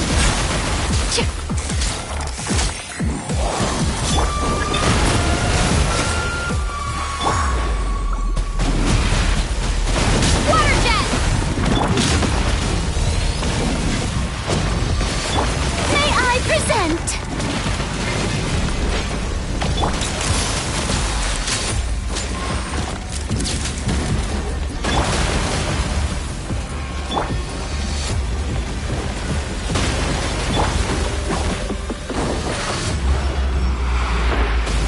Over here!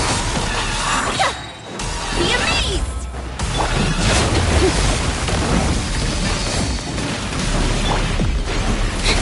Hold that pose!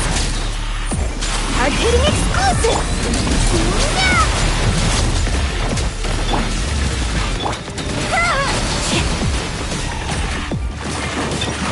Surprise! The show begins!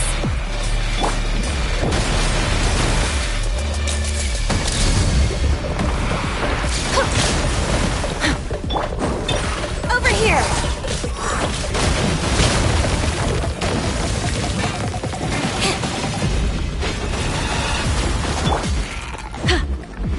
Say cheese!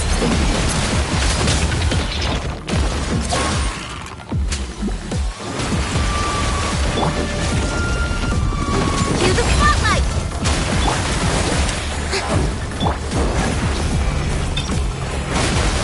Surprise!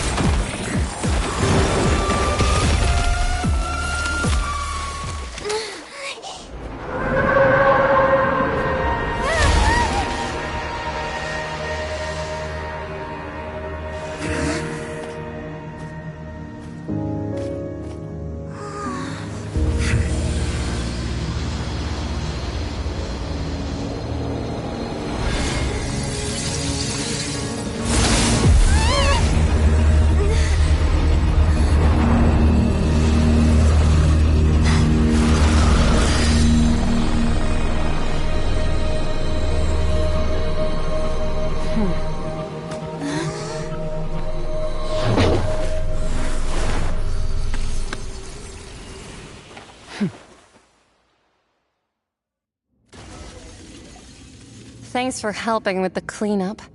It should have been my job, but... oh well. It was just supposed to be a short private training session for me. I didn't think that my disciple and my master's pet would start brawling in the meantime. Well, actually, I had a feeling that it would happen at some point, but they bumped into one another earlier than I thought. What a blunder. I suppose I'll have to swing my sword 3 million times as penance. That power. Who are you exactly? Paimon has an idea. From what she said earlier, she must be Child's master. Skirk, right? It's just that he gave us the impression that she was the less talkative person. I simply did not have anything to say to the weak.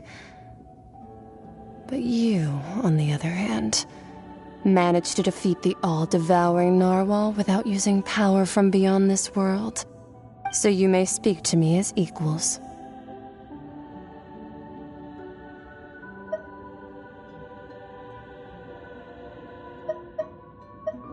I have to agree. It's a strange use of a planet's primordial waters just to raise an all-devouring narwhal. That kind of power is wasted on it. It's not cooperative, it eats too much, and I have more important things to do with my time than pet sitting.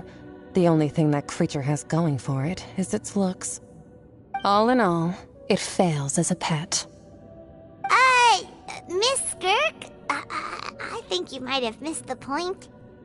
The point being? Well, being that this pet almost destroyed an entire nation. So what sort of person is your master? Well, child's master's master. Wait, is that right? Oh, right. So you don't know him.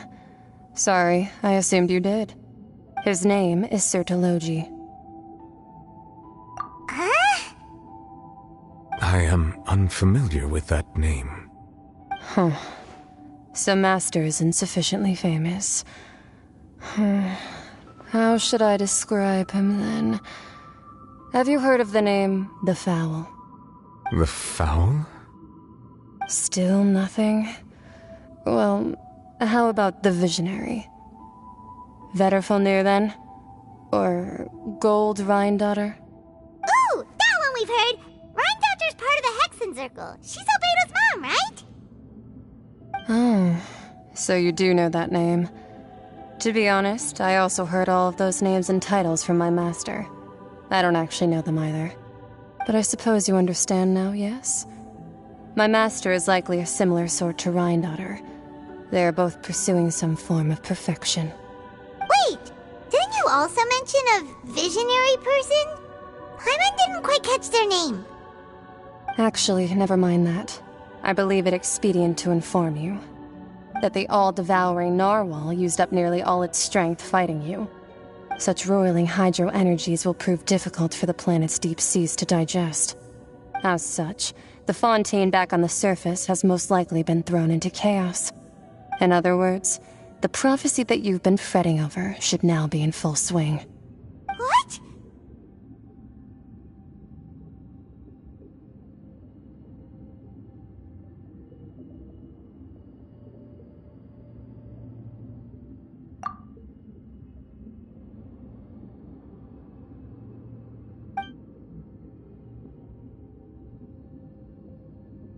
Not to worry. Focalor has already managed to deceive the heavenly principles. In the end, the people will all be dissolved into the waters, and only Farina will remain, weeping on her throne.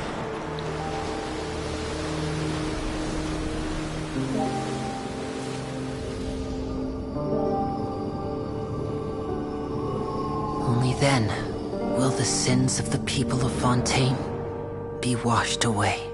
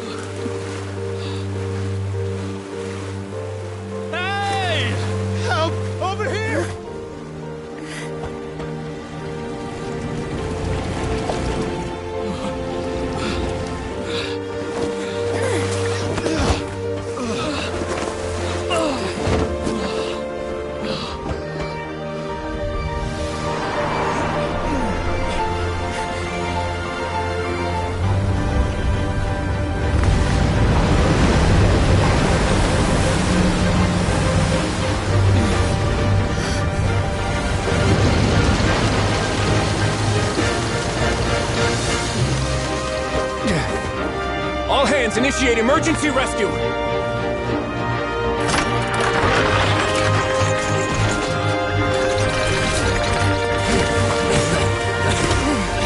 Hurry!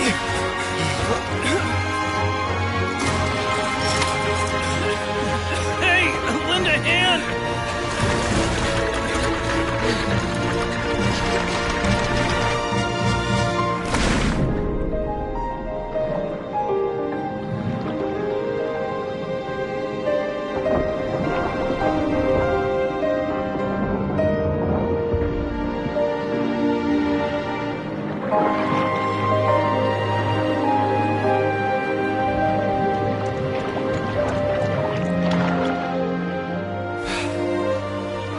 Look! The water's receding! It's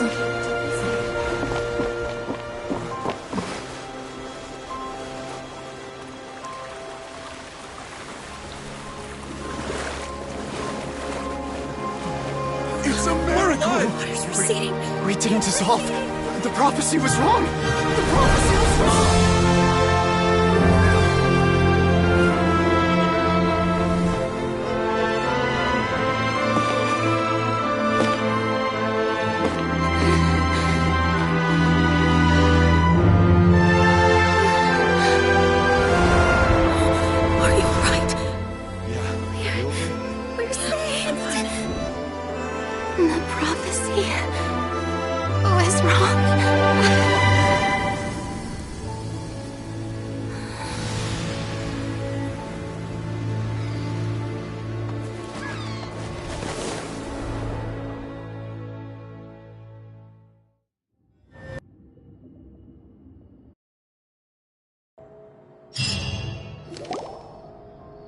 The soil renewed. The Spina attacks post-disaster rebuilding. I recently visited Poisson to meet with Miss Navia, spokesperson of the Spina di Rosula, and we spoke about Poisson's present and future. Old soil can still give birth to new bloom, Miss Navia stated.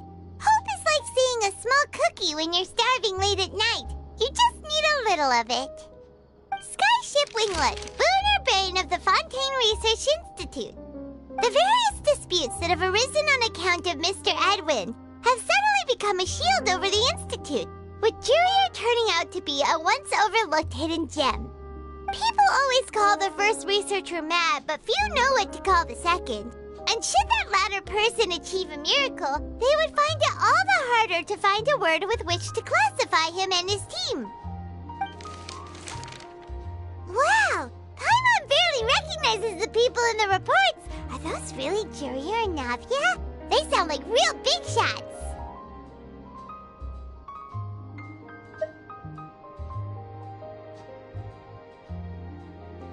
What do you think? Pretty enthralling, huh?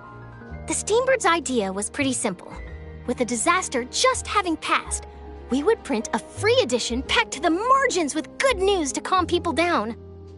The value for these big scoops lies in their inevitable follow-ups. We'll publish further reports and go into the stories behind those people. Edwin's assistant, Jurier, created a true flying ship, while Navia is leading people in the reconstruction of their home. I'm sure that these stories could draw even your well-traveled eye.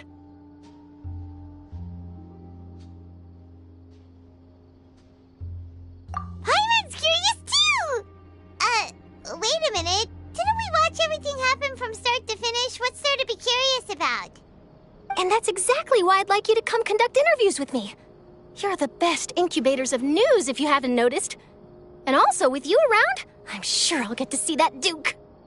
Are you sure? Hasn't he turned you down several times already? Oh, this time will be different. Come on, let's head to Poisson first, and then make a trip to the fortress.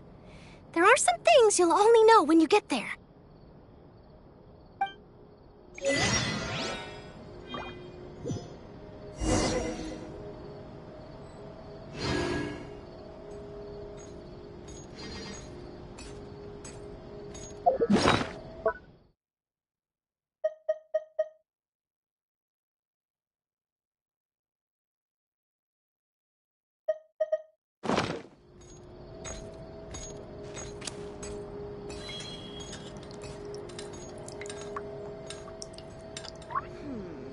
Do we have anyone doing maintenance on this, statue?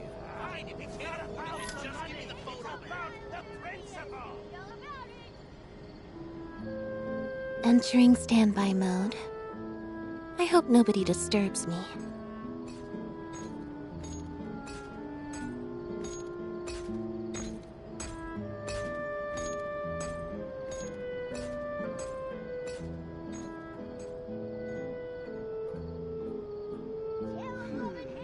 Do we have anyone doing maintenance on this, statue?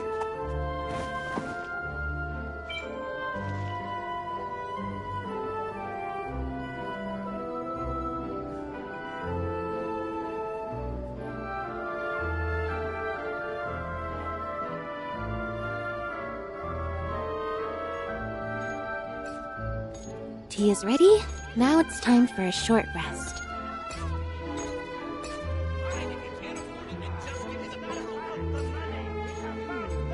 Do we have anyone doing maintenance on this, statue?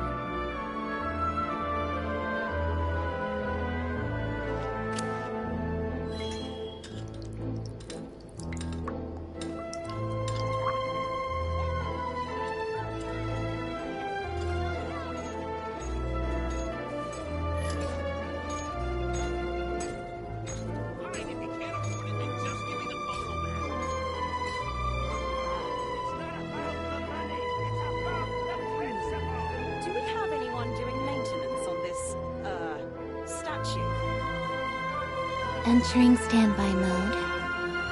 I hope nobody disturbs me.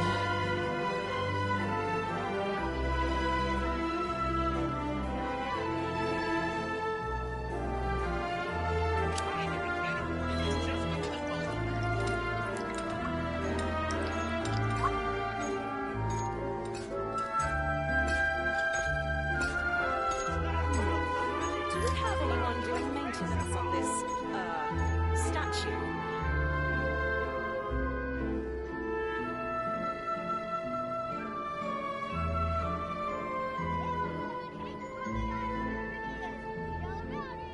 Fine, if you can't afford it, then just give me the photo back.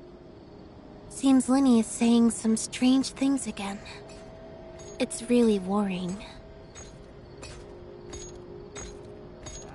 It's not about the money, it's about the principle. Do we have any...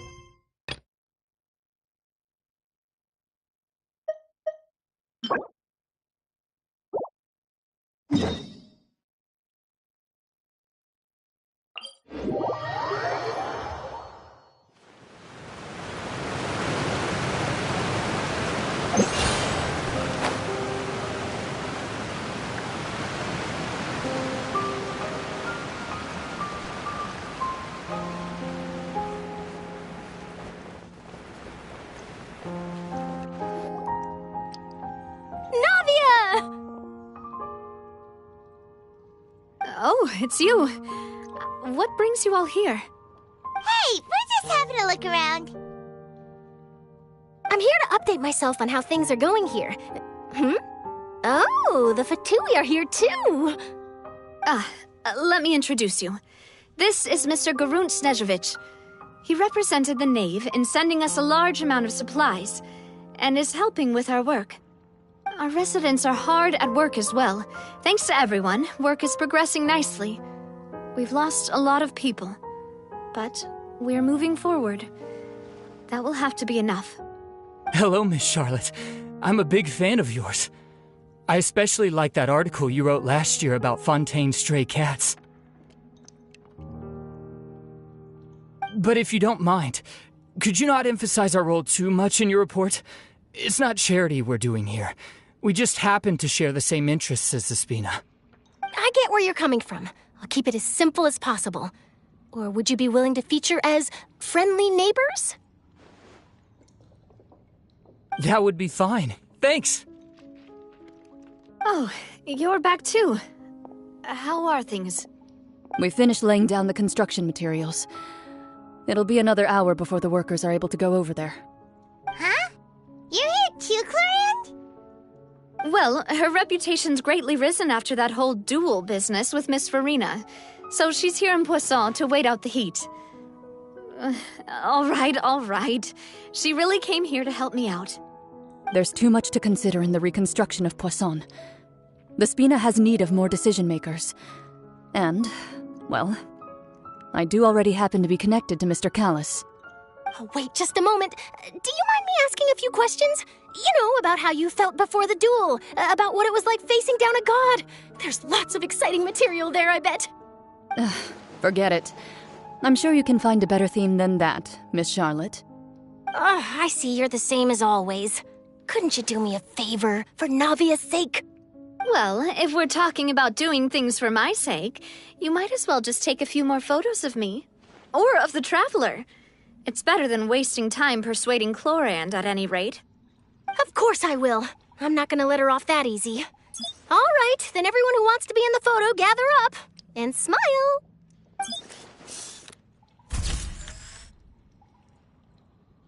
How did it go? Was it a good shot? Did Paimon look cute in it? Not bad. Your addition really helped the composition of the picture. All right, hang on a moment. Let me snap a few more shots.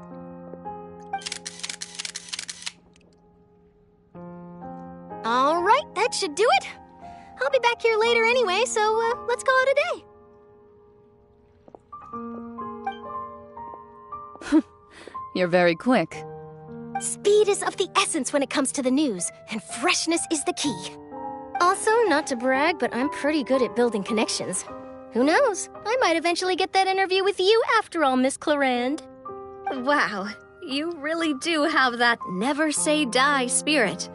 I'm impressed. I'll hazard a guess that this is how you got that interview at the Fortress of Maripede. Whoa, you're well informed. Let me make a guess, too. I asked Sijuin, who told Monsieur Neuvillette, and he told you, right? That's a very complete information chain. In truth, all Monsieur Neuvillette asked me was, when did the fortress become so friendly towards the media? I told him that it was best not to speak too soon. There's no guarantee that Ridesley will make a personal appearance. You're right.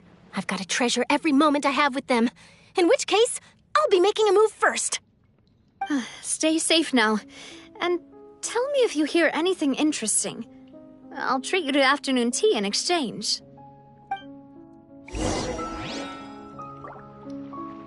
You seem curious about the fortress. Of course. That Ridesley. I still remember going down to the fortress to grill him for information on my father's case. Boy, did he take me for a ride. Without telling me anything, of course. But he did invite you to tea, didn't he? 2 large pots of it, in fact. It was good tea, though. I have to agree. The tea there is very good. Speaking of that, would you like to have some today? I mean, you've got time, right? Well, I'd be partial to some shortbread. Wow, it's like we've got a menu or something. Sure. Good. What flavor of biscuits would you like, Mr. Snezhevich? Me? I'm fine with anything. But I would prefer chocolate, should you have it. All right. Leave it to me. I'll go over the newly arrived supplies with you later, Mr. Snezhevich. We should be able to finish the preparatory work today. That works great for me. Is it just me, or did you get a new lipstick? I did. It was a gift from Sijuin. Want to give it a try? I think the color would suit you, too.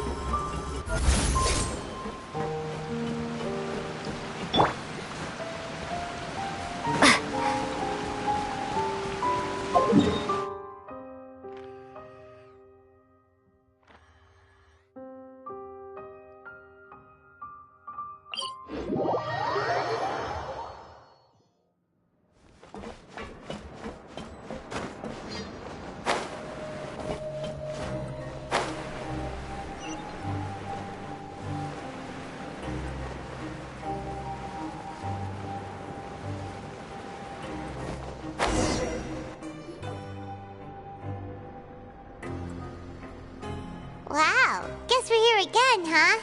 There's a real nostalgic feeling to this place. Looks like you've been missing us. Duke! Did you come all the way to the entrance to greet us? Of course. I'm here to welcome you and our dear Miss Charlotte, whom our good head nurse recommended to me. It's an honor to finally meet the much-rumored Duke. Thank you for consenting to my visit to the fortress, sir. No need to thank me. But that said, I shouldn't be the focus of your interview. I trust you recall our agreement? Of course, of course. All right then, this way.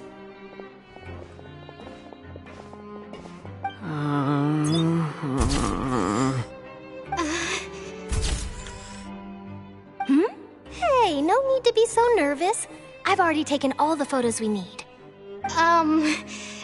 Miss Charlotte, do these pictures really need to be published on the cover of the Steambird? It would seem that Miss Lorvine doesn't want her face to appear beside that of Mr. Jurier, Sir, please don't say things like that.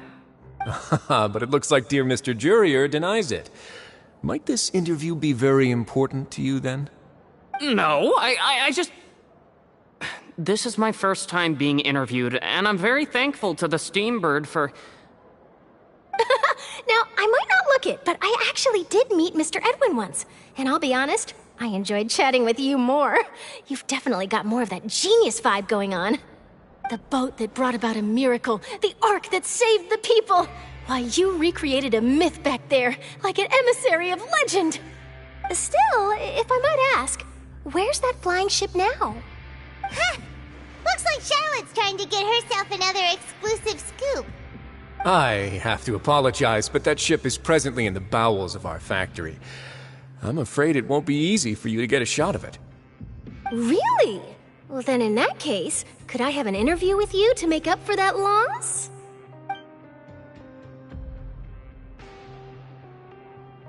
You already know my answer, I'm afraid. Best you interview our head nurse instead. Or perhaps you'd like to take another photo of this couple of researchers? Did you really have to use the word couple? Well, then, 2 solo photos will do. Is my hair messed up? Please, someone help me have a look. Things sure are getting pretty lively here. We've seen this kind of thing before. Oh, seems like everyone's here. Would any of you like to try this new drink I came up with? Ah, Sigewinne. Hey, Miss Charlotte. Why don't you, take some pretty photos of our head nurse? Sure. Come on, Miss Sigewinne, over this way. Let's find a brighter spot. Huh? Sure. Do I have to smile? So, how have things been at the fortress?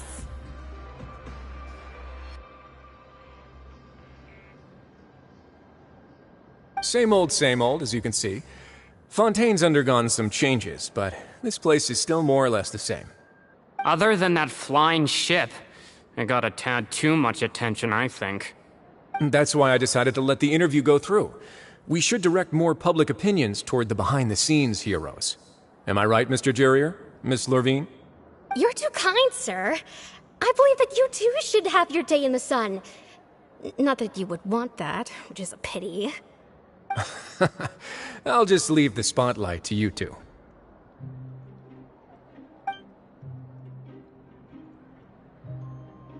I see. Lots of things happened that day, huh? Anyway, regarding that Harbinger, I'm not sure you remember, but his 3 young followers are still waiting for his return. He sure did win them over, huh? I'll tell them that there's good news and bad news. The good being that their boss seems fine, and the bad being that they must face extended sentences for abetting his escape. Oh, actually, what about you? Are things gonna change for you too? What change can there be? The fortress will keep chugging along, and so will my duties. As to what Miss Farina's departure will mean for the nation, and if our laws and governance will be transformed, we'll leave those to the folks in the overworld. Hey everyone, the photo shoot's done. Good. In that case, let's call it a day here. Thanks for your cooperation. Come on, Traveler, let's go. Till next time, everyone. There'll be a next time? Maybe. Who knows? I might write a story about the underwater factory next time. Until then. All right, last stop, the docks.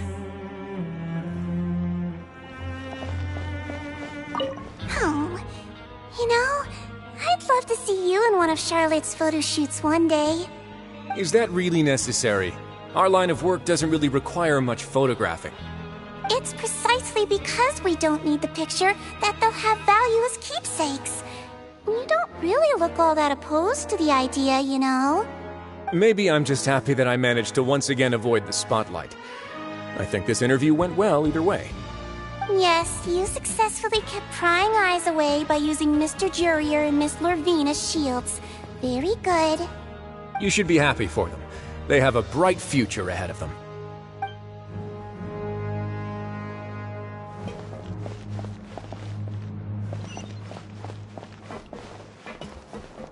Here are the interview notes.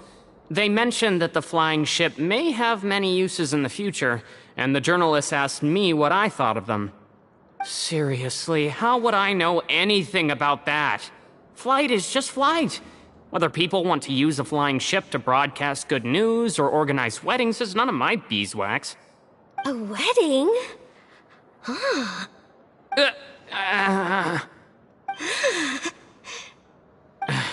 Why are you looking at me like that? So the flying ship can be used for weddings? I didn't say that. That journalist mentioned it, and what does that have to do with us anyway? True. What does that have to do with us?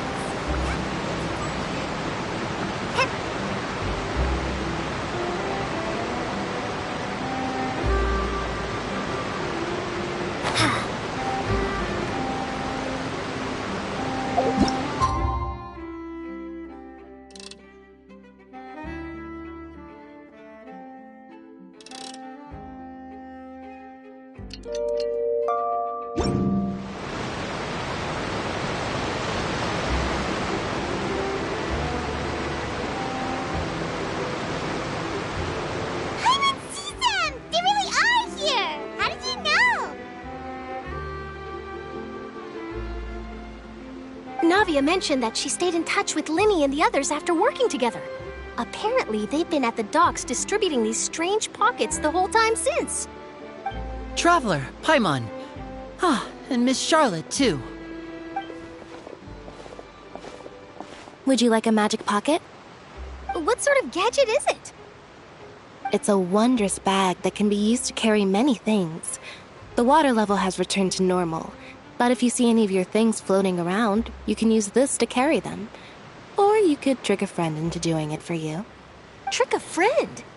I wonder which of my friends would fall for that.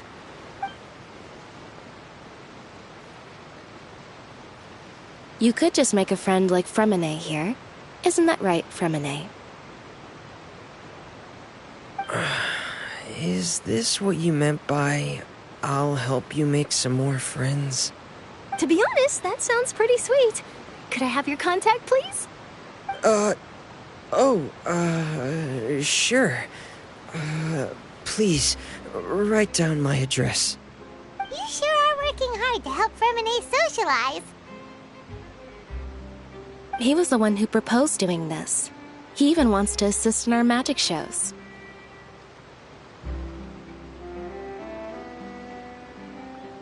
Yes, I was planning to first introduce Pear as an assistant, and later Fremine himself. In the future, I think we can leave underwater escape magic to him too. That said, would anyone want to see a diver escape underwater? Oh, it'll work out. Every journey begins with the first step. He'll become a part of our show eventually. Lynette, could you come over? Miss Charlotte says she wants to take a picture of us. Got it. My, that Charlotte is rather perceptive. She got rid of everyone the moment she realized I had something to say to you. So, how have things been, Traveler? Father says that you did a great deal during the latest events. She's very grateful for your contributions to Fontaine. That's all right. We were more than happy to help. So, what's she doing now? Oh, I guess you haven't heard. Well, after Lady Farina left, Father and Monsieur Neuvillette opened negotiations, during which he gave Fontaine's gnosis to her as a diplomatic gift. A diplomatic gift? A gnosis? Yes, I was quite surprised at first myself. But when I thought it over, there were actually a number of things going for it. It could have been done as an apology for the incident with Lord Child, or as thanks for his help in tying the all-devouring narwhal down. Furthermore, Father did also lend significant aid to Fontaine and Poisson. Well, that's true, but this is a gnosis we're talking about. Doesn't this seem a bit irresponsible? I would agree, but I've also heard that it seems that Monsieur Neuvillette has had a significant change of heart regarding the matter. So there's some reason for this that only Neuvillette knows about? I suspect you'll have to ask him about that yourself. Yes, speaking of which, I did see him strolling around the entrance to the Fortress of Meripede a while back. Isn't he real busy and stuff? Paimon didn't think he'd have the time for that. But back to the topic. The gnosis was given to the knave, right? What about Child? They say that he's returned to Snezhnaya to recover from his wounds. I hear that the recent disaster really did a number on his health. That's true. When you think about it, we've had loads of run-ins with the Fatui. To think we'd be allied with them this time. So shocked by such a simple switching of sides?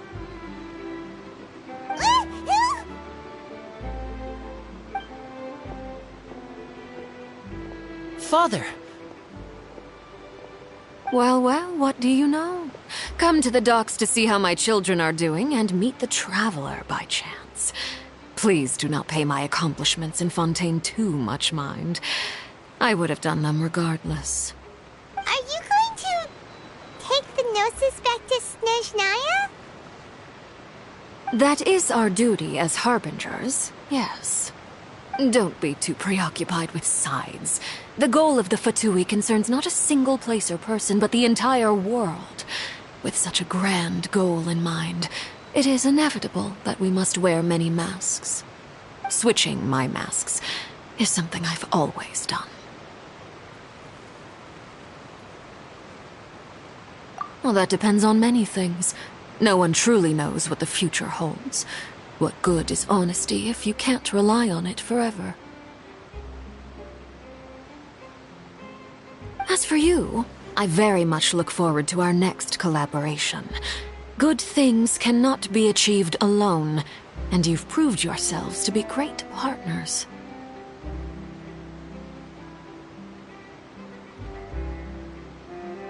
A vision?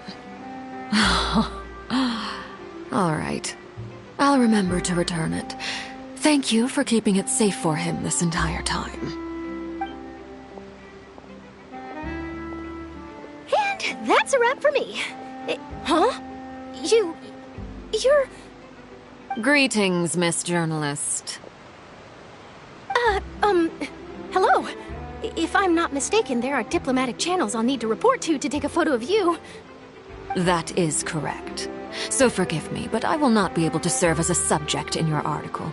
However, feel free to write as much as you'd like about our dear magicians and our upcoming rookie talent. I will. The sea breeze is quite pleasant. I shall continue my walk while the weather remains so agreeable. Farewell. Farewell, Father. Oh, she has such an intimidating presence. I didn't even dare to take a picture. Thankfully, I've already wrapped up all my pre-scheduled interviews. Thank you all. This'll be more than enough for me to write about, I'm sure. Don't be too nervous. Why don't you take a magic pocket before you go? Here, Traveler, Paimon, you take one too. To move things about? That's right. Funny. I was giving out magic pockets when we first met, too. And what do you know? I'm doing the exact same thing right now. So many things have happened, but the pockets are still the pockets. I guess this must be life. We will all follow our own paths, and serendipity will lead you to your fated friends. All right, then. We'll be handing out pockets in some other districts later, so we'll get going now. Have a good day, you two.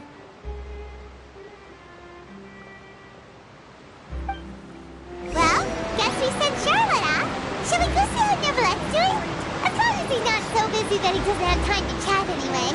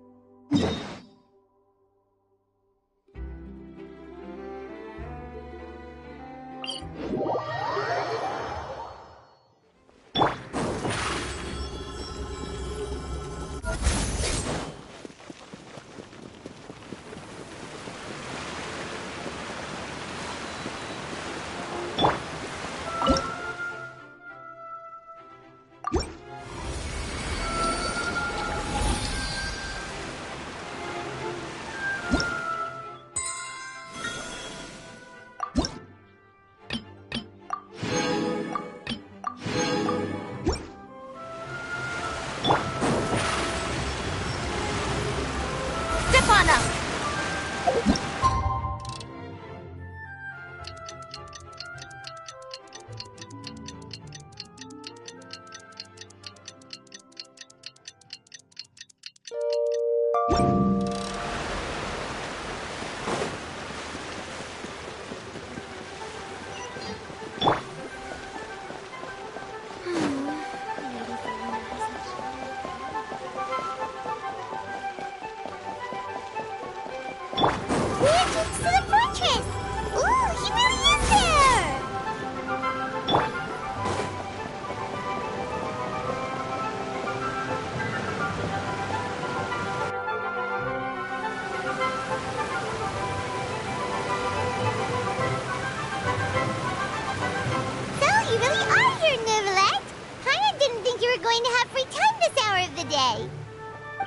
Really? Oh, I suppose you must have met Mr. Linney. He took the time to greet me earlier when he passed this way. In any case, you came at a good time. I was just considering reaching out to you to set up a meeting, so I may explain some things that I haven't had the time to before. Aw, Paimon's glad that you remembered. Thank you for keeping us on your mind, what with you being busy and all. Alright, let's have it then. How was Fontaine actually saved? The whole business is still quite the mystery to us. It is strange how words can often leave a bitter taste in the mouth when it finally comes time to say them out loud.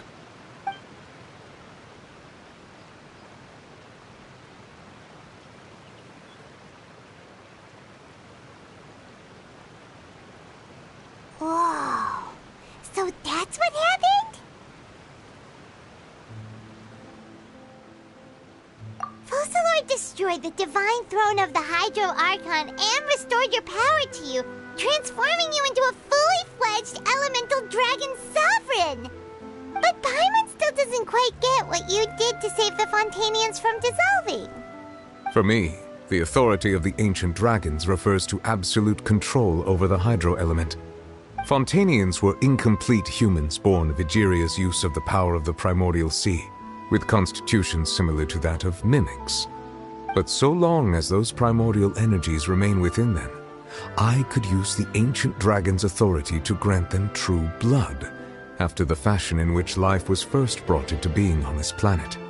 In other words, when I gave my verdict, Fontanians became true humans, and thus would naturally no longer be dissolved by water from the primordial sea. Focalor must have counted on you to make that decision as well. Your verdict was the key to making the prophecy appear to have come true while saving everyone.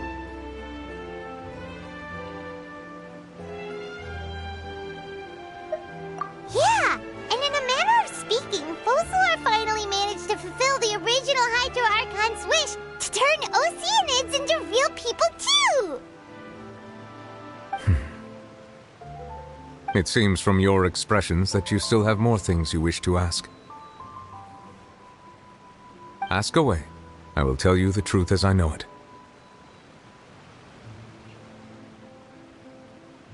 I have investigated his case along many avenues, and I have learned that he once fell into an unknown chasm when he was young.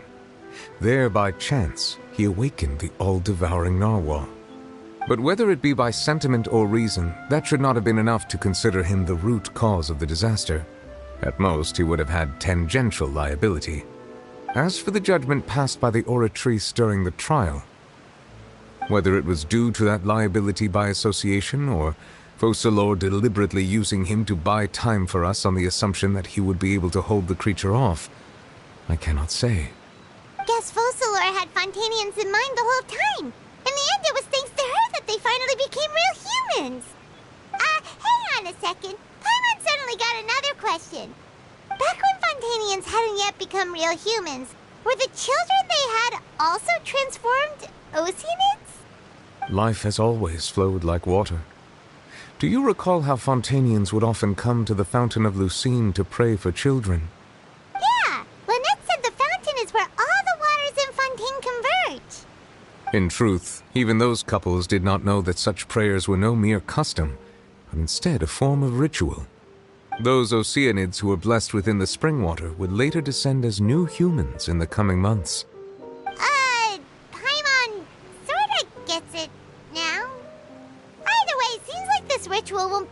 further use, but it'll probably live on as a local custom. Ask away. I will tell you the truth as I know it. Yeah, about that. Risley said Farina has already left. What's that all about? Ah, Lady Farina. The people are only aware that her death sentence has not been carried out. She abdicated the post of Hydro Archon and left affairs related to that title to me, before leaving the Opera House. I related Focalor's words to her faithfully and completely. After hearing them, she seemed neither saddened nor comforted. She simply said that she was tired and needed to rest. Having said that, she then packed her things and moved out of the Opera House, not unlike how an ordinary person might. But she's still got a place to stay, right? You need not worry. I will make arrangements to ensure that she will not want for food, clothing, board, or travel. In truth, I am somewhat happy for her. The wear and tear on her spirit will, of course, take time to heal. But now that she no longer has to play the role of Focalor the Hydro Archon, she can finally lay down her burdens and lead a normal life. What about you then? What are your plans now that you've regained your full powers as the Hydro Dragon? After Focalor passed on, the Oratrice also ceased to function. This matter will directly affect our trials. After much careful consideration, I've decided to take over its role in our courts. From now on, I shall hear cases and pass verdicts by myself. Looks like you're still considering stuff from the perspective of the Udex, huh? As an elemental dragon, there are indeed many things that I must do. But this power and this duty, in a manner of speaking, you could say that both were granted to me. As such, before I attend to my other responsibilities, I must first and foremost continue to serve Fontaine as its highest judge. The duty of the Hydro Sovereign and the duty of the Udex shall coexist within my person.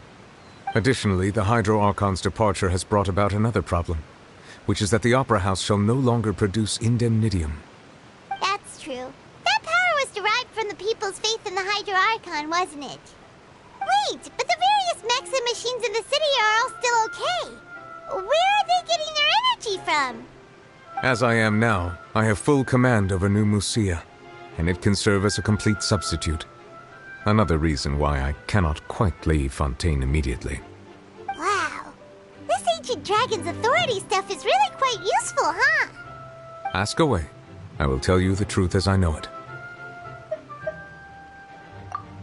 Oh, that's right! They say you've given it to the knave as a diplomatic gift or something! Leaving aside their intentionality, the two Fatui Harbingers have indeed done much for us during this crisis. Their sole remaining goal in Fontaine, at least at this point, would seem to be the Gnosis. The Oratrice has ceased to function. The Hydro Archon's divine throne is now no more, and I do not need the Gnosis's power. As such, it has lost all meaning for Fontaine. If the Fatui have impure designs, then we might as well accede to their request now, and avoid unnecessary conflict. What complicated considerations! Paimon thought you were just giving it to them out of gratitude to the knave and as an apology to Child. Ask away. I will tell you the truth as I know it. You will soon be heading to Natlan, I presume? I'm afraid that I have little talent as a travel guide, so all I can do is tell you what I know about that land. As far as I'm aware, Natlan can be said to be a nation of dragons. A nation of dragons? You mean like you? No, I suspect that I would not find myself welcome there. Unlike ancient dragons such as myself, the dragons of Natlan have undergone long years of development and evolution. Large numbers of them have entered a form of coexistence with humanity. Natlan is also the nation of war. War ravages those lands like an undying flame. There is one other piece of information I got incidentally from my negotiations with the knave that I believe may be useful to you. The Harbinger known as the Captain has thrown his hat into the endless ring of war. The Captain. Sounds like a real tough customer. Seriously, everywhere you look, there's a Fatui Harbinger doing their thing. I suggest that you fully prepare yourself before going to Natlan. In the meantime, Fontaine's doors will always be open to you. Ask away. I will tell you the truth as I know it. Hang on a sec. Paimon's still got a question about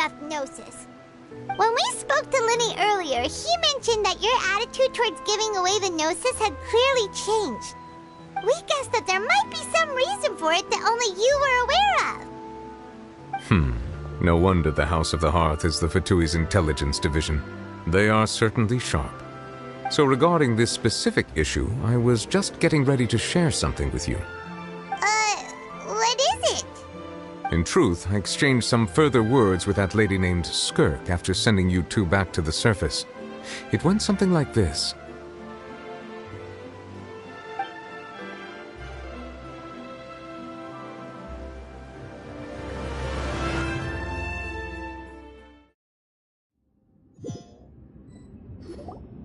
Well, we're going to head topside to see what's going on. You hurry over soon as well, all right, Nervalet? What next? The all-devouring narwhal isn't here, so I'm no longer getting any interference. I can finally catch the scent of your power, what it's made of. It is the authority of the planet's primordial dragons, but with something very similar to a god's curse mixed in. It's quite a novel blend. I'm sure I've encountered something like this before. What was it again? I do not know what you speak of. Of course.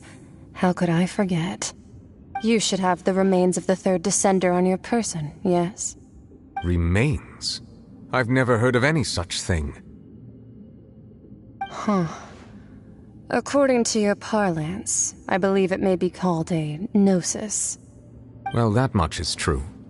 After Focalor's divinity faded, she handed her gnosis to me. But I fear I have never heard of it described in the manner that you just did. I've been training with my master, the Fowl, ever since I was young, and I have never returned to the surface since. So most of the information I possess, I got from him. It is only natural for those who are greater than humanity to possess a different sort of common sense, which is why there are so many problems in our attempts to communicate with humans. Regardless, you should probably get rid of objects of misfortune to prevent any disasters from befalling you. To live in itself is a blessing. But once a person dies, the bonds he once had with this world shall all turn to curses. What do you mean by that? No need to fret. These are just my personal thoughts, and my reason for no longer wishing to return to the surface. This third descender you refer to, who are they? And when did they die? Master never mentioned them to me. Perhaps it just wasn't that important for me to know. If you're interested, though, I could ask him. I'll be sure to pass the answer on to you next time. Next time? You believe we will meet again? I do. Wait. I have a disciple of my own, don't I? He can be the messenger then.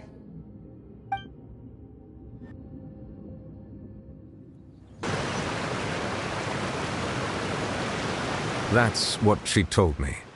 Whether it would prove useful or not, I wanted to pass that information on to you. The remains of the third descender? So that's what the Gnosis actually are. Paimon just thought they looked like chess pieces. How could they be a person's remains? All the same, assuming that there was no misunderstanding or special metaphor at play, that is what she meant to say. And she said that it would bring misfortune and that you should check it, which is why you gave it to the Fatui. If she speaks the truth, then I would simply be putting Fontaine at unnecessary risk by keeping it here.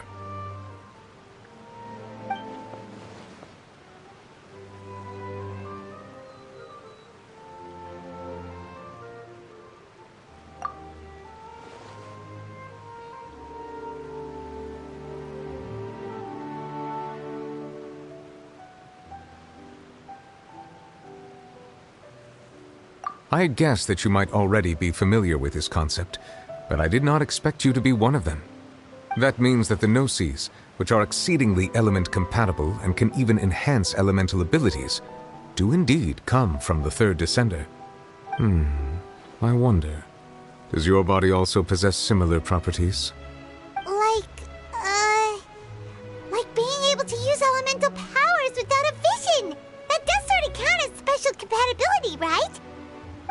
No, let's not think about this stuff right now. It just feels creepy. Comparing the Traveler to the dead third descender and all. That's what you say, but this topic still feels like bad luck. Once Child recovers, let's get some more answers out of him. Or go look for his master and get the answers that way. I too believe it unwise to make too many blind guesses when information is lacking. The same is true of being at court. All right. Whatever the case, it seems like the crisis here in Fontaine's over for now. Yes. All of Focalor's efforts were for this moment as well. But she sacrificed herself in the end as a god, and she suffered through all those years as a human. Was that really what she wanted?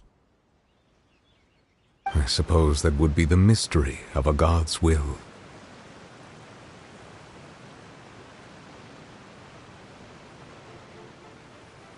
I suspect not. But once in a while I too would guess that if wishes were like the clouds in the sky, they will one day return to the earth as raindrops. Life flows like water, and rain is the final answer. The water levels may sometimes tilt one way or another, but the rain falls fairly upon all. And what, ultimately, is the difference between the rains that fall upon all of us?